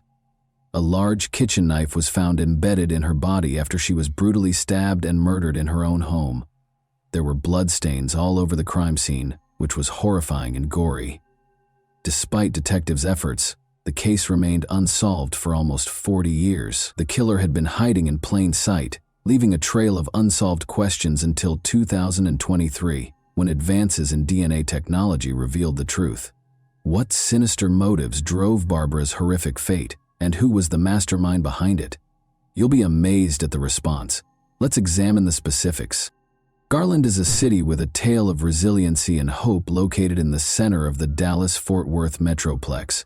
The city was named in honor of Attorney General Augustus H. Garland and was established in 1887 as a result of the merger of Duck Creek and Embry. Garland eventually became Dallas County's third most populated city. However, there were difficulties along the way. The city, which is in Tornado Alley, had one of its worst days in May 1927, when a terrible tornado ripped through the streets, killing 17 people and leaving a path of destruction in its wake. Even though the city was brought to its knees, its spirit was unwavering. A feeling of solidarity and resilience surfaced as the residents of Garland rebuilt their homes and lives. They banded together and helped one another through the difficult times. One family's joy and love served as an example for others. They were so cherished and admired by everyone that nobody could have predicted the heartache that would soon ensue. Everyone was delighted by Barbara's radiant smile. Her family's love was evident and strong, and her presence brightened the space. However, life had other ideas, and this family would soon experience a tragedy that would upend their entire way of life. On December 23, 1958, Barbara Faye Villarreal was born in Peru, Indiana. She was the youngest of her mother's first marriage's 4 children. Barbara suffered a terrible loss when her father died when she was a little child. The family circle grew after her mother remarried and had 2 more children. 12 Mile, a tiny community a few miles north of Peru, Indiana, was where Barbara grew up. She was surrounded by warmth and love there, which helped to mold her into the kind and sympathetic person she is today. Her early years were characterized by adventure, laughter, and a strong sense of familial values. She loved the little things, like swimming in the local lake and riding her bike to her grandparents' corner store to buy candy. Her extended family, which included many cousins with whom she enjoyed sharing recipes and making memories, was always present on Sundays and holidays. At home, Barbara loved spending time with Kami, her faithful Pomeranian friend. As she matured into a young woman, her compassion, warmth, and understanding nature became increasingly apparent. Her heart was always willing to lend a helping hand to others, and her radiant smile could light up any space. Barbara married Domingo Diaz Villarreal on February 25, 1979, and the two of them created a life full of promise, love, and laughter. Barbara had made a name for herself in the accounting division of DeGolyer and McNaughton in Dallas, Texas, by the time she turned 27. She and Domingo settled in Garland, where they were surrounded by friends and neighbors in the 3600 block of Colbath Street. One of them was Barbara's best friend, Lisa Nugent, who loved her for being a kind, considerate, sweet, and wonderful person in general. A feeling of unease descended upon the tiny New Mexico town of Lovington on the evening of November 7, 1986. In stark contrast to the horror taking place inside the Villarreal residence, the sky was a serene shade of pink and orange. Domingo Villarreal was standing at a neighbor's door at 8:52 p.m., his hands shaking, his eyes wide, and his voice trembling. Slightly lucid from shock, he begged for assistance. "There's a problem with Barbara," he managed to say. After the neighbor promptly dialed 911, emergency personnel reached the location in a matter of minutes. The house was illuminated by the flashing lights of the police cars and ambulances that occupied the street. Officers entered and were greeted by a sight that chilled them to the bone. Barbara was brutally stabbed several times, and a large kitchen knife was still embedded in her body as she lay lifeless on the floor. As a brutal reminder of the evil that had killed her, the knife appeared to mock the scene. In his first statement, Domingo claimed that 2 men had broken into their house, bound him, and pulled Barbara into a different room. He stated that when Barbara's screams shattered the night air, he was in the backyard. She was being held captive by 2 armed men when he hurried inside. Barbara was led to a different room by 1 man, and Domingo was able to flee after the other man made him perform a sexual act at gunpoint. The police listened carefully, but every second that went by made them more skeptical. Domingo's face looked emotionless and his story sounded scripted. Fueled by doubts and questions, the investigation got underway. What actually took place that fateful evening? Did Domingo commit the crime or was he a victim? Although paramedics responded quickly, Barbara's injuries were obviously serious. Although it was later discovered that she had been dead for more than an hour prior to their arrival, she was declared dead at 9:50 p.m. The full scope of the horror was disclosed in the medical examiner's report. She had numerous stab wounds all over her body, each of which was a testament to the attacker's violence and rage. An investigation into a homicide was started. For the Garland Police Department, the initial investigation into Barbara Villarreal's murder was a difficult and complicated procedure. It was evident as soon as they got to the crime scene that this case would call for painstaking attention to detail and unwavering resolve. With furniture overturned and personal belongings strewn all over the floor, the house was in a state of chaos that suggested a violent struggle. Several areas had bloodstains, indicating Barbara had put up a valiant fight against her assailant. To record the scene, investigators collected blood samples, removed fingerprints from different surfaces, and took a ton of pictures. A big kitchen knife that was thought to have been used in the murder was sealed as evidence and sent for forensic analysis. Nevertheless, the technology available at the time made it difficult to draw firm conclusions from the evidence. It simply wasn't adding up. Something was missing. Police interviewed a large number of neighbors, friends, and family members in the days after the murder. Barbara was described by close friends and family as a loving, kind person who had no known enemies. Nonetheless, some claimed she had been involved in a few family conflicts, which made police wonder if there might have been a personal motivation for the crime. As investigators continued their investigation, they discovered startling information about the family. Although many saw Barbara and Domingo as a happy couple, others witnessed them fighting regularly and dealing with serious problems. Their relationship was viewed differently by those who knew them. At first, the police thought Domingo might be a murderer. He was exonerated following a rigorous interrogation, but the investigation came to a standstill because Domingo was no longer a suspect. They had no additional suspects, no evidence, and no fresh leads. The investigation stalled, and the police had no idea what to do next. A faint blood trail discovered outside the house was the only hint, but it didn't belong to Barbara or Domingo. Detectives were left wondering who could have committed such a horrible crime, because this enigmatic blood was the only indication that a killer was present. The loss devastated Domingo and Barbara's family. They struggled to find peace, as the graphic picture of her death tormented them. Fearing that anyone could be the victim of such a horrible crime, the community was also rocked. The suffering and uncertainty were exacerbated by the lack of answers. It took a pivotal discovery to reveal the truth about her untimely death, so the case remained a mystery. It was challenging for investigators to make meaningful progress because of the dearth of eyewitnesses and hard evidence. Blood samples provided no useful information, and fingerprints taken from the crime scene did not match anyone in databases that were currently in use. The police were left with a number of unsolved questions and dead ends. The case started to lose steam as the weeks stretched into months. The investigation's initial enthusiasm faded, and it encountered many difficulties. Despite their continued cooperation with the police and their intense desire for answers, Barbara's family's optimism for a speedy resolution started to fade. The case was never entirely dropped, even though there was no progress. Regular reviews were carried out by the Garland Police Department, which went over the evidence again and spoke with important witnesses again. The case was still unresolved, though, and there were no fresh leads or discoveries. 2 years later, in 1988, Domingo lost his life in a shootout in Mexico, bringing tragedy once more. Detectives learned a startling fact after his death. Domingo Villarreal had been using a stolen identity. Fingerprint analysis revealed that his true identity was Jesus Canales. Barbara's parents told police in 1994 that weeks after the murder, Jesus Canales had called them from Mexico and said he had killed one of the victims and was pursuing the other, Liborio Canales of Rodeo, Mexico. Domingo was charged with orchestrating Barbara's murder with the assistance of 2 family members, but because there was insufficient evidence, police were unable to draw any firm conclusions. Detectives also spoke with a neighbor who claimed to have discovered Domingo in her kitchen a month prior to the murder. Later, she realized her kitchen knife was gone. She verified that the missing knife was the same one when detectives showed her a picture of the murder weapon. The Villarreal case became one of many unsolved murders as the years went by. The police department, however, was adamant about solving the case and refused to give up. Public assistance was requested through media appeals. The investigation was given a much-needed boost when a cold case team was brought in to offer new insights and creative expertise.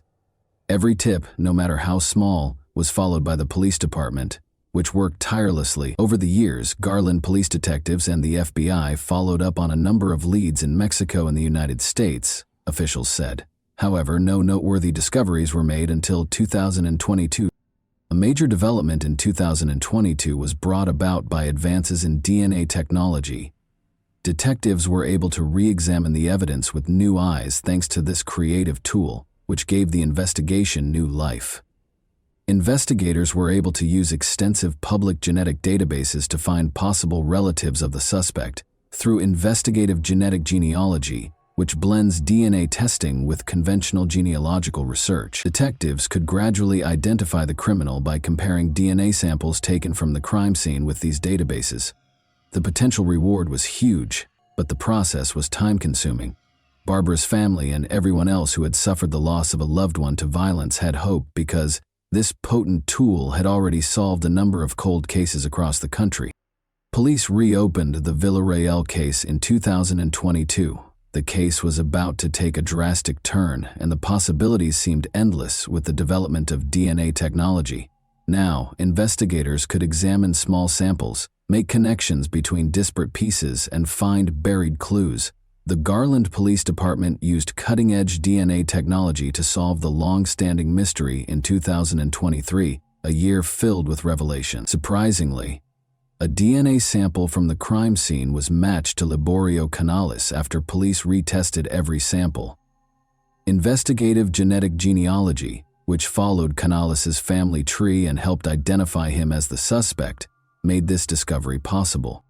An incredible twist came to light after more research. Domingo Villarreal had a brother named Liborio Canales. Even more startling was the fact that Domingo had never told Barbara or the police that he had a brother. Liborio Canales was taken into custody by the Lovington Police Department on Tuesday, July 18, 2023, without any opposition. On a federal murder warrant, he was arrested and checked into the Lea County Detention Center. It was found by the police that he had left the country 2 days after killing his sister-in-law, Barbara. He had come to the United States from Mexico to celebrate his birthday with his family, not realizing that he was being pursued by police, which is why his arrest was successful. Authorities in New Mexico and the Garland Police Department worked together to make the arrest. Investigators had been following Canales around, and they quickly caught him when he crossed the border. Canales was taken into custody without incident and did not resist arrest. After that, he was taken for additional interrogation and processing. Liborio Canales eventually broke under the strain of interrogation and admitted to the horrible crime that had remained unsolved for almost 40 years.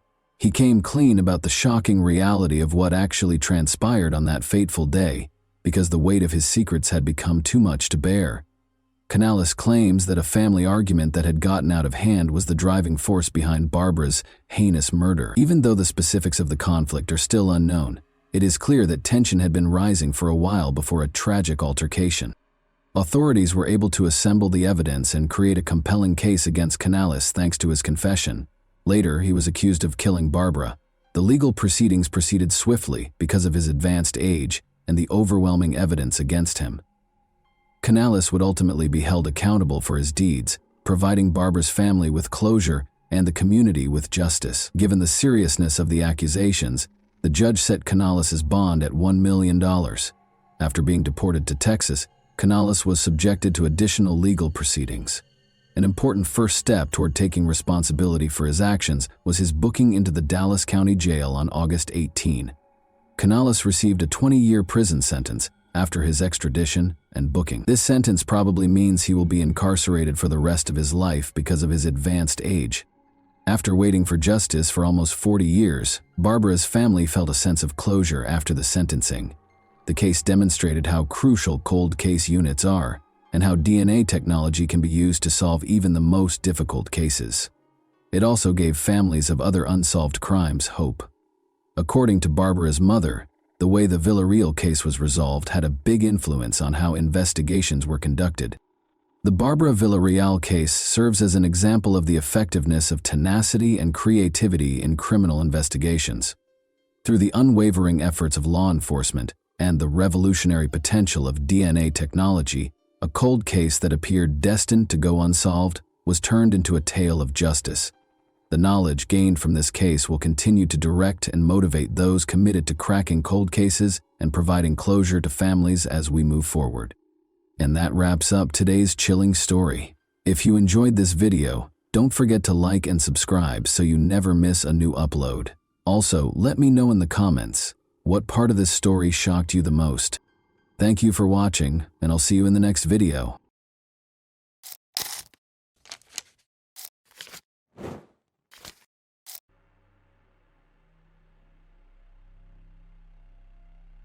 Hey guys, welcome to my channel, and today we're going to take a look at another horrible case with you. Today we'll look at a case involving a very unusual plot that occurred in London in 2011. Alice Adams and Tibor Vass's bodies were discovered in a house near Heathrow Airport. They were both 20 years old. The investigators working on this case will describe it as one of the most unusual for someone who works full-time in law enforcement. Alice Adams and Tibor Vass worked for the Radisson Blu Edwardian Heathrow Hotel. Alice was a local, and her family home was approximately 6 miles from the hotel where she worked. She had started the job 3 weeks earlier and had made friends with other hotel employees, particularly her peer Tibor Vass. Tibor was born and raised in Budapest, Hungary. He was his parents' second child, and he had a younger sister, Tibor, who enjoyed being around other people. He could play almost any musical instrument, with the piano being his favorite. He taught his sister Isabella how to play the piano, and they sang and played together while their parents listened. His mother Rosalia struggled to move on after his father died unexpectedly in 2007. Tibor spent the majority of his free time with his sister. He was both her brother and father. He wanted to share his mother's burden, so he started working full-time when he was 15 years old. In 2008, he applied to the University of Budapest, hoping that a college degree would help him get a good job and better support his mother. Despite his exceptional abilities, he was denied admission to the university. Tibor discussed with his mother the possibility of moving to Great Britain and finding work there. Tibor's mother must have supported the idea, as he moved to the United Kingdom in July 2010. At the age of 19, he relocated to London. He began working at the Radisson Blu Edwardian Heathrow Hotel. He enjoyed his job, his responsibilities, the people he worked with, and the new clients he met each day. Alice was an accomplished musician who quickly bonded with Tibor. They never ran out of topics to discuss. Tibor Vass and Alice Adams were the hotel's receptionists. Another receptionist was Attila Ban, who was 31 years old. Attila had been with the hotel the longest of the three, and he was named the best employee in 2010. Both Attila and Tibor were from Hungary, which brought them closer together. The hotel provided company apartments to its new employees. Attila and Tibor lived in a house behind the hotel. It was extremely convenient. On the one hand, it was more cost-effective. On the other hand, you did not have to spend much time getting to work. Despite Tibor's happiness to be in England, he did not abandon his plans to pursue higher education. He applied again to Budapest University, and this time he was accepted. He was very happy, but he had to return to Hungary in August 2011. Tibor's departure was marked by a small farewell party, which was held on August 9, 2011. Other hotel employees attended the party alongside Tibor, Attila, and Alice. The next day, this trio was supposed to work, but none of them showed up.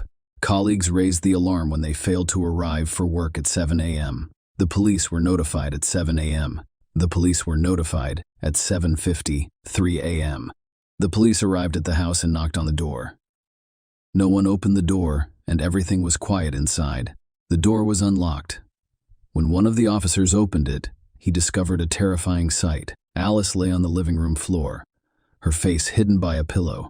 Later, the medical examiner who performed the autopsy found 22 stab wounds on her body. The naked body of the man who had died from stab wounds to the heart lay on the bed in his bedroom.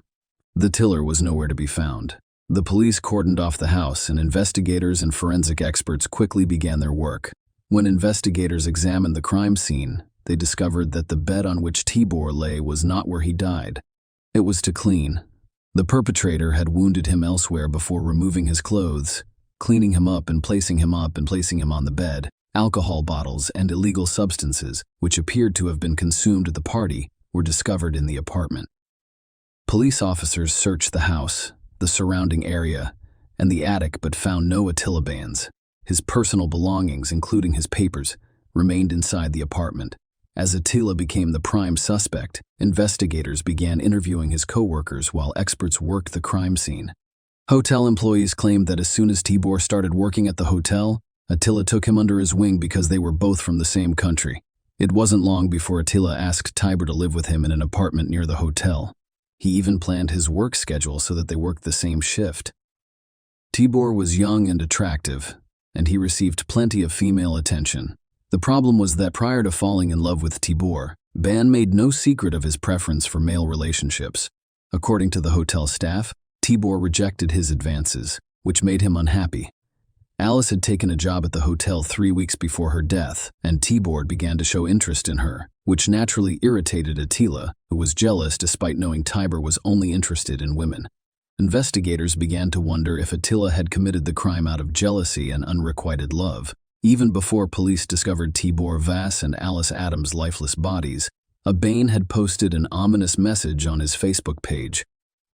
He wrote, "I want to wake up from that nightmare." This was posted at 6:23 a.m., and several friends expressed their concerns, to which they received no response. The message convinced investigators that Attila Ban was involved in his colleagues' deaths. This was also demonstrated by the number of wounds. Alice was stabbed 22 times and Tibor twice. In addition, Alice was lying on the floor with a pillow against her face, while Tibor was on the bed. The investigators interviewed the other party members, who stated that when everyone left, only Attila T., Boher, and Alice remained in the apartment. This indicated that something had occurred between these three people in the time remaining before dawn. Alice and T. Boers' deaths were reported to their families. What happened was devastating for both the Adams and Vass families. In a statement released by the Adams family, Alice's mother, Sarah, honored her daughter with the words, "My heart is broken, and my life will be forever tinged with sadness. I miss Alice so much. I'd give anything for one more Alice squeezy hug and smile. Alice's death has caused my family to experience extreme emotions such as grief, anger, and overwhelming sorrow, and it has forever changed our family. As a mother, you are supposed to protect your children, and every day and night I have to face the fact that I failed. The most difficult thing to deal with is not knowing exactly what happened to my beloved Alice that night. As horrifying as it would be to learn the truth, it would be preferable to the constant struggle in my mind to figure out the sequence of events leading up to Alice's murder. There are no words to describe what an amazing and unique personality she had, or how much love, joy, passion, and compassion she brought into so many people's lives. Her passing is a tragedy beyond words." Alice's mother told investigators that shortly after midnight, her daughter texted that she was spending the night at a friend's house. The police issued an AB for Attila Ban, but he simply vanished. They attempted to track his phone, but it was detected by cell towers in the same area as the hotel. This was extremely strange. As soon as it became clear, Attila had been closer than anyone had imagined all along. The investigation team spent 2 days at the scene before leaving the house. A few hours later, the forensic team decided to return to the house and conduct additional tests. They noticed that the door they had left open had been locked from the inside. When they entered the room, they noticed Attila Ban lying on the bed. He was drunk and attempted to injure himself with scissors and a knife. He had wounds on his neck and wrists. When they asked him questions, he acted strangely and attempted to demonstrate something with gestures. He was transported to the hospital, where doctors ensured his life was not in danger. The police were perplexed when they discovered where Attila Ban had spent the previous 2 days. He had cut a slit in the base of the sofa bed where Tibor's body was discovered, grabbed a phone and several bottles of water, and climbed inside. While the cops were on the scene, he remained inside, listening and watching through the holes he had made. The primary suspect, Attila Ban, was arrested right inside the hospital. The trial started on July 9, 2012. During the trial, some details about the brutal crime were revealed. The party spiraled out of control after Alice, Tibor, and Attila were left alone in the apartment. Prosecutors accepted there was sexual activity between all three, as DNA from both men was discovered on Miss Adams' breasts, until a band stated that he remembered the three of them being in bed and that there was a connection between them, but he had no recollection of what happened after that. He insisted that he only realized he had committed a terrible act after waking up in the morning and seeing Alice and her lifeless bodies. When he realized that his actions had killed two people, he made the decision to commit suicide. However, he stated that he was afraid to do it alone, so he removed his keyboard's clothing and climbed into the bathtub alongside him. Unable to hurt himself, he moved Tibor to the bed, knowing they would be sought after. He opened the divan bed's base and hid inside. While he was hiding there, he was even able to update his Facebook page. He sobbed loudly in the dark as prosecutor Richard Whittam explained the facts of the case to jurors. According to Mr. Whittam, two young people were killed violently and unjustly by this defendant. Although other cases have been discussed, it is difficult to find words to describe what happened in this case, other than to say that it was tragic that young people met their deaths in this manner. According to Mr. Whittam, Tibor Vass had relationships with hotel employees, and there is no evidence that he ever had a sexual relationship with an Attila Ban. However, Attila Ban appeared to have feelings for Tibor Vass and acted slightly possessively towards him. The court heard that Ban was jealous of you, and that just days before the crime, he threw a temper tantrum at his victim during a team building session when he took a picture in which Ban was not present. The situation reached a climax when the band learned that Tibor Vass had been accepted to a university course in Hungary and would be leaving Britain at the end of the month.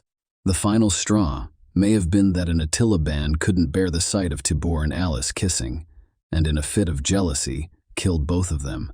In addition, prosecutor Richard Whittam stated in court that Attila Ban was found naked on the single bed. He had wounds on his wrist, forearm, and neck. It was clear that he had been hiding in the divan base of the double bed.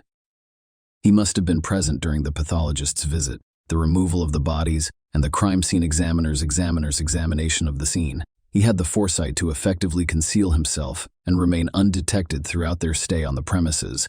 Following the case, Detective Inspector John Finch stated outside court that the police had not been negligent in not looking under the bed. He stated, "I've reviewed this with senior management several times. It was an unusual and bizarre thing for a person to do. It defies belief." He claimed that lifting up beds to look for people who were not present would result in the loss of critical forensic evidence. Tibor Vass and his mother, Rosalia, paid tribute to their son. Her statement included the following words: Tibor was a young boy who enjoyed music and the arts, repairing gadgets and practicing freestyle tricks on his BMX bicycle, Daisy. At home, he was always creative and enjoyed experimenting with computers, such as building stereo speakers out of cardboard and old cables. He had a passion for photography and spent his first paycheck on a professional camera. Tibor was consistently friendly, helpful, supportive, approachable, outgoing, and trustworthy. He had many friends in Hungary and the United Kingdom. On August 11th, I learned that two innocent 20-year-olds, my son Tibor and his friend Alice, were murdered. I learned that his friend had taken their lives.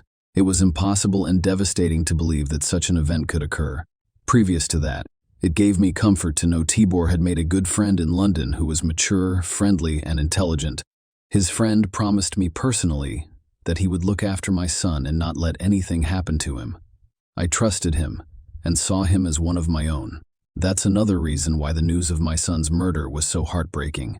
Throughout the police investigation and trial, I had to relive the horrors of that night, which only added to my sadness. There are no words to describe the agony and loss that our family will experience for the rest of our lives.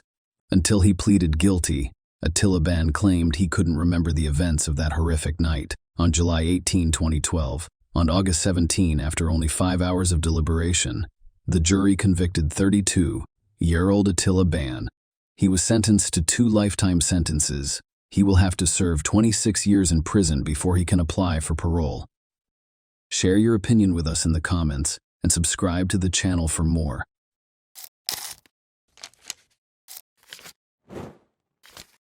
Hey guys, welcome to my channel, and today we're going to take a look at another horrible case with you. On a gray autumn day, a young Parisian girl, as usual, was returning home from school, hoping to remove her heavy backpack and grab a snack. However, as she approached her apartment building, she encountered a young girl who initiated a conversation with her. It took little effort for the girl to persuade the young girl to accompany her to her apartment. The schoolgirl probably didn't notice anything unusual about this because, after all, she was a petite girl, not an unfamiliar man whose mind could be filled with a variety of ideas. Furthermore, they were neighbors and lived in the same building. The girl followed her new acquaintance into the apartment, but as soon as she entered, the door slammed shut, and a nightmare began that is difficult to describe in words. Lola Davy, 12, disappeared and was never seen again. The date was Friday, October 14, 2022. Johan and Delphine Davy waited for their daughter Lola to return from school. The girl was aware that on Fridays the family would travel to their family cottage in Bethune, which was 3 hours away from Paris. As a result, she understood that she should not linger. Lola was an extremely obedient child who never went anywhere without permission. The school was only 200 meters from her house, so she should have arrived at any moment. So, when the clock went past 4 p.m., when their daughter didn't arrive, the parents knew something had happened. Johan and Delphine Davy lived and worked in this building. It meant that Johan could check the surveillance cameras to see if his daughter had entered the building. To his surprise, the girl had arrived 45 minutes earlier, and she was not alone. She entered with a girl who the man did not recognize. The girl made a hand gesture, as if inviting Lola to accompany her. According to the video, the girl lacked confidence and the young woman appeared uneasy. The parents handed over the photo of the unknown girl to the police. Delphine also shared her photo on Facebook, stating that her daughter was missing. She described how the girl was dressed and said she was last seen with an unfamiliar young girl. The woman urged anyone with information to contact police or the Davy family. Thousands of concerned citizens shared the post. People took to the streets to assist in the search for the girl. The search lasted several hours until 11:20 p.m., when a homeless man entered the inner courtyard of Lola's family home. Maybe he was looking for somewhere to sleep or something similar. Regardless, his focus was drawn to a large plastic suitcase. What he discovered inside the suitcase caused him to rush to find a police officer. Inside, the police found Lola's lifeless body. An autopsy revealed that the cause of death was asphyxia. In addition, she had a deep wound on her throat and bruises and cuts all over her body. The perpetrator bound Lola's hands and feet before placing her in the suitcase, leaving a strange final mark on her soles. The numbers 1 and 0 in red ink. The last person to see her alive was the girl who appeared alongside her on the surveillance cameras. But who was she? It didn't take long for the cops to find her, and when they did, their hair stood on end as they heard the chilling story of Lola's murder. The investigators decided to review the footage that the girl's father had begun watching an hour and a half after Lola returned home with the stranger. The same girl left the house. She changed into different clothes and carried a suitcase and 2 smaller wheeled bags. It was the same kind of suitcase that they later discovered Lola in.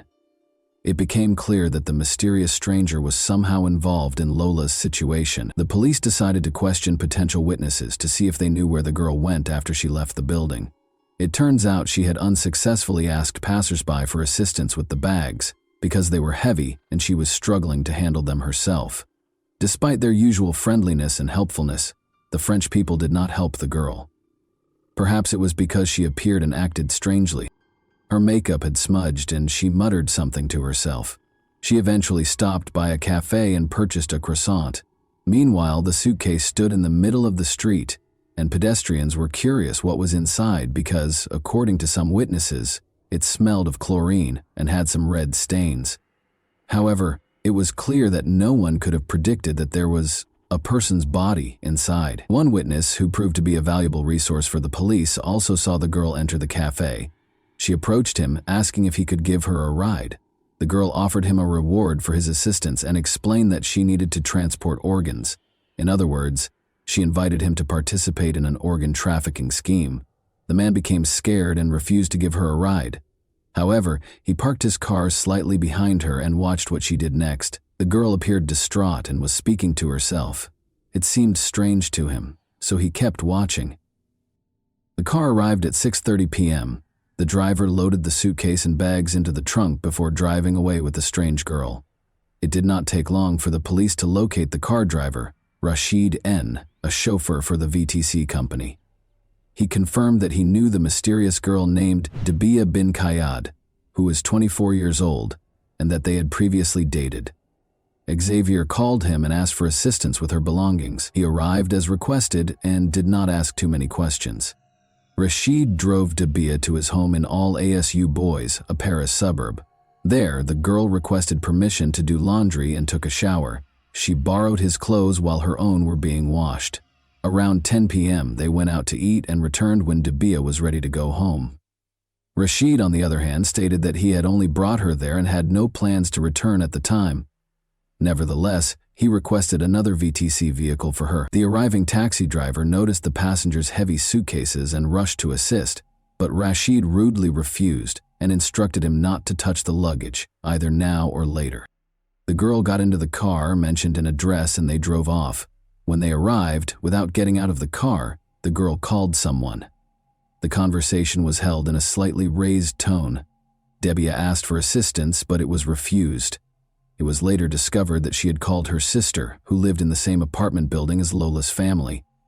Dabia requested that her sister come down, let her into the house, and assist her in carrying the suitcase and bags up to the apartment. However, the sister, clearly aware of what Dabia represented, stated, "I will not help you. I don't want to know what's in those bags, so don't bring them here." Unable to come up with a solution, Dabia dragged the suitcase and bags into the house's inner courtyard and threw them there. She then called a friend and asked to spend the night at his place. After getting rid of the suitcase, Dabia appeared to calm down completely, and she and her friend spent an entirely ordinary evening laughing and having fun, as if nothing had happened. Dabia was arrested just 2 days after being captured on camera with Lola. The police tried to learn everything they could about the girl. She moved to France from Algeria 6 years ago with her mother and 2 sisters. In 2018, 2 years after moving, the police heard Dabia's name, but as a victim of domestic violence. Her relatives and friends described her as deeply religious, and her ex-boyfriend even claimed that she was obsessed with the church. They did, however, explain that she changed after her father died while still in Algeria, and her mother died of cancer in 2020. Dabia was unable to cope with the loss and began talking to herself, becoming increasingly aggressive and unstable. However, it is known that she experienced fits of rage prior to her mother's death. She had a confrontation with the hospital administration in July 2019 when she was asked to pay for the medical treatment she received. Dabia became enraged and attacked the staff, claiming that she did not ask to be treated and should not have to pay for it. When she was escorted out of the building, she threatened to return, saying they had no idea what she was capable of. Despite her outburst of rage, the girl had no need to be taken to the police. When she was arrested in August 2022, the girl was no longer a student and had no right to remain in the country. However, because she had no criminal record, she was released and given a 30-day window to complete her paperwork or leave the country. But the girl did not do either. She simply vanished from the sight of the official authorities. She didn't work, didn't have a permanent home, and was officially homeless, despite having moved in with her sister. Her older sister admitted that Dabia had been exhibiting obvious mental issues for some time. She couldn't handle failure, and whenever she was told no, she would explode. However, Dabia refused treatment and her sister had no idea what else she could do. During the interrogation, Dabia admitted her guilt in the incident several times before retracting her statements. When the police showed her the footage of how they found Lola, she claimed she didn't feel hot or cold from it. She also stated that she had been mistreated and that her parents died before her eyes. She told the investigators that she lured Lola into her sister's apartment and forced her to undress and shower. The autopsy confirmed that Dabia assaulted her, tied her hands and legs, and taped her face with duct tape. As a result, Lola lost consciousness and eventually her life. Dabia went about her business as usual, drinking coffee and listening to music. Then, for unknown reasons, she slashed the lifeless body with either a knife or scissors. Later, Dabia abruptly retracted her statements, claiming that she would never commit such an act against a child, and accusing an unknown armed individual of the crime. She then revealed that she wasn't fighting Lola, but a ghost. Later, she returned to her initial confession, and it appears that the investigators were able to uncover an even more bizarre and inhumane motive for the crime. Dabia stated that shortly before the murder, she approached Lola's mother and addressed her as the building administrator where her sister lived. She requested an electronic card, a pass to the building, so that she could come and go whenever she wanted without having to ask her sister to let her in. Delphine had such authority because she did not live in the building but was a guest of her sister. Dabia, who refused to accept no for an answer, harbored resentment toward Delphine, and when she saw her daughter on the street, an exact replica of her mother, fury boiled inside her, and she resolved to seek vengeance. In other words, she committed the murder because, at the age of 24, she was not used to being denied and expected all of her wishes to be granted. Investigators believe that at some point, the attack moved from the apartment to the basement of the multi-story building, where they discovered clear signs of fighting. However, the police are still unfamiliar with certain aspects. Certain details, such as the numbers on Lola's legs and Dabia's admission that she drank her blood, suggest a ritualistic nature. In any case, the police confidently dismissed the black market organ trafficking theory. They see it as just another stroke in the accused's psychological profile. Dabia has been charged with murder, torture with violence, cruel treatment of a minor under the age of 15, and concealing a body, all of which carry a maximum sentence of 30 years in prison. However, it is possible that she was not acting alone. Initially, police arrested 5 more people.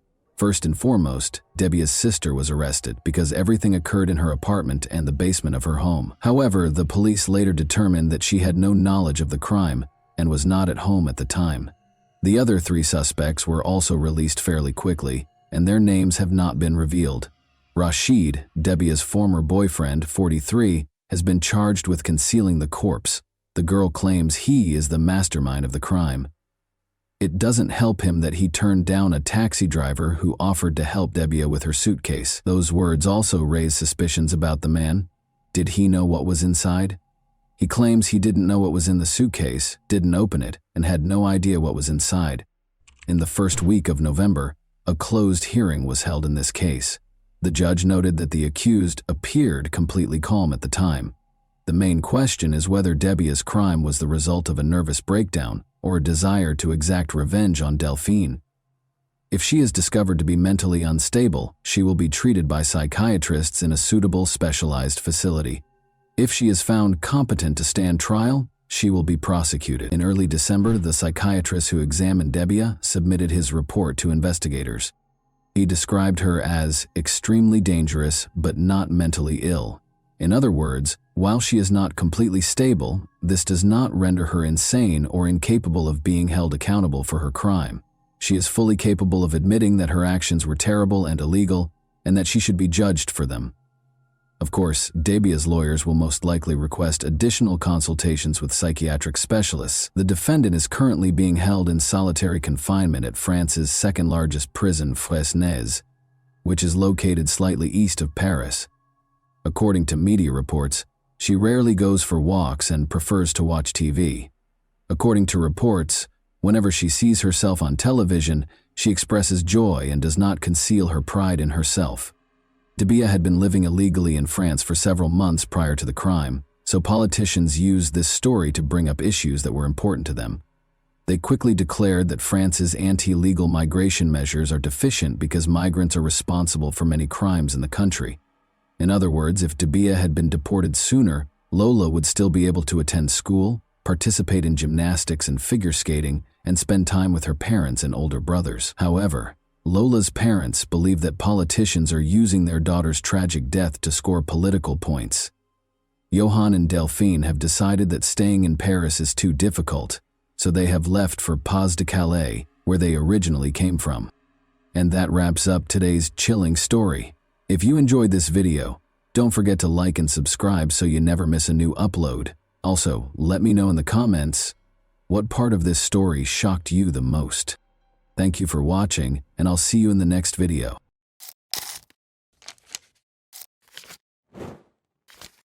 Hey guys, welcome to my channel, and today we're going to take a look at another horrible case with you.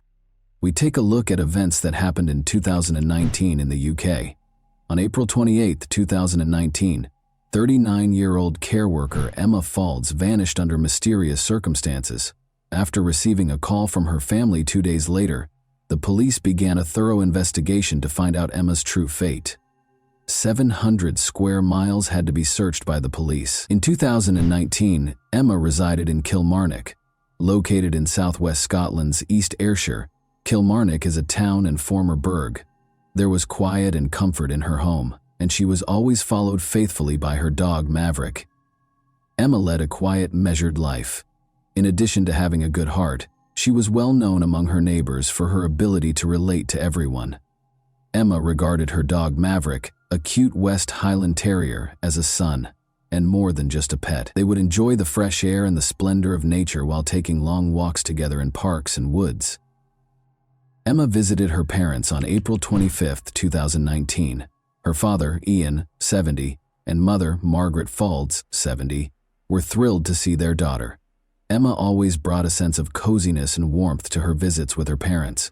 Emma's parents talked about their plans and memories during dinner. Even though she had heard these stories a lot, she always discovered something fresh and motivational in them. Her parents occasionally reminisced about Emma's early years and how the family used to go on picnics at the lake. The conversation at the table was informal and laid back. Immersed in the recollections of her carefree childhood, Emma shared their laughter. However, the discussion continued. In order to prepare for the future, her parents informed her that they would be traveling to Brighton to see relatives who resided there. Emma remarked to herself how her parents, in spite of their advanced age, made plans with ease and joy, still full of life and adventure. They continued their conversation over a cup of coffee in the living room after dinner. For Emma, this evening served as a reminder of the value of family, of the unseen thread that unites generations, and of what is genuinely important in life, in addition to being a chance to spend time with her loved ones. Nobody could have predicted that the family's tranquility would vanish in a matter of days.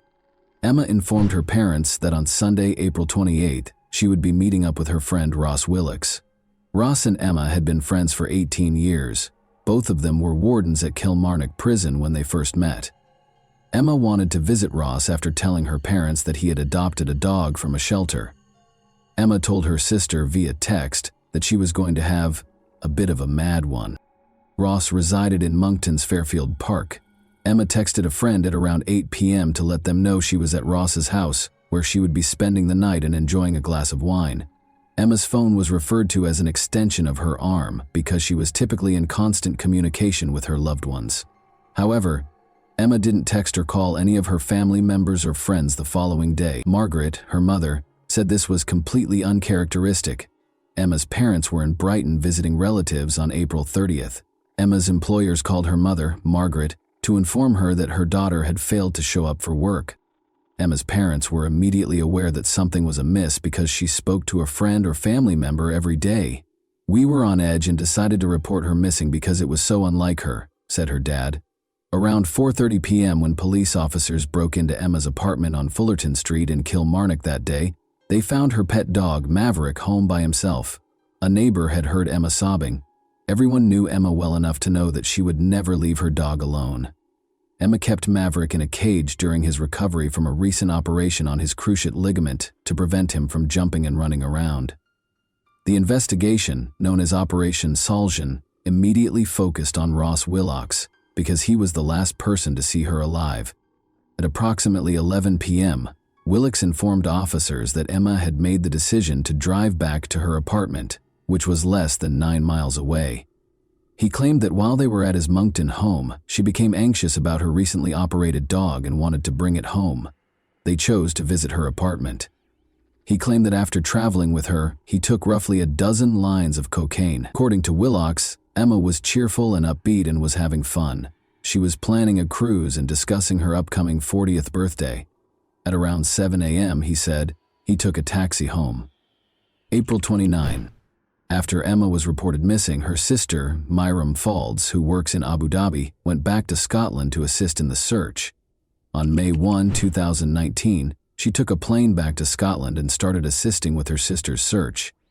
Emma vanished the following day, leaving a profound sense of unease and uncertainty in her wake. Her family launched a difficult and demanding search for her as soon as they couldn't get in touch with her. The police swiftly acted, coordinating with Emma's friends and relatives. Soon, informational pamphlets with Emma's picture were lining the city's streets. They asked that anyone with information about her contact the police, and they included information about her last known location. On social media, word of Emma's disappearance spread. and every post on her family page drew an increasing number of supportive comments and wishes for her safe return home. Desperate, Emma's family begged for assistance from the public every day. The authors wrote, "Any detail could be crucial. Please help us find Emma."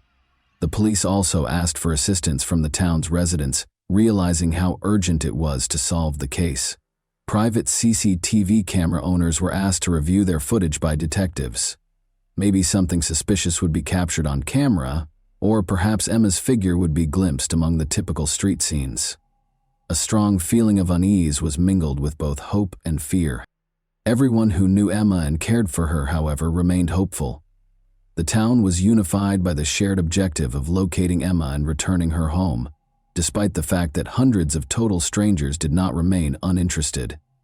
The police placed a high premium on gathering evidence related to Emma's disappearance. Every discovery might hold the key to the woman's unexplained disappearance, and every bit of evidence and witness statement added to the puzzle that investigators were attempting to solve. Every little detail had to be considered in their hard work. For detectives, every discussion with neighbors and family members became a source of fresh concepts and theories that might help explain Emma's fate. One of the key success factors was the investigative team's capacity to carefully examine the evidence. They were able to create a tenuous but significant series of events that ultimately led to Emma's demise because of their meticulous attention to detail and unwavering pursuit of the truth. Furthermore, it was critical that the investigators take into account both the psychological and physical evidence. They made an effort to learn more about Emma's personality, relationships with other people, potential enemies, and the reasons behind her actions that most people would find improbable. Emma's vehicle was essential to the chronology. At 5:39 p.m., dashcam footage showed the blue BMW 1 Series parked outside Ross Willocks's residence. April 28. Emma's car was parked outside her house the following morning, but strangely it was parked on the other side of the street. Emma always parked her car directly outside her apartment because she suffered from obsessive-compulsive disorder. When the police were able to obtain footage from a private CCTV camera, they were extremely fortunate to discover that Emma was not the driver of the car, but rather a man. Let's examine the video that was made public by the police. If you pay close attention, you can see the driver cleaning the dashboard and steering wheel of the vehicle. Investigators think Ross Willocks was the driver of Emma's car and was aware of Emma's fate. After Emma was reported missing, her family and friends posted posters and handed out leaflets throughout Ayrshire. But Willocks chose not to participate. Sarah Falls, Emma's sister, told investigators that she spoke with Willocks after Emma vanished, and he provided her with 2 different accounts of what transpired. "Hi Ross, I'm just wondering if she's still with you. No one's seen her," she texted Willocks on April 30, 2019, to which he responded that she wasn't with him. In a subsequent message, Willocks told Sarah that he had driven Emma home himself. When Sarah inquired about the time of her departure, he replied, "Sunday. Maverick was getting rowdy with my dog, Patty, and Emma was getting stressed." Experts started using CCTV and cell phone analysis to map Willocks' movements as the hunt for Emma grew more intense. CCTV footage of Willocks purchasing bleach, rubber gloves, and tins of outdoor disinfectant from multiple stores was found. When we put all those pieces of evidence together, it painted a suspicious picture of Ross Willocks' movements. They also looked into his background and found that he had previously constructed wind farms in Dumfries and Galloway, close to the Galloway Forest, according to Detective Crombie. When cameras captured 2 trips to the region in the days after Emma vanished, this became crucial. The first was in his Mercedes SUV on April 29. The second was in a Jaguar he purchased for his wife, who was working overseas when Emma disappeared. Later, during the search of the Jaguar, a police dog trained to detect the smell of dead bodies repeatedly barked at the boot area, providing a positive indication. In addition to an officer with extensive local knowledge and experience working as a wind farm liaison, police also called in search specialists from the UK National Crime Agency. According to Detective Crombie, some areas of the 700-square-mile Galloway Forest Park resembled the moon's surface. Willocks' cell phone was examined by digital forensic specialists, who then superimposed the CCTV footage that was found on the routes he took in the 48 hours following Emma's disappearance. As previously stated, The police dog made a signal when searching Willicks's Jaguar. Even though investigators knew Emma was dead, they still needed more solid proof to find Willicks guilty. They had to locate Emma's remains. Police called for assistance from the public once more. The Mercedes on Monday, April 29, and the Jaguar on Tuesday, April 30, were both known to have been on the A714 Girvan to Newton Stewart Road. Detective Martin Fergus, who was in charge of the investigation, stated, "What Emma's family is going through is unimaginable, and our priority is to find her. I am thankful to members of the public who have been in touch and have provided us with valuable information which has led us to explore this area. I believe the A714 route is key to helping us find Emma, and I am appealing again to those who use this route regularly. Please take time to think back and consider if you saw a Mercedes or Jaguar car on this road, or parked up somewhere, or even off-road. If you have dashcam footage, please take the time to go through and check it. You may not realize it, but you could have captured footage of the vehicles in these locations, which could provide us with vital information and assist us in finding Emma." Since Willicks was the sole suspect in the Emma Faulds disappearance case, he was constantly monitored by the police. Neil Moore, Ross Willicks's best friend, gave the police another crucial lead. Moore claimed that after Willicks requested to use his device, he noticed the searches on it.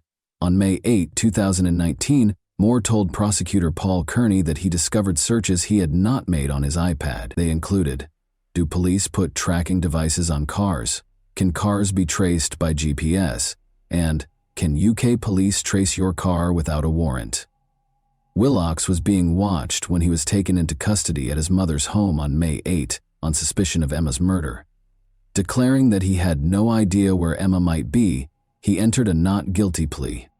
The Galloway Forest is roughly 700 square miles in size. However, police were able to concentrate on a search area by employing specialized techniques. During Operation Salzan and the search of the 700 square mile Galloway Forest area where Emma's body was suspected to be, police called in Professor Lorna Dawson. Among other things, the soil expert was asked to inspect Willicks' Timberland boots. On June 11th, Professor Dawson presented her findings.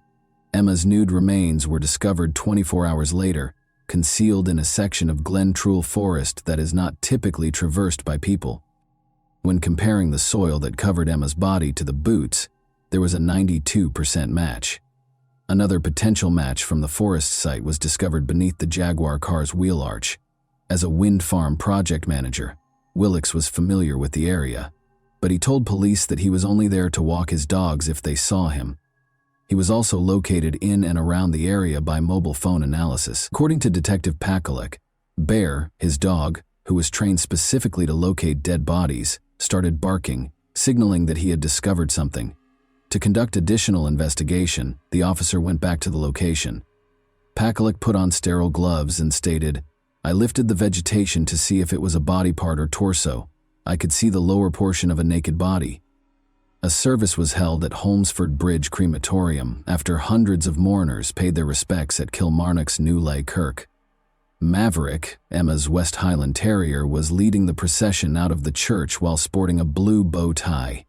Emma's relatives posted on the family's butcher shop's social media page that they felt compelled to make a public statement.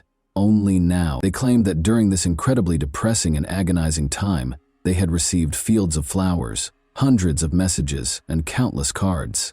This proves that there is a great caring community spirit in Kilmarnock and further afield, indeed worldwide, they stated. The Faulds family and Emma's dog, Maverick, signed off on the message, saying, "Thank you all so much for your support and kindness you have shown us during the past few weeks.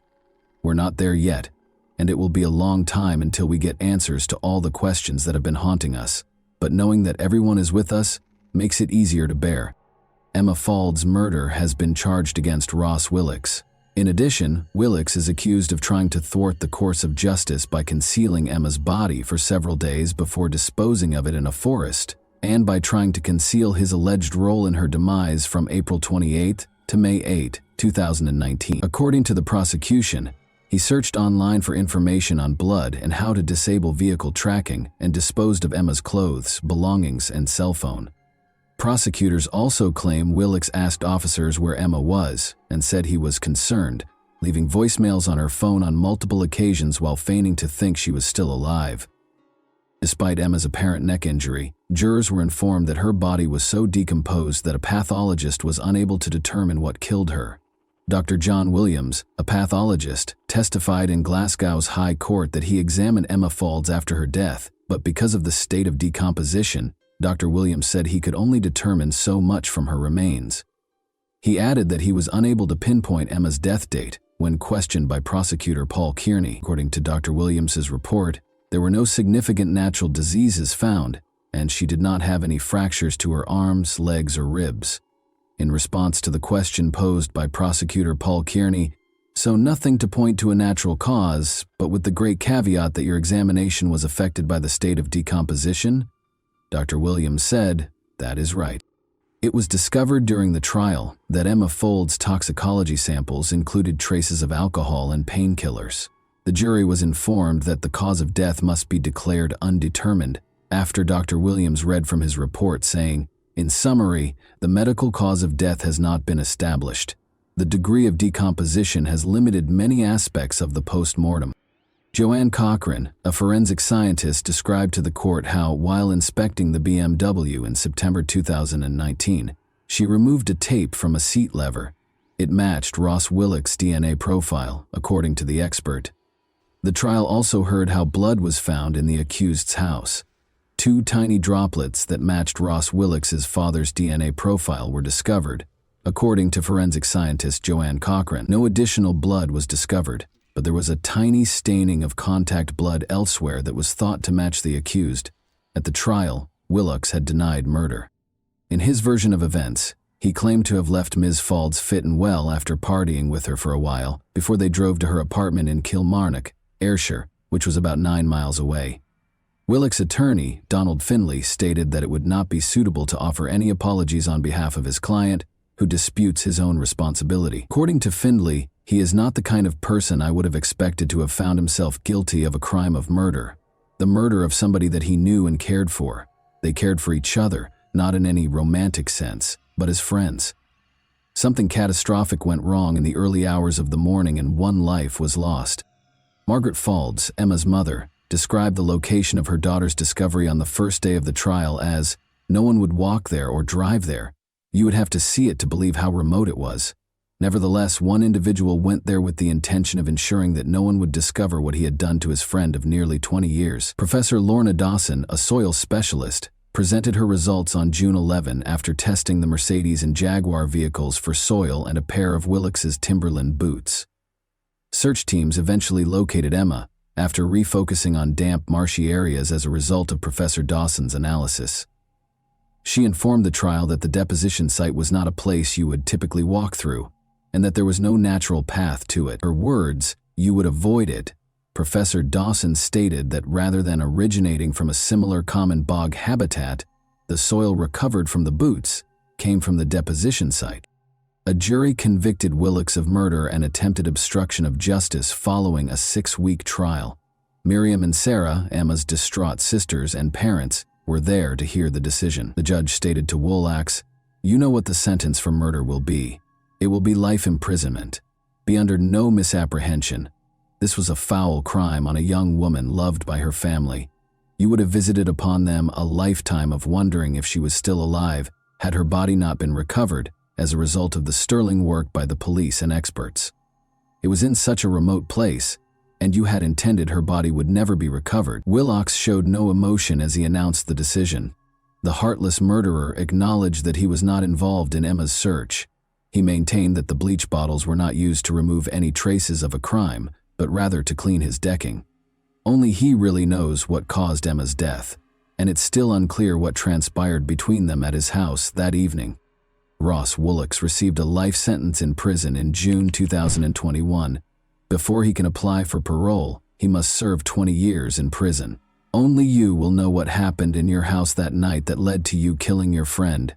You were not as clever as you thought you were, Willock's was told by Judge Mulholland. In a statement issued following the guilty verdict, Emma's family stated, "We are absolutely devastated by Emma's death, and her not being with us has left a tremendous void in all our lives. We cannot believe she was taken from us in such a violent way.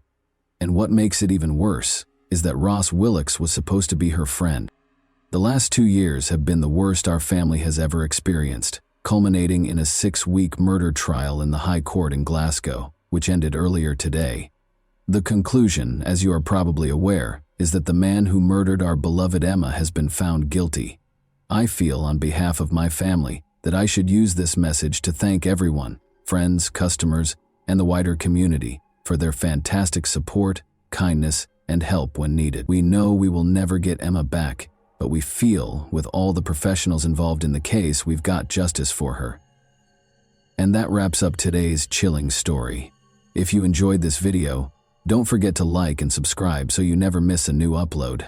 Also, let me know in the comments what part of this story shocked you the most. Thank you for watching, and I'll see you in the next video.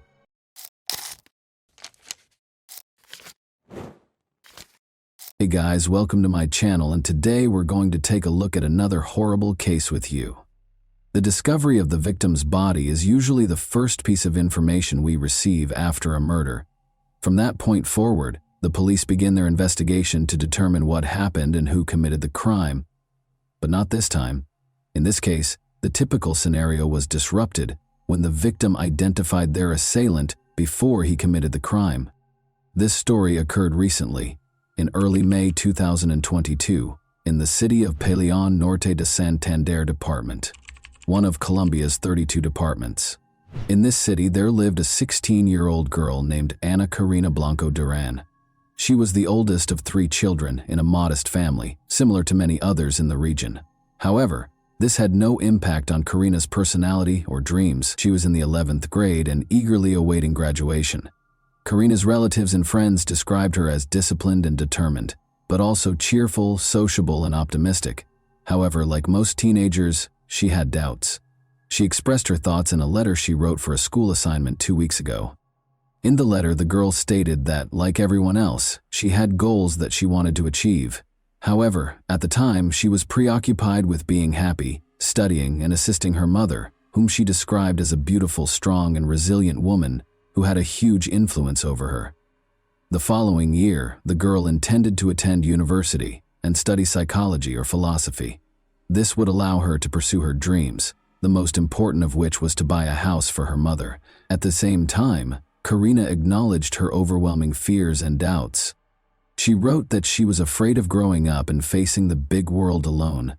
She sometimes wished she could go back in time and play with dolls again, something she didn't get to do as a child because she had to grow up quickly and help her parents. Karina, almost prophetically, explained what would happen to her in 2 weeks in her final sentence. She wrote that she feared human evil, and she was not mistaken. What she was afraid of eventually shattered her dreams. Karina awoke early on May 3, 2022, as she usually does. She lived in La Vega, a village in the Cashra municipality. Karina had to walk for at least an hour every day along several country roads to the bus stop that would take her to school because her village was relatively remote. The morning progressed as usual. The student awoke, ate breakfast, said her goodbyes to her family, and left the house at 5:30 a.m. However, shortly after Karina left, her father began receiving messages from her. It was unusual. Karina wrote to her father that while walking down the country road, she noticed someone following her. A man was approaching her very closely. When the girl quickened her pace, the stranger did the same. If she attempted to take a different path, he would follow her. Karina was understandably uneasy and suspicious. She mustered the courage to take a discreet photo of the stranger and send it to her father so he would know who was after her. Cesar Blanco, Karina's father, became extremely concerned for his daughter's safety. He dashed out of the house, taking the same route to the bus stop that she had taken, but he couldn't find her anywhere. The man assumed the danger was over and Karina had safely boarded the bus. Unfortunately, this was not the case. Karina's parents were later informed by the school that she did not attend class that day. Karina's parents reported her disappearance to the police. Because it was a small village where everyone knew each other, word of the incident spread quickly among the locals. The girl's family distributed a photograph of the stranger who had been following her since the morning. A few hours later, a man who worked at a local farm mentioned another farm worker who looked very similar to the man in the photograph. Despite the blurry image, he believed he recognized him. Additionally, that worker was late for work on the same day. Armed with this information, several villagers and Karina's relatives went to the farm where these men worked and demanded answers from the person Karina had most likely photographed. The man in question was Alexander Keogh, a 55-year-old Venezuelan native. He had arrived in town 4 months ago and was staying with a relative. Alexander had found work on the farm where he was located. The people were outraged by the schoolgirl's disappearance and acted aggressively. He eventually admitted to assaulting Karina, killing her, and disposing of her body in the Kashra River. It's understandable that the villagers, particularly Karina's relatives, wanted to take matters into their own hands following such a confession. However, the police arrived just on time. The officers apprehended the suspect, rescuing him from the angry mob. The police took Alexander Carrillo to the station and began interrogation. He repeated what he had previously told the villagers. He admitted to killing the schoolgirl and revealed where her body was disposed of. Following the crime, he cleaned himself up, changed his blood-stained clothes for clean ones, and returned to work. The man truly believed he would never be found, unaware that the victim had taken a photograph of him. During the interrogation, villagers gathered near the station. They were furious and wanted to take matters into their own hands. Concerned for the man's safety and believing his life was in danger, the police decided to transport him to another location. They escorted the suspect out of the station and attempted to get him into the car. However, when the crowd began to act, they dragged Carrillo from the vehicle and attacked him. The police couldn't intervene because there were so many of them. The mob beat the perpetrator with sticks and stones before someone attacked him with a knife, killing him. Even after that, the crowd refused to disperse and blocked the police from approaching until they were certain that the man had died. Karina's body was discovered on the riverbank, exactly where her assailant had indicated. Her bag was nearby. The girl was partially undressed, and the autopsy revealed she had been sexually assaulted. She died of 2 penetrating wounds to her chest and neck. According to the police, Alexander Carrillo had been watching Karina for several days, meeting her every morning as she walked to school while he went to work. This version is supported by the fact that, a few days before the attack, Karina informed her school friends that she was being followed by a stranger, which made her extremely uncomfortable. The police have stated that the investigation will not be terminated at this time. They will investigate the actions of the local police officers who allowed the man's lynching, as well as who initiated the attack and delivered the fatal blow. According to local media reports, it was a relative of Karina, but the individual's identity has not been revealed. Pain and outrage swept through the city. An event was organized at Karina's school to honor her memory, while also protesting the killing of women. Students and teachers wrote an open letter to express their outrage at the current state of affairs. She wasn't drinking, she was not dressed provocatively, she wasn't in a bar. She walked to school every weekday wearing rubber boots because she lived on a farm, and she, like many other boys and girls in the country, had to overcome obstacles in order to receive an education. She feared that someone was following her. She was just 16, terrified. Her dreams, desires, and life were stolen from her. After Karina's voice was silenced, all that remained were the voices of those of us who demanded a safer environment and normal families in which children were taught not to hit, violate, or murder one another. Karina's killer did not see her as a person with her own life, dreams, and loving family, so the villagers decided to repay him in kind. Lynching is considered unacceptable by many, and it has no place in a civilized society. However, for many others, it simply reflects a lack of faith in the justice system. They are dissatisfied with the prevalence of impunity and the fact that the criminal will never face the harshest penalties. They believe the police are not doing their jobs, so they have decided to take action to remedy the situation.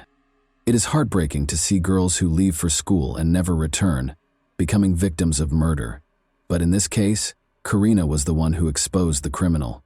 Karina did not behave recklessly. She immediately sensed the danger emanating from the persistent stranger, secretly photographing him and sending it to her father. She let him be caught before he could harm another innocent girl. Unfortunately, it was too late for her. However, without that photograph, the police could have gone days, months, or even years without finding the killer. And that wraps up today's chilling story. If you enjoyed this video, don't forget to like and subscribe so you never miss a new upload. Also, let me know in the comments what part of this story shocked you the most. Thank you for watching, and I'll see you in the next video.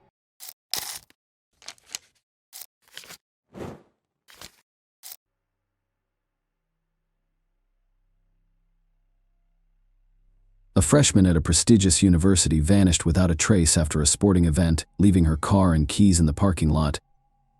The police did not investigate the case, believing that the young woman had simply fled, but her parents and friends were aware that something terrible had occurred. The mystery remained unsolved for 12 years, and it wasn't until the end that the truth was revealed. Shannon Melinda was born on October 20th, 1974, in Miami, USA, and her parents welcomed a second daughter, Monique, 5 years later. From a young age, the girls were taught that their first priority should be to obtain a good education. This approach had a significant impact on Shannon.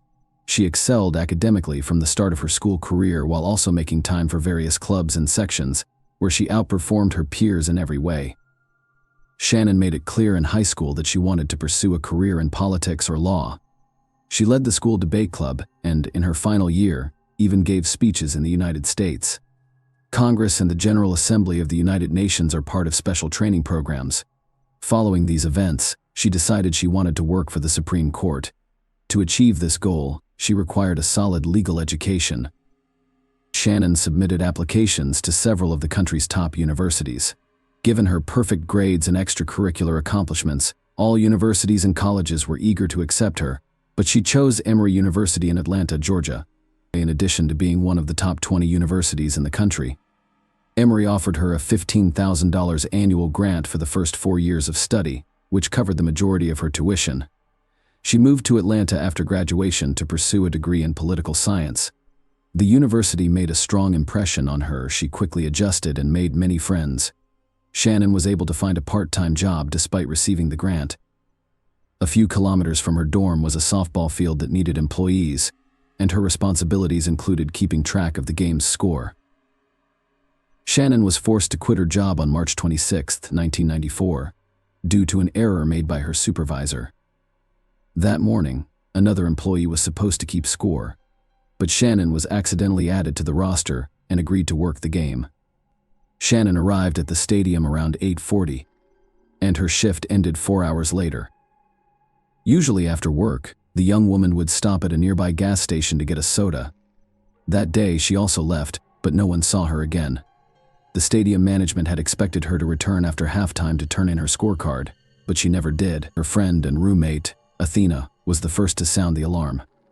Shannon's absence from her dorm in the evening initially alarmed her. She had no other place to sleep and was unlikely to stay with anyone after not waiting for her roommate. The next morning, Athena decided to call Shannon's parents and see if they had heard from her in the previous 24 hours. Shannon's parents were at work at the time, so Monique, her younger sister, answered the phone. Monique informed Athena that she hadn't spoken with Shannon in a few days and promised to ask their parents when they returned home. Athena became increasingly concerned and told 2 mutual friends about Shannon's disappearance. They decided to look for her on their own. They got into their car and drove around campus. They eventually made it to Shannon's stadium, where they were met with a disturbing discovery. As they approached the stadium, they noticed a gas station nearby and were surprised to see Shannon's car. Her parents gave her a black Nissan 280SX as a gift. When they arrived at the gas station, they found the car empty, with the keys in the ignition and the doors unlocked. Shannon would never leave her car in such a state, which added to their anxiety. Her friends called the police because they suspected something terrible had happened. Unfortunately, the officers who arrived did not take the situation seriously. They took a quick look at the car and determined there was no evidence of a possible crime. Because there was no blood or signs of a struggle, the officers told the friends not to worry. They did not even collect fingerprints from the steering wheel or doors. Furthermore, they asked Athena to drive the car to the university parking lot, which she did. The officers spoke with the gas station attendants, who confirmed seeing Shannon around noon the previous day, but saw nothing suspicious. Shannon had most likely fled at the age of 19, according to the official police version. The case was not treated seriously. Shannon's parents decided to travel to Atlanta right away to join the search for their daughter. When they discovered that the police were unwilling to investigate, they did everything they could to change the situation, and their efforts were successful. Shannon was accepted into a non-profit organization by former President Jimmy Carter as a result of her connections after speaking in Congress. Shannon's parents had brought her disappearance to his attention. Carter and Senator Bob Graham secured FBI involvement in the case. Shannon's parents flew to Atlanta and started looking for their daughter. With the assistance of other students, they printed and distributed thousands of flyers about Shannon's disappearance. Later, her father rented a billboard and announced a $10,000 reward for any information leading to Shannon's location. The young female detectives identified several suspects among Shannon's acquaintances, but were quickly convinced of their innocence. 3 days after Shannon vanished, something interesting occurred. An unidentified man called the police hotline number listed on the flyers to report Shannon's appearance. He stated that the reporters made a mistake when reporting on the young woman's disappearance. Shannon was said to be wearing green shorts on the day she went missing, but they were actually blue. Furthermore, the caller stated that he had Shannon and would keep her as long as he wanted. Despite this distressing call, law enforcement continued to believe Shannon had simply fled somewhere. This assumption persisted for several days until April 6th, when an unidentified man made a second call. This time, he called the university's counseling center to inform them that Shannon was at his residence and was fine. He promised to call later and demand her return. Finally, he stated that he would leave Shannon's ring for the police near where he was calling to confirm his statements. This time, the FBI quickly traced the call and discovered that it originated from a payphone near a Burger King restaurant in suburban Atlanta. When detectives arrived at the location, they discovered the ring in a cloth baggie wrapped in duct tape. Shannon's parents confirmed that the ring belonged to her. This news brought them relief because it gave them hope of seeing their daughter alive again. Since then, they had been waiting for the perpetrator to call back and make his demands. This event prompted law enforcement to reclassify the disappearance case as a kidnapping. The police department appointed a new lead detective, who immediately pointed out his predecessor's lack of professionalism. He said that almost all of their actions were flawed. They did not take Shannon's fingerprints and instead asked a stranger to drive her car to another location. They also did little or nothing to investigate the case, believing that the young woman had simply run away and would return shortly. With this in mind, the investigators decided to rework every possible lead from scratch. The first thing they looked for was the softball field where Shannon was last seen the day she vanished. The fact that the young woman had been missing for several weeks added to the confusion. In addition, a championship game was held on the field that day, bringing the total number of visitors and participants to over 100. The detectives attempted to question as many people as possible, urging them to recall any suspicious incidents during the game. To their surprise, many people shared the same story. The only oddity in that game was the referee's behavior. According to the players and stadium staff, he was extremely dismissive of his job and was constantly distracted, even during important events. Instead of doing his job, he kept trying to talk to Shannon and ask her out. The referee's name was Calvin Hinton, but he preferred the nickname Butch. The 33-year-old man worked as a mechanic for Delta Airlines and refereed matches as a hobby. He had a wife, taught Sunday school at the church, and appeared harmless. The detectives dug deeper and discovered that Butch had left the softball field around the same time as Shannon. After speaking with his co-workers, they discovered another strange detail the day before the game. He had asked the other umpires to fill in for him because he was supposed to have a date. They were all aware that Butch was married, but he explained that his wife was out of town for a few days. When all of his co-workers said no, he called his boss and requested to leave the game early, explaining that his brother's wife was in the hospital and they had no one to leave the children with. Butch returned to the stadium 2 hours after leaving, still wearing his officiating uniform. He went into the locker room, changed, and then left. 3 hours later, he returned to the stadium and was spotted by a colleague and asked what he was doing there. Butch explained that he had forgotten to deliver his paycheck to the accounting department, but he didn't have it with him. Furthermore, Butch asked his colleague if he had seen where his car was parked for a man who had just arrived at the stadium. That question seemed strange. Investigators questioned Butch, who denied any involvement in Shannon's disappearance. He said that after leaving the stadium, he went straight home. As proof, he showed detectives several outgoing phone calls made within 40 minutes of leaving the stadium. He agreed to a polygraph interview, but failed. Almost all of his answers were found to be false, but they were insufficient to warrant his arrest. It was, however, enough to obtain a search warrant for his home, which was conveniently located near the Burger King where the police discovered Shannon's ring. Detectives discovered 2 additional intriguing facts. His neighbors claimed he lit a fire in the early morning hours following Shannon's disappearance. Later, Butch called his father and requested a handsaw, claiming that a tree had fallen on his car. Detectives went to his house with their service dogs but found no evidence of Shannon's presence there. However, they noticed 3 areas with overgrown soil. When they dug them up, they discovered something extremely creepy. There were dozens of women's clothing and shoes beneath the ground, as well as a sleeping bag and softball field scorecards. Experts examined the excavated clothing, showed pictures to Shannon's parents, and determined that none of it belonged to the young woman. Butch admitted he had no idea where these items on his property came from. He assumed they were left by the previous owners of the house. In the end, the police were in a difficult situation. A number of facts pointed to Butch's involvement in Shannon's disappearance, but there was no direct evidence against him. They hoped that a more thorough examination of Shannon's vehicle would yield results, but they were out of luck. Because the police did not collect fingerprints or DNA samples on the first day of the investigation, the experts were unable to locate them.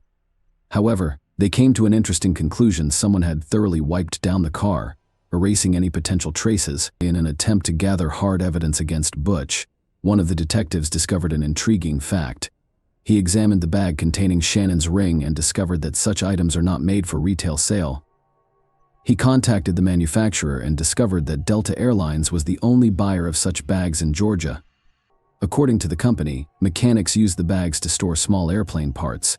As we recall, Butch was a mechanic for that company. The detectives thoroughly examined everything and discovered another tiny clue.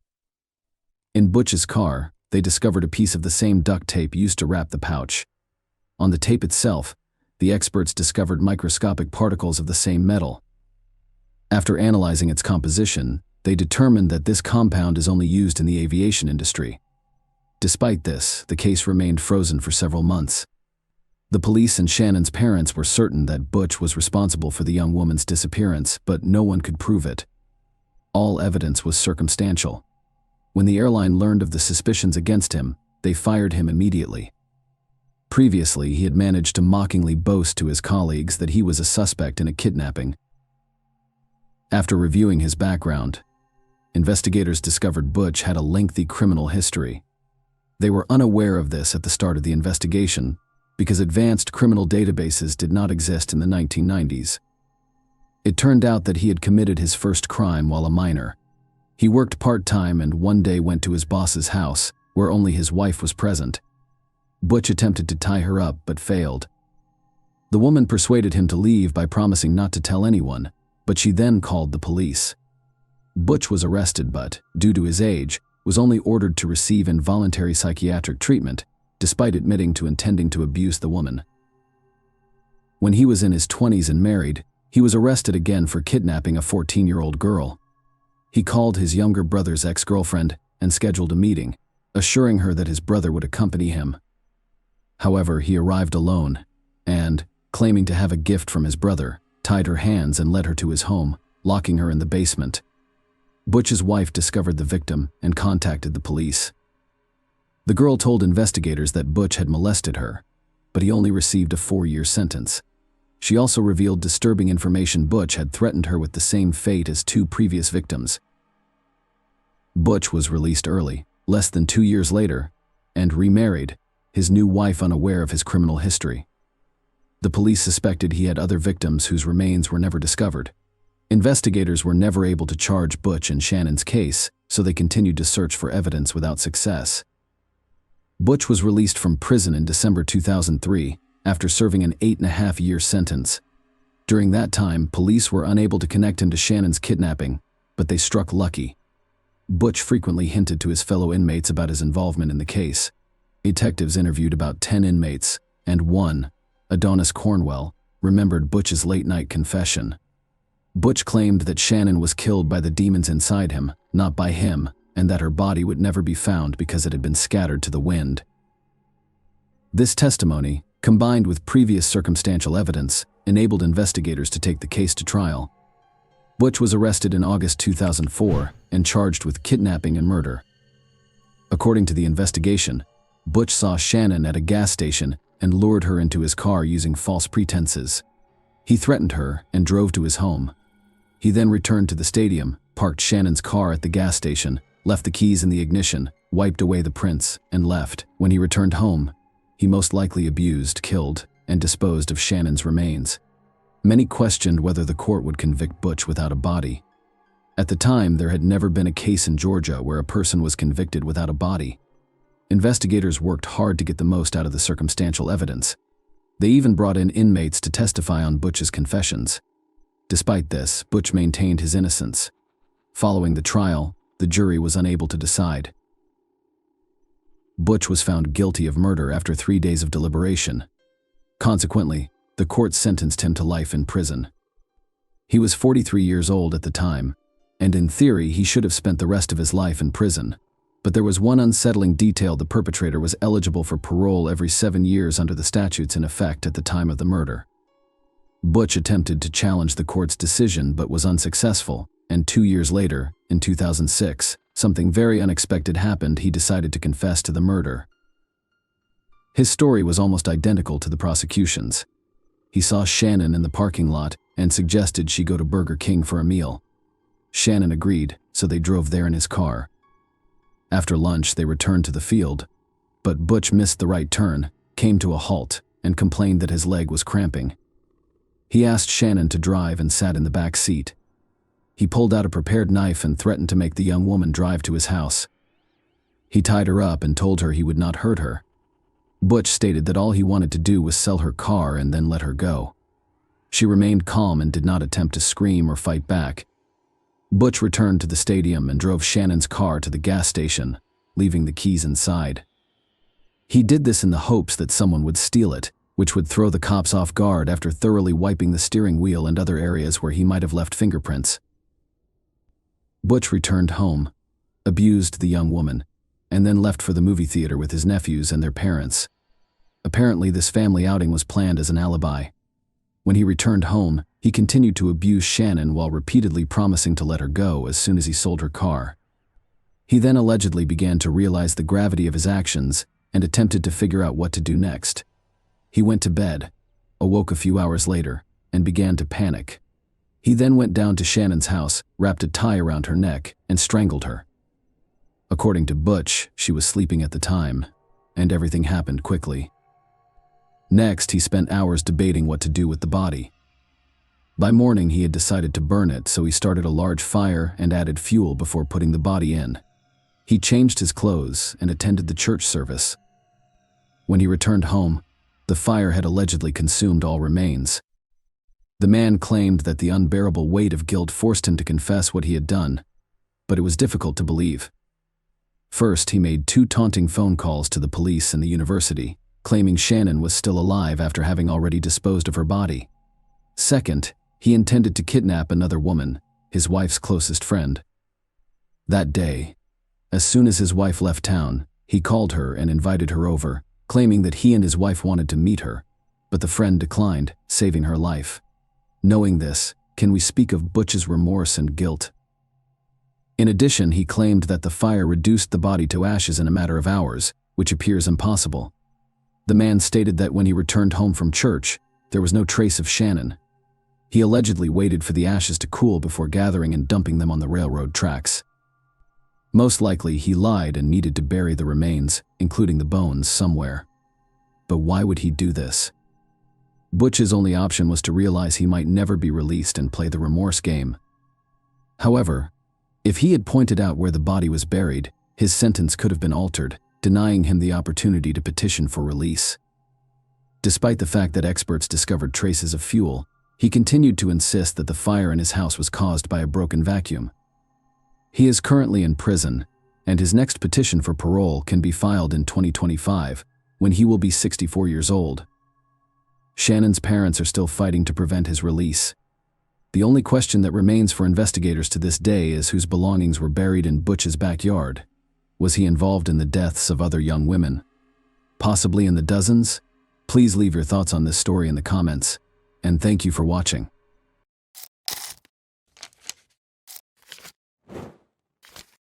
Hey guys, welcome to my channel, and today we're going to take a look at another horrible case with you. On a typical winter morning in 2006, a young woman disappeared without a trace in the busy city of Orlando, Florida, leaving a lingering sense of unease. The city, which is well known for its tourist attractions and lively neighborhoods, was quickly engulfed in terror as the disappearance of one woman turned into a mystery that would trouble many people for years to come. This is the tale of 24-year-old Jennifer Joyce Kessie, whose abrupt and inexplicable disappearance rocked her friends, family, and the community at large. Kessie had a bright future. Jennifer's fate is still unknown, despite a thorough investigation and a plethora of leads, including an enigmatic sighting of someone throwing a rolled-up carpet into a nearby lake months after she disappeared. Law enforcement is still perplexed by her case. Her story has been sustained over the years by her family's unrelenting search for answers, which has stoked optimism that the truth about her disappearance will eventually be revealed. On May 20, 1981, Jennifer Joyce Kessie was born in Orlando, Florida. Jennifer developed into a determined, perceptive, and compassionate young lady as she grew older. She did exceptionally well in her studies and extracurricular activities, and her family was very proud of her achievements. After graduating from Tampa's Vivian Gaither High School, Jennifer continued her education at the University of Central Florida, where she earned a degree in finance in 2003. She soon got a job at Central Florida Investments, an Ocoee timeshare company, as a finance manager. At the age of 24, Jennifer was establishing a prosperous life, living on her own, and looking forward to the future. In order to invest in her future and start a new chapter in her adult life, she had bought a condominium at the Mosaic at Millennia complex in Orlando. Jennifer was a cherished friend, sister, and daughter. She was renowned for having compassion and a cheerful disposition. She was very close to her family, especially her brother Logan and parents Drew and Joyce. Her abrupt disappearance in January 2006 left her family and friends bewildered and devastated, as they had always been there for her. Jennifer had a typical workday at Central Florida Investments on January 23, 2006. Around 6 o'clock in the evening, she left work, called her father, and then talked to her boyfriend. They talked about her recent trip, a brief getaway she had taken with him that had been a welcome diversion from her hectic life. The last verified conversation anyone had with Jennifer was during this call. Her boyfriend was worried when he did not receive his regular call on January 24, because she had a habit of calling him every morning. Her employer called her family when she failed to show up for work, and the morning passed without any communication from her. Since Jennifer was regarded as trustworthy and accountable, her family was aware that something was amiss. In the hopes that she would be there or that they would discover some clue as to her whereabouts, her parents drove to her condo. Jennifer's condo showed no signs of forced entry when they got there. It appeared from the scene inside that she had begun her morning as usual. Her towel was still wet, and her work clothes were neatly laid out, so there was proof that she had showered, dressed, and gotten ready for work. But she was nowhere to be found. There were no obvious signs of a struggle, and nothing seemed out of place. On January 26, 2006, 2 days after Jennifer Kessie disappeared, a big lead surfaced that gave some hope. Only a mile from her own condo, her black 2006 Chevy Malibu was found abandoned at the Huntington on the Green apartment complex. Although the car had been abandoned in a parking lot, no one was immediately interested in finding it. It was the video that the complex's security cameras had recorded. The video showed someone parking Jennifer's car, quietly exiting and leaving. But the video quality was so bad that it didn't provide many hints. Any identifying physical features were blurred, and the figure's face was hidden. Although it was evident that the person was male, the video offered no specific information regarding the person's height, physique, or attire. The suspect was later referred to by one journalist as the luckiest person of interest ever, considering the scant evidence provided by the video. Based on the hazy video, the FBI was called in to help identify the person's size and gender, but they were only able to estimate that the person was between 5 feet 3 and 5 inches tall. NASA attempted to extract clearer images from the video as well, but the suspect remained a dark figure with few distinguishing features. Investigators and Jennifer's family were disappointed when no conclusive identification could be made, despite their best efforts. In search of crucial hints, investigators focused on Jennifer's car, while the surveillance footage was still inconclusive. The vehicle's forensic analysis produced very little evidence. Despite the discovery of a small DNA fiber and a latent fingerprint, the case did not advance. The car had clearly been completely cleaned, indicating that whoever had left it had taken great care to remove all traces of themselves. The car was missing a number of things, including Jennifer's briefcase, purse, keys, iPod, and cell phone. The mystery was further complicated by the fact that her phone was still off and her bank account had not been accessed, in addition to these missing possessions. Authorities were unable to provide a definitive explanation for Jennifer's disappearance, which seemed to be more intentional. Jennifer Kess's family and close friends were the first to be questioned, as is typical in cases involving missing persons. The goal of the investigation was to find out if Jennifer's family members had any reason to hurt her. Her ex-boyfriend, with whom she had broken up before dating Rob Allen, was among the first individuals questioned. Jason Schofield was his name, and he had recently stated that he wanted to resume their relationship, but it was soon determined that he was not responsible for her disappearance. Jennifer's then-boyfriend Rob Allen was also questioned. Rob, a British expat residing in Fort Lauderdale, Florida, had met Jennifer while visiting Orlando in 2005. Rob and Jennifer had been dating for a year when she vanished from sight. Rob and Jennifer made it a point to spend every weekend together, despite living roughly 3 hours apart. Jennifer's mother, Joyce, remembered that her daughter was in love and that the couple seemed to have a close relationship. Jennifer had taken a weekend trip to St. Croix with Rob a week prior to her disappearance. Rob said the trip was a unique experience. On January 23, 2006, Jennifer called her mother on her way to work after returning from St. Croix. After the trip, Jennifer was obviously happy, excited, and full of life. Joyce remembered how she sounded elated as she shared every detail about the trip and said she was on a cloud.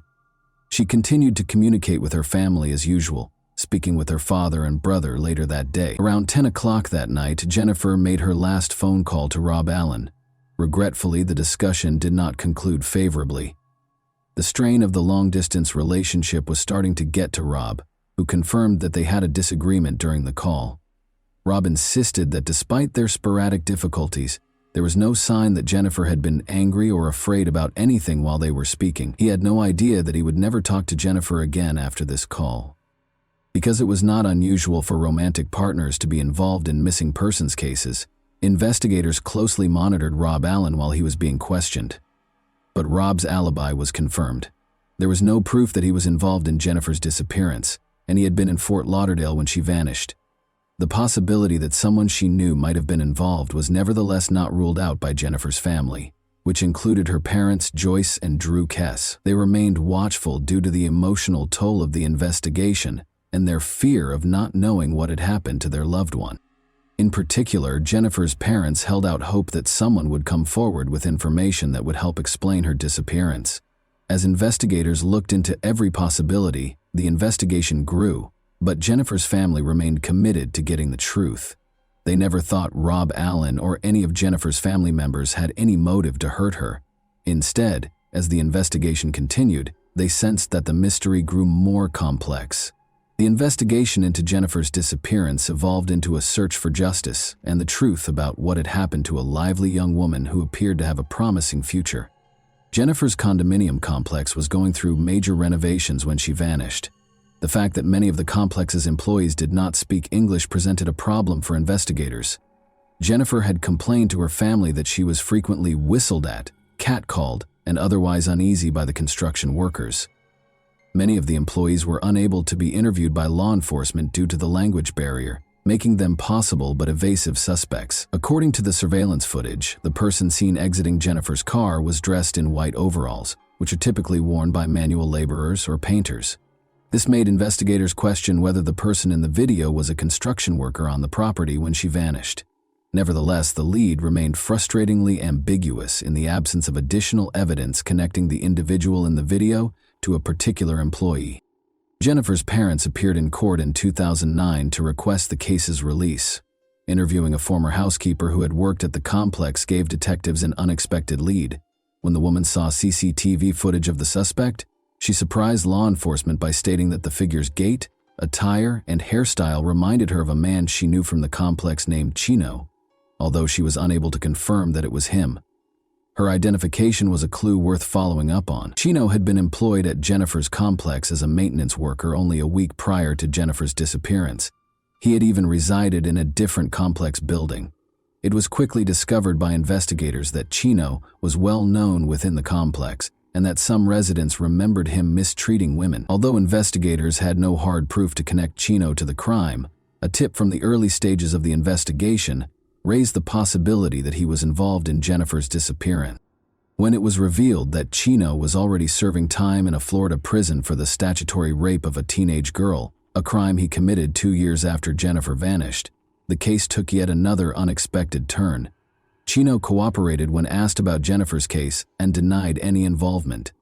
He even consented to and passed a polygraph exam. Still, the lead cooled off once more. Jennifer's family became more and more irate with the Orlando Police Department's OPD handling of the case as the days stretched into weeks, and those weeks into months. Police refused to label her case as cold, which would have prevented the allocation of more resources, despite her persistent efforts. The family felt that law enforcement could have done more, but this decision left them feeling abandoned. When the family filed a lawsuit against the OPD in 2018 to gain complete access to Jennifer's case files, their frustration reached a breaking point. The Kesse family was granted access to more than 600 pages of documents and hours of audio and video recordings following a grueling legal battle. They hoped the documents would shed light on Jennifer's disappearance and offer fresh leads. Michael Torretta, a private investigator, was hired by the Kesse family to go through the case files and return to the crime scene. Interviewing former complex residents was Torretta's first step, and he was shocked by what he learned. Jennifer's neighbor Colleen recalled that the complex used to be a secure neighborhood. She and other women, however, started to feel uneasy when workers started residing in empty apartments throughout the complex. Nothing had been done despite their complaints about the workers' inappropriate behavior to the leasing manager. Several other women who had resided in the complex were also interviewed by Torretta, and they all voiced similar worries regarding the construction workers. Tammy, a neighbor, reported that she had observed odd occurrences in her apartment, including footprints discovered in her closet, her underwear drawer being thrown, and the shower appearing damp as though someone had used it. Tammy even caught a man on her patio who she thought was one of the employees looking at her. Once more, the name Chino came up. Another woman remembered how uncomfortable it was when Chino would frequently approach her in the parking lot late at night. Suspicion was heightened when Chino moved out of the complex in the middle of the night, 9 months after Jennifer vanished. Eventually, Torretta found Chino, who had served time for statutory rape and was now at liberty. He once more denied any involvement in Jennifer's disappearance, despite his cooperation and insistence on his innocence. According to Torretta's main theory, one or more employees who had been residing in the apartment complex targeted Jennifer. Torretta said the workers, many of whom had been crammed into a single apartment, probably moved in after Jennifer locked her door early on January 23rd.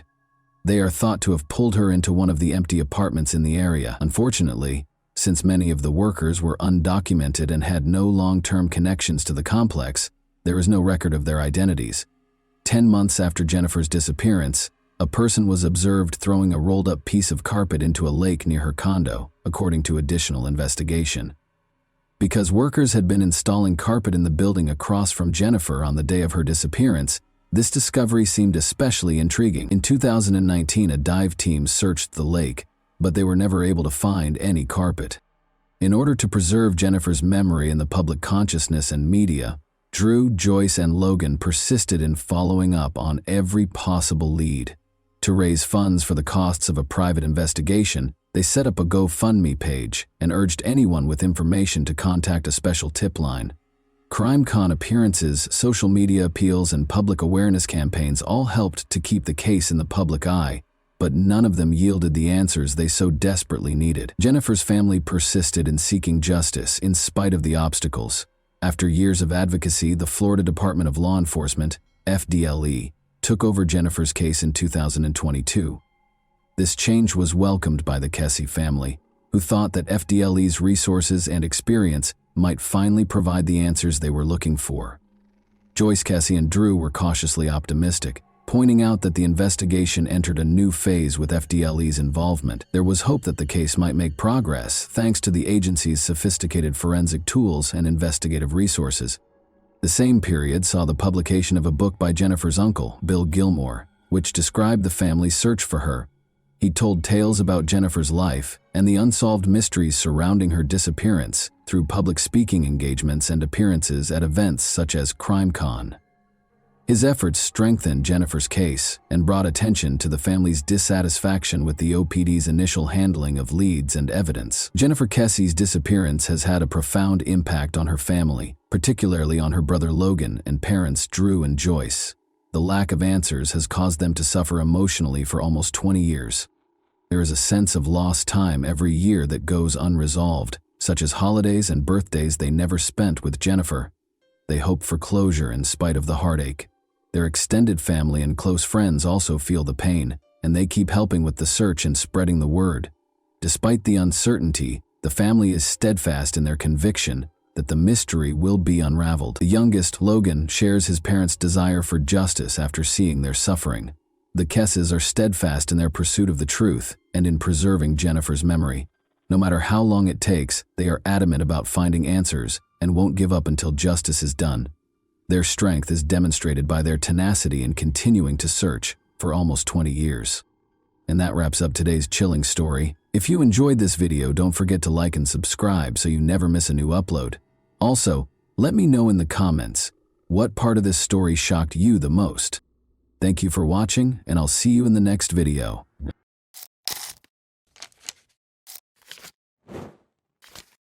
Hey guys, welcome to my channel, and today we're going to take a look at another horrible case with you.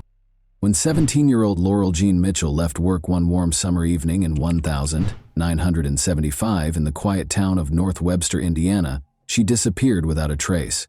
Her dead body was discovered floating in a nearby river the following day. Who could have done something so heinous?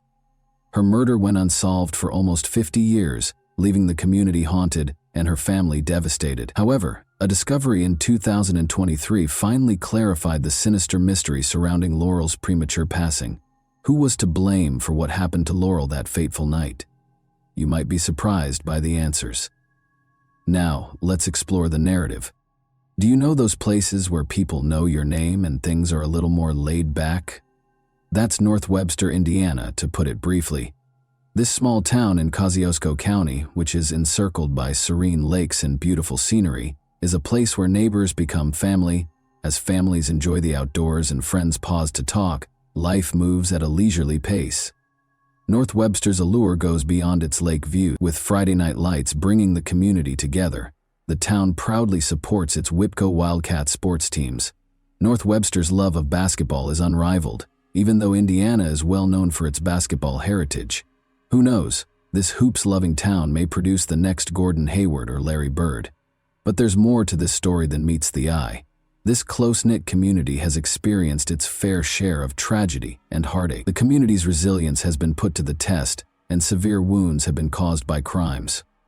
The murder of Laurel Jean Mitchell is one heartbreaking instance. Her life was cruelly ended, leaving her neighbors, friends, and family in shock. Laurel Mitchell was born on May 24, 1958, into a loving family as the second child of Richard and Wilma Mitchell. Her younger sister, Sarah, was only 5 years behind her older brother, Bruce, who was in California serving in the Army. Every part of their home was filled with laughter and family time, as Laurel grew up surrounded by the warmth of a loving family. Through family customs and adventures, Laurel and her siblings created lifelong memories while laughing and crying. The ability to truly connect with people was Laurel's unique gift. She became well-liked in the community because of her easy charm and kind disposition. Laurel's passions were dance and music. She was a committed dance student who honed her skills at a nearby studio. She also had a lovely voice and sang in the choir at her church. For Laurel, dancing and music were more than just pastimes. They were a way for her to express herself, find joy, and celebrate life. Her future appeared to be extremely bright. As she neared her senior year at Wawasee High School, her dreams seemed to go on forever, full of possibilities and adventure. She accepted a job at the Cokesbury Inn, a quaint eatery on the shores of Webster Lake, to add even more excitement to her summer. For a teenager, it was the ideal job, and Laurel enjoyed her job. She became very friendly with her co-workers and made customers happy with her upbeat demeanor. For the Mitchell family, that August day started out just like any other. Laurel, her younger sister Sarah, and a guest got up early and got to work on their morning tasks. The kitchen reverberated with the familiar sounds of laughter and breakfast preparation.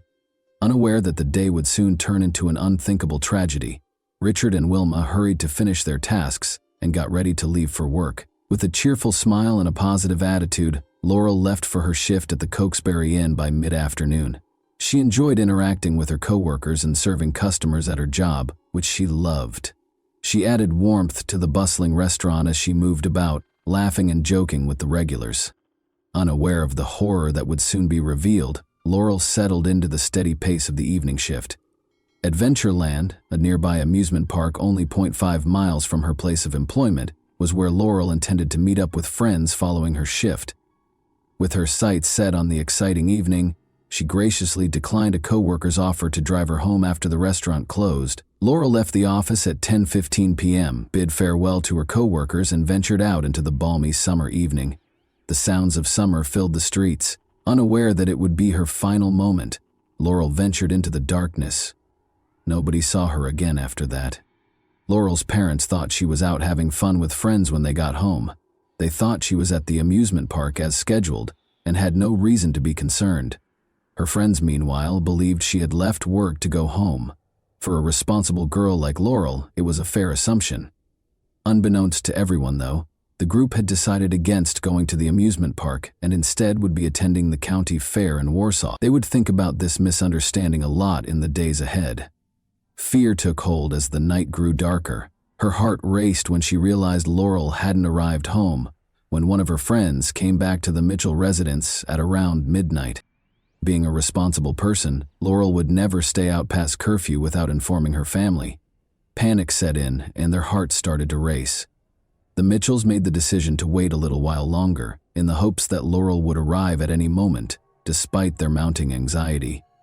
They engaged in tense conversation in an attempt to block out the depressing thought that something was seriously amiss. But as the minutes passed, and the minutes became hours, their fear became a pervasive dread. Uncertainty weighed down the once friendly and cozy house, and shadows appeared to grow in the recesses of their thoughts. They ultimately made the decision to report Laurel missing to the police at around 4 in the morning. In the close-knit community, word of Laurel's disappearance quickly spread, causing anxiety to permeate every home. In order to find Laurel, neighbors, friends, and even complete strangers banded together and combed through streets, roadsides, and woods. As they brought ropes, flashlights, and a strong will to find any sign of Laurel, their voices filled the still night. Officers were sent to conduct a canvass of the area after the police took the report seriously. But as the hours passed, Laurel was nowhere to be seen. A growing sense of dread took the place of hope. When Sarah awoke at home, she saw her parents upset, their faces marked with anxiety. Unspoken fear pervaded the air, and the morning routine had been upended. Sarah felt that something was seriously amiss, even though she was meant to be at a softball practice that morning. In an attempt to protect her from the growing panic that had swept the house, her parents encouraged her to leave anyhow. With a forced smile that did little to conceal her own nervousness, her mother said, "Just try to focus on your game." Sarah departed for practice with a heavy heart, but she couldn't get rid of the thought that her sister wouldn't be returning home. As she made her way to the field along the same route, the unsettling thought persisted.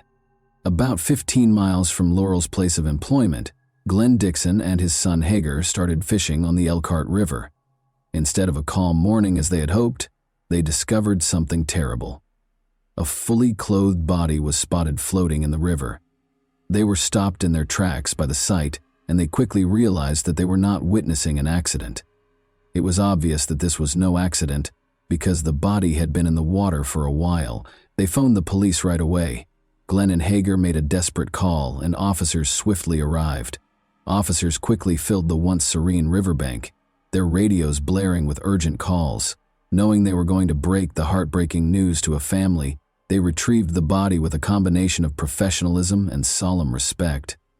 There was a noticeable tension in the air as they attempted to identify the victim. Laurel Mitchell was the one. The news was like receiving a kick to the stomach. Her life ended suddenly, and the intelligent, vivacious girl who loved dancing and music was gone. The news was devastating to the Mitchell family. Richard sobbed when the officers came to deliver the heartbreaking news because he couldn't believe his beloved daughter was no longer with him. Wilma was distraught, her sorrow so deep that it seemed to consume her whole being.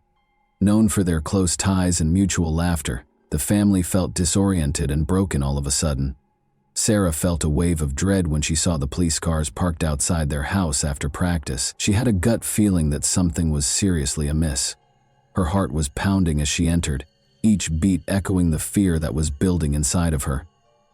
The truth of their loss started to set in, and their world had been irrevocably destroyed. When the autopsy report was delivered a few days after Laurel's body was discovered, it brought a terrifying sense of closure. Although Laurel had drowned, the report also mentioned that she had fought back against her assailant, as evidenced by the bruises on her hands and shoulders. The confirmation of sexual assault was the most shocking discovery. Questions about how this could occur in their small town caused conversations to become heated and urgent. Who would do such a horrible thing to Laurel, who was so innocent and kind? The community's hearts were troubled for years by the case's unresolved status. The community was left feeling frustrated and hopeless as the investigation stalled despite the police's best efforts. People wanted justice for Laurel and answers. However, everything changed almost 48 years later in 2023. The community was rocked by the arrest of two elderly men who had lived in the same neighborhood and were teenagers at the time of the incident. With a mixture of grief and relief, this moment rekindled hope and was a pivotal moment in the healing process. How did this occur? It's difficult to think that after all these years, a breakthrough would eventually occur. Usually used to calm and serene days, the little town of North Webster was thrown into a state of chaos. Frank Overmeyer, one witness, remembered hearing a car's trunk slam close to when Laurel vanished. He believed the vehicle to be an Oldsmobile at the time. He didn't think it would be important later, and it didn't seem like a crucial piece of information. Investigators diligently gathered all of Laurel's possessions, including her favorite sweatshirt, shoes, a silver necklace, one earring, and clothing. The fact that her blue jeans were discovered unbuttoned and unzipped among these items added to the mystery surrounding her passing. But nobody knew what could be done with the evidence, and the technology at the time was very limited.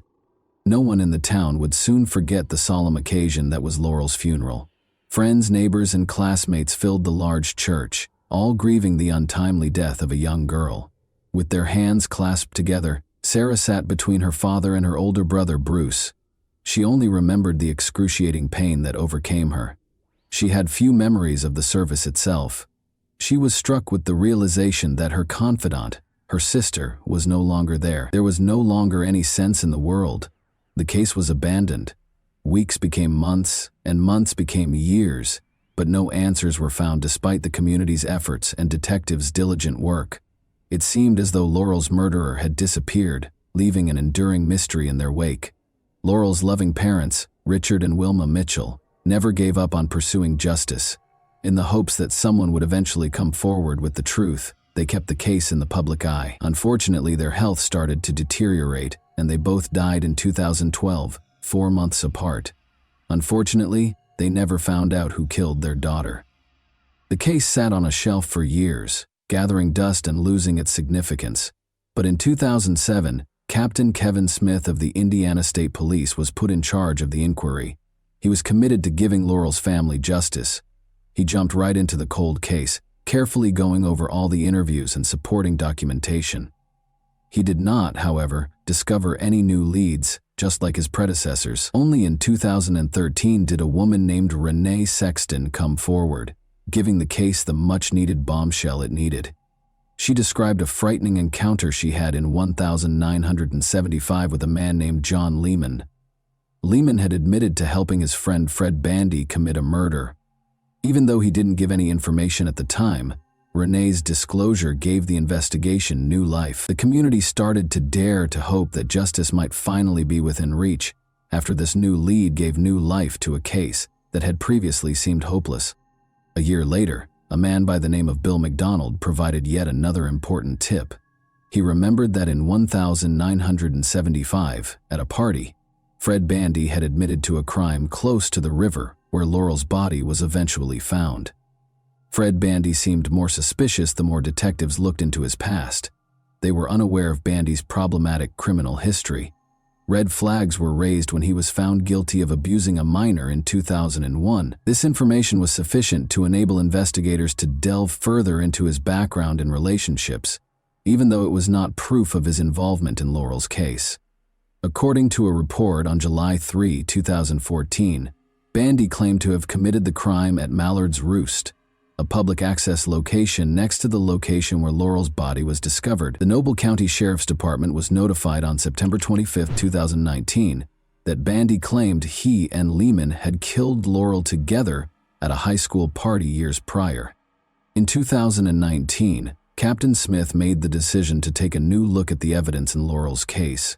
He sent Laurel's clothes for DNA testing since, by that time, forensic technology had advanced. Smith believed that the answers they had been looking for decades might finally be found thanks to scientific advancements. Forensic scientists examined the clothing in great detail for weeks. Their perseverance eventually paid off, as a male DNA profile was found on the fabric. Detectives were able to rule out a number of possible suspects thanks to this discovery, which revitalized the investigation.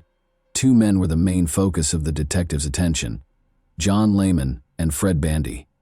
The investigation was now more precisely directed by the detectives, but they still required more hard proof. They went to Fred Bandy's home on December 5, 2022, in order to get a DNA sample. Unexpectedly helpful, Bandy, who is now 67 years old, gave the sample without hesitation. He obviously didn't realize how serious the situation was. On January 13, 2023, the results were given to the authorities.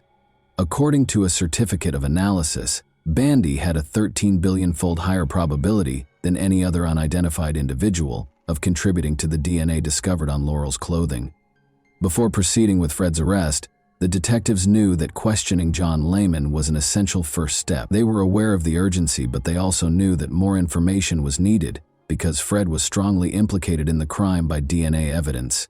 It was imperative that both men face consequences for their heinous deed. Detectives learned that Fred had owned an Oldsmobile in 1975. As the investigation went on, Frank Overmeyer, a witness who claimed to have heard someone violently close a car trunk the night Laurel vanished, made an intriguing connection between this detail and his testimony. Fred Bandy and John Lehman were taken into custody and accused of first-degree murder on February 6, 2023-3.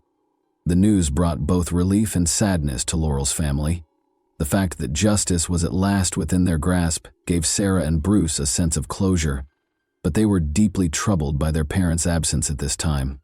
Sarah felt a range of emotions when Captain Smith called her to tell her the news. Despite both men's not guilty pleas in court, the evidence against them was indisputable.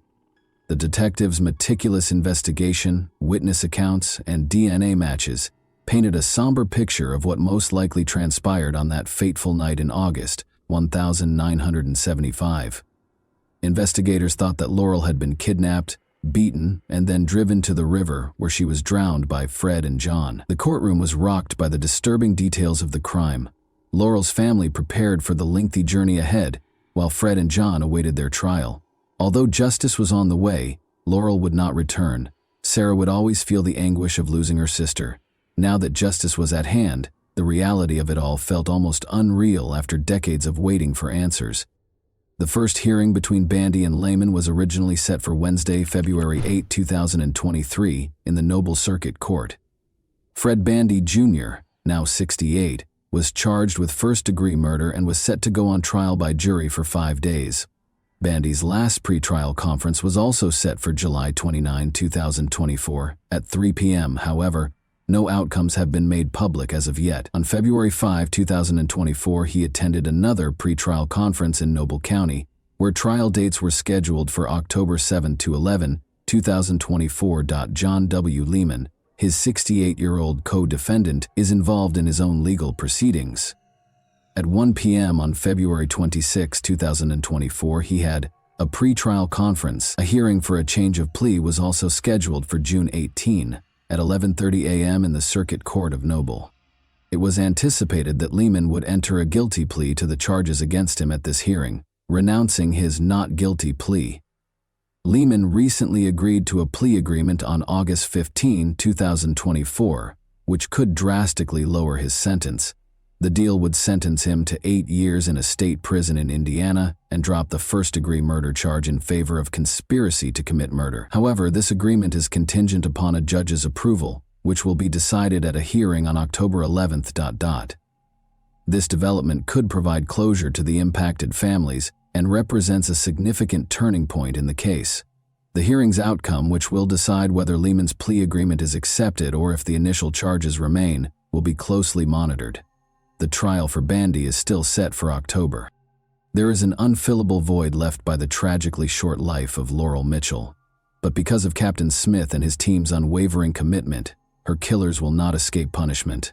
For a community that has been waiting far too long, their unwavering efforts have ensured that justice is served. The impact of Laurel goes well beyond her sad destiny. She will live on as a testament to tenacity, optimism, and an inspirational spirit. And that wraps up today's chilling story. If you enjoyed this video, don't forget to like and subscribe so you never miss a new upload. Also, let me know in the comments, what part of this story shocked you the most? Thank you for watching, and I'll see you in the next video.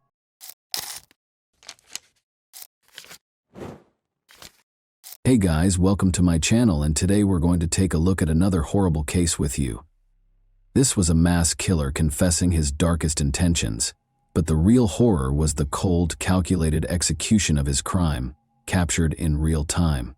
On June 5, 2014, Ybarra brutally entered the Seattle Pacific University lobby and took his first victim. He had planned a massacre, but that was not what happened. During one of Seattle's worst crises, a single small mistake set off a series of events that would change everything. There were a number of horrifying facts that were just waiting to be revealed. June 5, 2014, started out like any other day until, shortly before 3 p.m., a string of calls from the same location flooded the Seattle Police Department's helplines.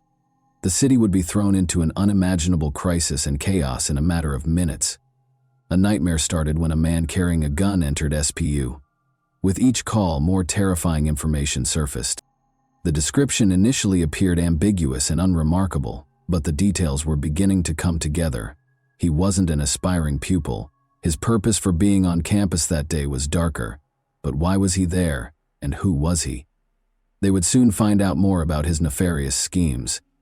The white pickup van he was driving was seen parked on the street close to the Seattle Pacific University campus in Washington. This man, whoever he was, had no intention of going away quietly. And just as police closed in, something far worse was about to happen. Paul Lee, a 22-year-old random student, was struck by the first bullet. The question was no longer who he was. The van belonged to 26-year-old Aaron Ybarra. Now the only question was, how far would he go?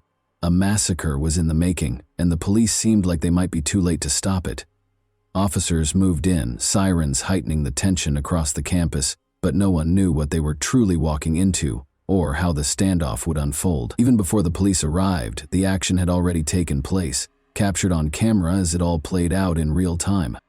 The man, whose identity was now confirmed to be Aaron Ybarra, could be seen walking into the hallway calmly, as if he belonged there. The CCTV captured everything, every step, every glance, but no one knew what was coming next. There, sitting innocently at the desk, was 22-year-old Tristan Ruth, unaware his life was about to hang in the balance. The man leaned in close and threatened him. "Don't move, or there will be consequences." But it wasn't just Tristan in the building, unaware of the danger. Sarah Williams, 22, had just reached the bottom when Ybarra turned and shot without thinking. Sarah was shot at close range in the chest. Tristan saw his opportunity then, and he took desperate action. The gunman would not be as fortunate, though, as his next move would be the demise of his entire scheme. Aaron's statements were obviously more than just threats. He was shooting people, and he had a clear plan that was only a few seconds away from causing total mayhem. However, he then committed a critical error. A security guard caught the gunman as he stopped to reload his weapon. A 22-year-old student and security guard named John Mice came up behind the shooter. Everything suddenly changed in a split second. He wrestled the shooter to the ground, wrenched the gun out of his hands, and pepper-sprayed his eyes. Aaron, the shooter, was on the ground with his eyes burning, and Sarah, the injured girl, took the opportunity to step aside. John moved away with the weapon to keep it out of the shooter's reach, but when he returned, he'd find a surprise. Aaron had produced a knife from his pocket. Next, John would engage in a physical altercation with the pepper-sprayed Aaron to remove the weapon from his grip. He was going to have unexpected help. Suddenly, a second hero, Justin Sarah, kicked the weapon out of Aaron's reach, ensuring it would do no harm. What was seconds away from becoming a massacre was stopped in its tracks, thanks to their courage. But the tragedy was nowhere near an end, and what came next was going to expose the harsh reality that changed everything. By 3:29 p.m., paramedics and officers from the Seattle Police Department flooded the campus. Officers immediately apprehended Aaron after finding John Mice and Justin Sarah holding him down on the hall floor. One team of police officers took Aaron into custody, while the second took hold of his van. Paramedics treated several students for shock, while Paul Lee, Sarah Williams, and John Mice were all transported to Harborview Medical Center in Seattle. Paul was pronounced dead on arrival at the hospital. Sarah was taken to surgery right away because her condition was critical. Despite Thomas's critical condition, medical personnel managed to stabilize him, and he was admitted to the hospital. After receiving treatment for the cuts he sustained during his fight with Aaron, John was allowed to go. However, this was not the end of the story. They thought the worst was over when the police showed up to remove the gun. They were unaware that the shooter was hiding something much darker than anyone could have predicted. After being brought to the homicide and assault unit of the Seattle Police Department, Aaron was informed of his Miranda rights. Detectives Dana Duffy and James Cooper then brought him in for an interview. What secrets was he concealing, and what was his true motivation? The truth was finally going to be revealed in the interrogation room, where the answers were hidden. Aaron was still recuperating from the pepper spray, so detectives Cooper and Duffy took a while to begin the interview. They started by inquiring about his private life. Janice and Ambrose Ybarra welcomed Aaron into the world in July 1988. He grew up in Seattle's Mount Lake Terrace neighborhood with his younger brother Joel and older sister Brandy. From the start, Aaron's life was described as turbulent. Ambrose, his alcoholic father, was a frequent source of conflict for the family. Aaron discussed his psychological issues, including his severe OCD, as he became more at ease during the interrogation. As the investigators spoke with this profoundly disturbed individual, they discovered that his OCD was only the beginning of his psychological problems, which started when he was 13 years old. Innocent students were suffering on the SPU campus because of a sin that only existed in Aaron's troubled mind and about which they knew nothing. When Aaron was little, his family made the decision to rearrange the furniture in his bedroom. Aaron claims that he became fixated on the status quo and that this changed him. Aaron had realized that respect could be gained by using fear. The mass murderer Eric Harris served as his initial source of inspiration. But there was another reason why he preferred using guns to cause harm. Aaron loved firearms just as much as his father and brother did, and he even spent 8 years working at a Mount Lake Terrace gun range. He was a competitive shooter who was said to be extremely proficient with a firearm. Aaron was characterized as pleasant, shy, and humorous by some of the people who had met him at work. People were unaware, however, that the quiet young man was harboring demons. The theft of Aaron's firearms was the last straw. The compulsive Aaron couldn't get over it, and was convinced that he detested everyone. According to Aaron's delusions, the evil side was ready to take control. Perhaps the fatal outcomes could have been avoided if he had received therapy sooner, but that was not to be. Aaron had only begun therapy as a result of pressure from those close to him to get help. After quitting therapy, he brought his unsettling mission to SPU within a month. The next thing Aaron would say to investigators would make it impossible for it to be anything other than a premeditated crime, something he and his attorney would sincerely regret in court. Aaron's plans for July 5, 2014 were well defined. He aspired to end his life, just like one of his heroes did. It was supposed to be a declaration, but the students never took Aaron seriously and were unable to comprehend the full scope of what they had to deal with that day. He claimed that he was treated disrespectfully and that to be respected was to instill fear. Paul Lee, a 19-year-old student, was standing there. He took Aaron lightly, which was a fatal error.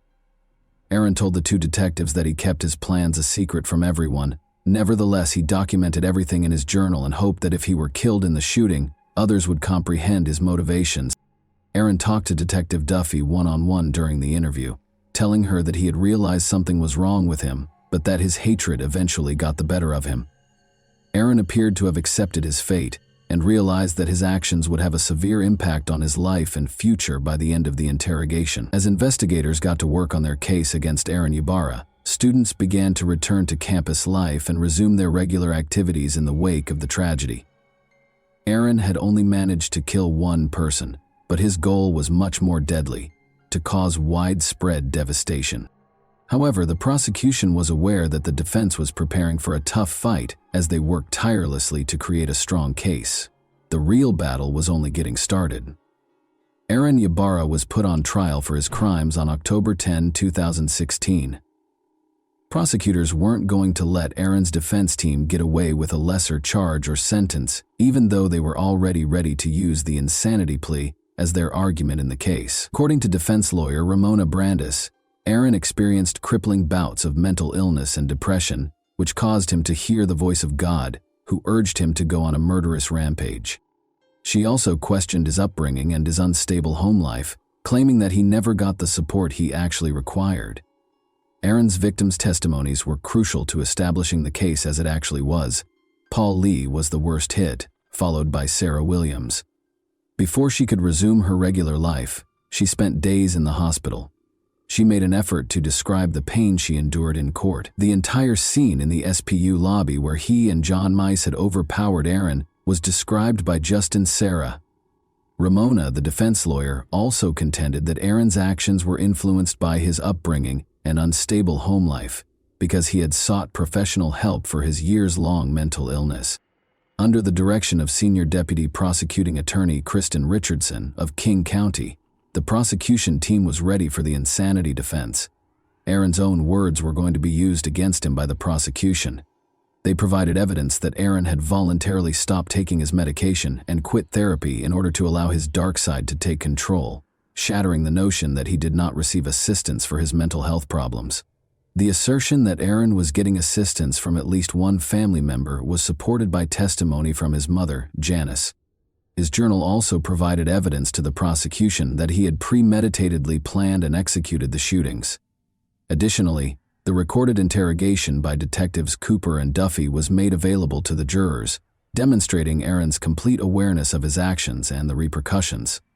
Aaron tells detectives in the video that he was inspired and motivated by Sung Hui Cho and Eric Harris, but he makes no mention of hearing the voices of God or Satan. Although the prosecution acknowledged that Aaron had serious mental health problems, they made it abundantly evident that Aaron planned and chose to carry out the shooting.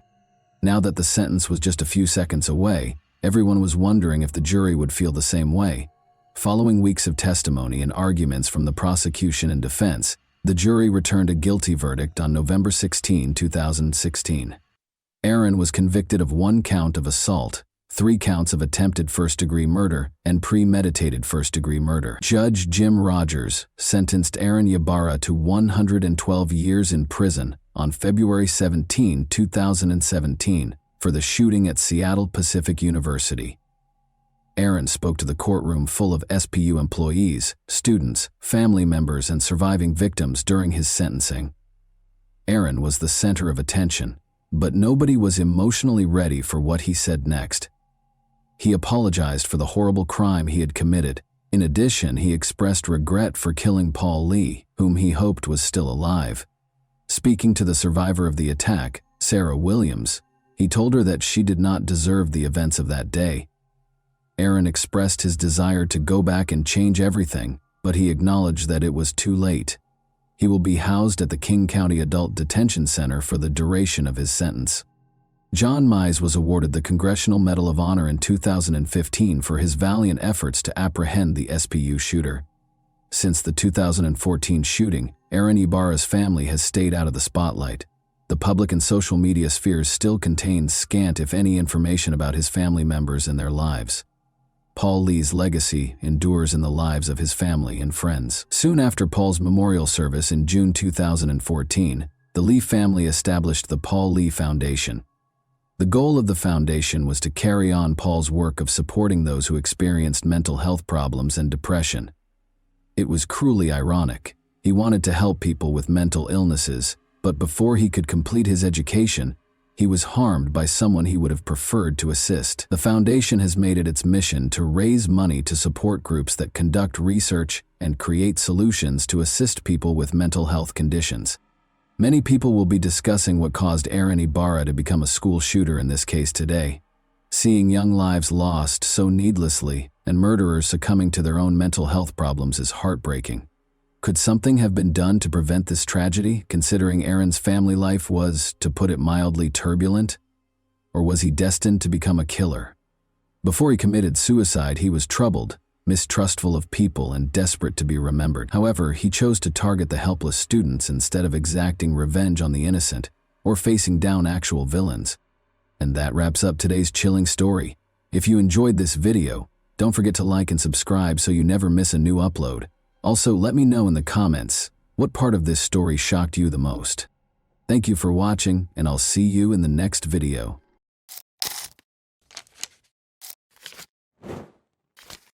Hey guys, welcome to my channel, and today we're going to take a look at another horrible case with you. Roger Kemp died in his Livewood home on March 5, 2022 at the age of 77. He took care of his family right up until the last minute and was the ideal father and husband. But until his passing, Roger was plagued by a single recollection from 20 years ago. Since tragedy had radically altered his life, he had to spend 2 arduous years becoming a careful detective in order to identify the culprit behind the premature death of his only daughter. Since the police were essentially helpless, the case might not have been solved if Roger hadn't gotten involved. Roger, however, was above the police and could not let the criminal escape punishment. Let's go back in time and observe what transpired on that fateful day. Let's get started. The setting for our story was Livewood, Kansas, a tiny, secure suburb of the state. Every neighbor in this neighborhood knows you by name and greets you with a pleasant day. On June 18, 2002, 19-year-old Alexandra Kemp's morning began as usual. Her dad had left for work. Her mother was preparing a delectable meal, while her younger brother was still in bed. Alexandra was rushing to get to work, so she didn't drink her coffee. After completing her first year of college, Allie, as her loved ones nicknamed her, spent the summer vacations back in her hometown. She was hired as a lifeguard at a public outdoor pool where her brother and boyfriend were already employed. Allie quietly examined the surroundings and cleaned the auxiliary facilities on that day, when there were hardly any guests. Allie went into the pump room and turned around when she heard a voice she didn't recognize. He rushed her and began tearing at her clothing until she gestured for him to leave the restricted area and pointed to the door. He was much stronger than Ali, who struck him in the face. She attempted to scream, but he put his palm over her mouth and drowned out any sound from the running pumps. A second later, Ali was unconscious. After a while, her brother Tyler arrived at the pool to cover for her. He was unable to locate her, but he did spot her personal stuff on a table. He called her by name and looked everywhere, but Ali did not answer. The young man called their father, Roger, in a panic, and Roger hurried to the pool, dropping everything. Roger was relieved to see that Ali was not in the pool after he and Tyler thoroughly examined the area. Roger entered the pump room and noticed a flashlight shining on a large piece of tarpaulin in the dark. He saw a foot protruding from beneath the sheet, followed by a pool of blood on the floor. At the sight, the father yelled and threw off the tarp. He dropped to his knees in an attempt to rouse her, but she was not responding. Roger Kemp reported his daughter's fatal injuries to the emergency services at 5:29 p.m. The father attempted to resuscitate his daughter during the conversation. Blood still trickled from the wounds he had caused, but he covered her lovingly with his jacket. During their conversation, Roger begged her to stay. However, the girl was not conscious. Allie Kemp, 19, was pronounced dead at the hospital after the deceased was transferred there immediately. She never returned, but I hope she was still awake and could hear me. According to Roger, a pool of blood was found close to Alexandra Elizabeth Kemp's multiple blunt force head injuries that occurred soon after she arrived at the neighboring hospital. She had a ripped top. Her neck showed evidence of strangulation and she was without pants or undergarments. Her nails were ripped off and several of her fingers were fractured, indicating that she had been severely beaten before being deprived of her life. Items were scattered haphazardly in the pump room where Allie's body was discovered. It became evident that Allie and her attacker had engaged in a heated battle, during which she persisted, but he outmatched her in strength. The victim's body was sent for forensic analysis after her life was deemed over, and the murder scene was carefully examined. Regretfully, neither the pump room nor the pool's grounds contained the weapon used in the crime. However, investigators had to figure out why a blood-stained container of ointment that was typically stored in the first aid box was discovered at the crime scene so strange. For examination, the ointment tube and its cap were gathered. In my 35 years of service, this was probably the most horrific crime that could occur in the Livewood community, said Police Chief Craig Hill, who examined the crime scene and offered his sympathies to the parents of the deceased Allie Kemp. Both the public and the investigators were left with too many unanswered questions by this atrocity, which rocked the sleepy community. Since the motive for the crime against the young woman was one of the primary questions, the inquiry was perplexed. Robbery was initially thought to be the motivation, but since her pocketbook and everything in it were undamaged, this notion was totally disproved. After obtaining the forensic examination report, it was determined that Allie had not experienced intimate partner violence, despite the second alleged motivation being an attack. Even seasoned investigators found the incident weird and intriguing because there was no motive for it, let alone either of these two. Therefore, who had the right to brutally end the life of a young woman whose life had only begun? On October 11, 1982, Alexandra Elizabeth Kemp was born in Livewood. Allie, the Kemp family's only daughter, was the much-anticipated first child. She grew up in the picturesque, tree-lined suburb of Livewood with her parents and two brothers in a loving household. She received honors when she graduated from high school.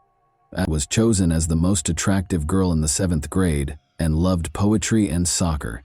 In 2002, Allie followed her aspirations and enrolled at Kansas State University. Her family and boyfriend were waiting for her when she returned to her hometown of Leawood after completing her first year of university. 4 blocks from her family's house, she accepted a position as a member of the service staff at the neighborhood pool. Her brother and boyfriend were already working at a local pool, and it was a great job. Allie was therefore a young, bright woman who could not have had any adversaries because she was raised in a loving and caring environment. To obtain a more comprehensive picture of the day of the crime, investigators spoke with Allie's friends and acquaintances and kept investigating several ideas on the assault. Phil House, Allie's boyfriend, was one of the initial suspects. Allie and he had been dating for more than 5 years by 2002. He had known Allie from school. The police had to treat Phil as a suspect even though it didn't seem like he had any motive to hurt Allie. Under interrogation, Phil clarified that Allie had taken his place at the pool at 2:00 p.m. before leaving for another work. He stayed until 4 p.m., after which he was playing video games at a friend's house when he got a call informing him that Allie was in the hospital. Colleagues and acquaintances with whom Phil had been playing games verified his alibi. But he did provide the police with important information. As it happened, Phil was unable to answer when Allie contacted him at 2:52 p.m. because she did not answer the phone when he contacted her again at 3:44 p.m. Authorities surmised that Allie met her terrible end at this time. This hint did not help the police discover the perpetrator, despite their determination to solve the case as soon as possible. As there should have been enough on a summer day at a public pool, there was optimism in the testimony of possible witnesses. However, the pool was nearly empty that day due to unfavorable weather, and the hunt for any hints or testimonies was moving very slowly. A few days later, it was determined that 2 workers from a lawn care firm were in the parking lot on the day of the incident. After re-interviewing the pool personnel and the neighborhood, when they were taken in for interrogation, they reported seeing an automobile circle the parking lot at approximately 2:40 p.m., occasionally pulling away and then coming back. The suspect vehicle, a beige 1980 Ford truck, was well described by them. The authorities now had a crucial piece of information, even though they were missing the car's license plate number. But one of Ali's pals provided even more useful information. A description of the suspected culprit was aided by the testimony of Laurel Wynn, a friend of Ali's. As it turned out, Ali called her friend Laurel at around 3 p.m. that day to ask her to keep her company while she worked at the pool. Since it was a foggy and chilly day, there weren't many people there. After some time, Laurel's automobile finally pulled into the pool parking area. There was no answer when she called Ali.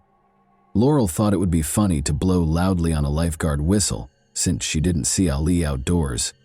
Just then, a man came out of the pump room while feigning to be on the phone. Laurel suspected he was Ali's supervisor, so in order to keep her friend out of trouble, she hurried out of the pool.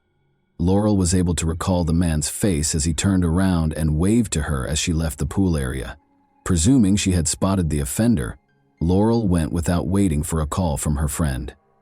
Based on Laurel's account, the police produced and released a composite sketch in the hopes of identifying the offender. This led to the creation of an extremely precise sketch of the alleged culprit. Local television aired the sketch and the description of the suspicious car. The likelihood of finding and apprehending the offender was definitely improved by this publicity. And it's true that the police got a ton of reports from folks who thought they saw this man. This brought the investigation's first suspect, a young guy named James Drider, to light. Drider looked a lot like the composite sketch and had an old Ford pickup. He worked as a mechanic at a tiny auto repair business in Olata, which is about a 20-minute drive from Livewood. Police contacted the believed culprit at his place of employment after acquiring his address. James, however, had an alibi and strongly denied any involvement in the incident. James Drider was removed from the list of suspects, despite his close likeness to the composite, since his manager verified that he was at the auto business on June 18 because he was at work all day. The hunt went on. Roger persisted even as the path cooled over the course of several months. He pursued new leads while investigators worked on each one. Roger carried out his own research with tenacity. His frequent visits to the police station included a variety of suggestions for apprehending the offender. Roger's persistent efforts earned him a spot on America's Most Wanted, where he not only told Ali's story, but also displayed the composite sketch of the suspected criminal. Both local and national television networks carried the well-liked program. Police stations were inundated with fresh communications. Every message was carefully examined, but for different reasons. Almost instantly, every fresh suspect was thrown out. Phil House, Ali's 5-year boyfriend, also helped. He started a virtual quest by contacting college students via email. A reward of $50,000 0 cents was offered for any information that led to an arrest, and he encouraged them to view the America's Most Wanted show that focused on Ali's case and look at the composite sketch. The case came to a standstill once more in spite of all attempts. But cops learned something new about the once familiar James Drider 6 months after Ali was killed. As it happened, news organizations in nearby Colorado covered the hunt for a man who had committed 3 assaults in January 2003. Ryder, who had been ruled out as a suspect in Ali's murder and was now sought for assaults, was identified by Roger from the wanted sketch. The police were certain they had identified their suspect despite the driver's alibi on the day of Ali Kemp's murder, but they still needed to establish James's involvement. Investigators were unable to match DNA since the man was not in the database, because he had no past convictions. In order to compare this person's DNA with that recovered from the crime scene, they needed to examine him once again. James Drider was by this time evasive and nearly impossible to find. 3 weeks passed before the cops located him at a Utah gas station. When Drider didn't pay for his fuel, the employees arrested him and called the police. James Drider was charged with 3 assaults and may have been responsible for Ali Kemp's death. Police were dismayed to discover no similarities between his DNA sample and the sample taken from the crime scene. Ali Kemp was not killed by James Drider, a serial killer. This was a significant setback, because police had to start the case afresh after it had come so close to catching the suspect. Days stretched into weeks, and weeks into months, and the police still had no fresh leads in the case of Ali Kemp. Roger, Ali's father, tried everything in his ability to find his daughter's attacker, even though the police's interest in the case gradually diminished after 2 years. Despite having few choices, he kept in touch with USA Today, which released the composite sketch of the suspected suspect. Roger looked frantically for a man with a big face and a hint of baldness. He put up wanted signs all around the city. As a loving father, he wanted to preserve his daughter's narrative in the public memory in addition to apprehending the offender. Roger then had a simple yet excellent idea one day.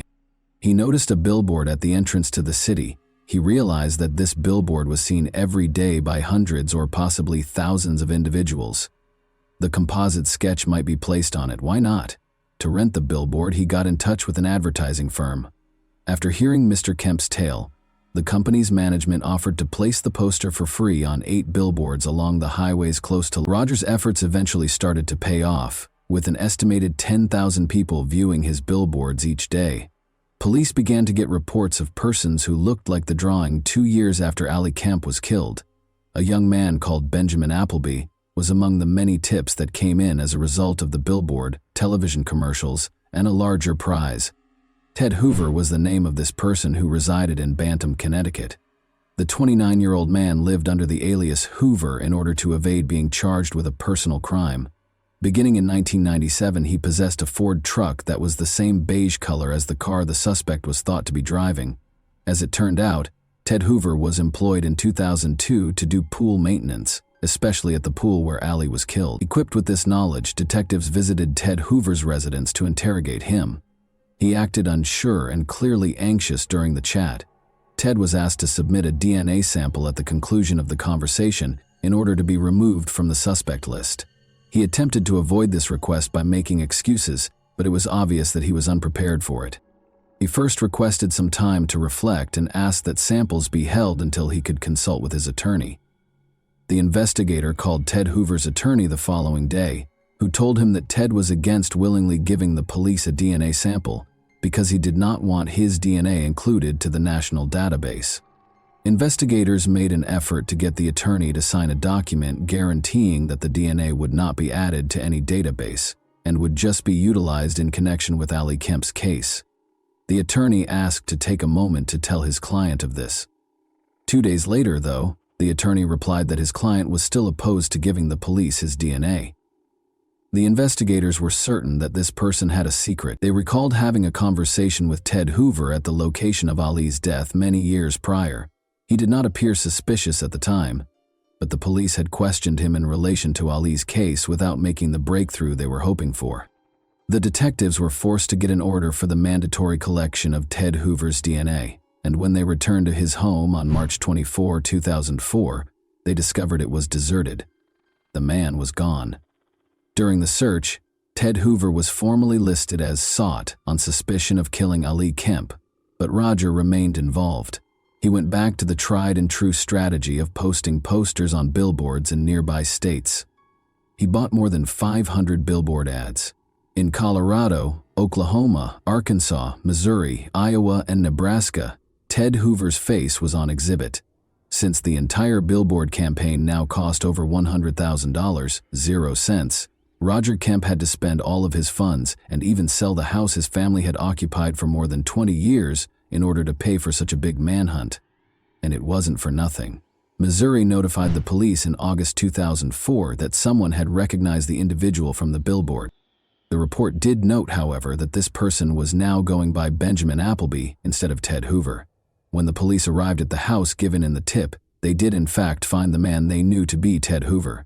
The cops lawfully took a sample of his saliva and immediately detained him on suspicion of murder. When the DNA from the crime scene and that of Benjamin Appleby, also known as Ted Hoover, matched, their suspicions were validated. Benjamin's past encounters with the law included intimate partner crimes and robberies.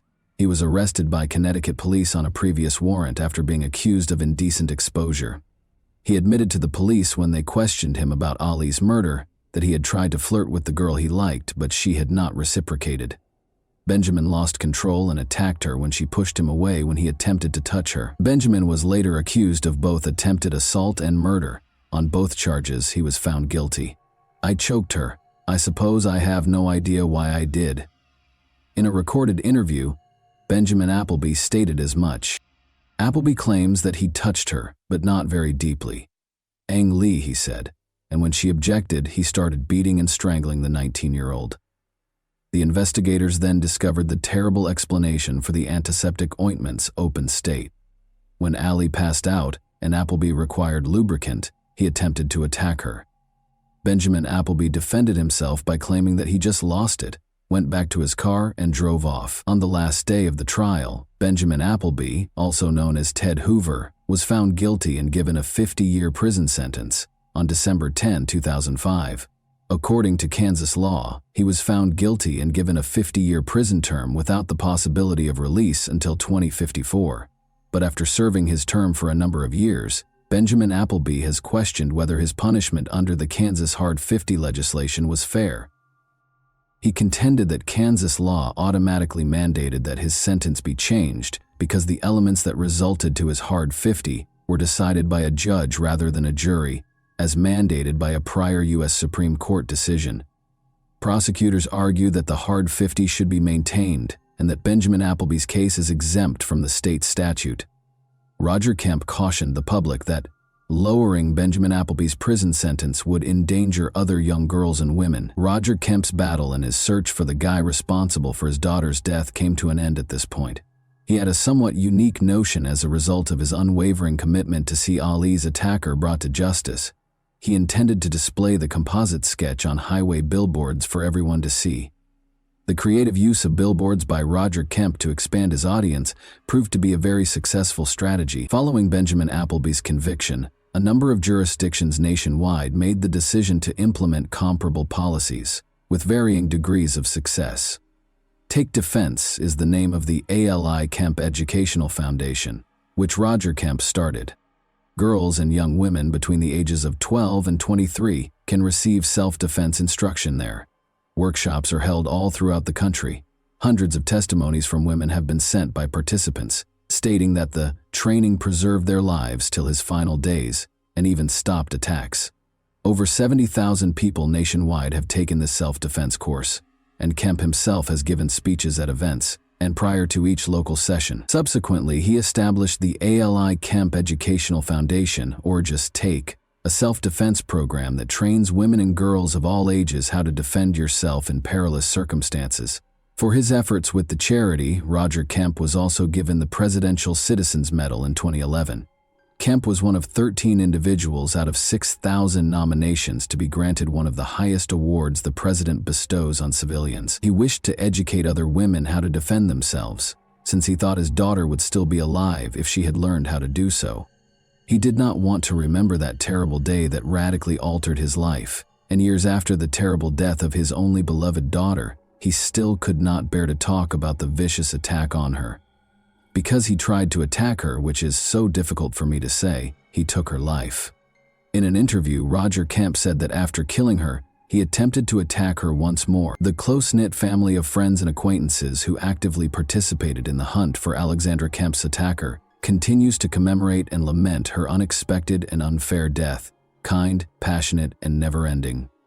Roger Kemp died when he was 77 years old. According to his friend and co-worker Jill Leaker, he was a true national treasure. Hundreds of people were able to obtain justice thanks to Roger Kemp's inventiveness. Since being inspired by Kemp's concept, numerous other law enforcement agencies nationwide have implemented comparable billboard tactics. In Kansas alone, these billboards have assisted law enforcement in apprehending over 30 fugitives. Roger Kemp once stated, "You have two choices on a well-known television program. You have two options.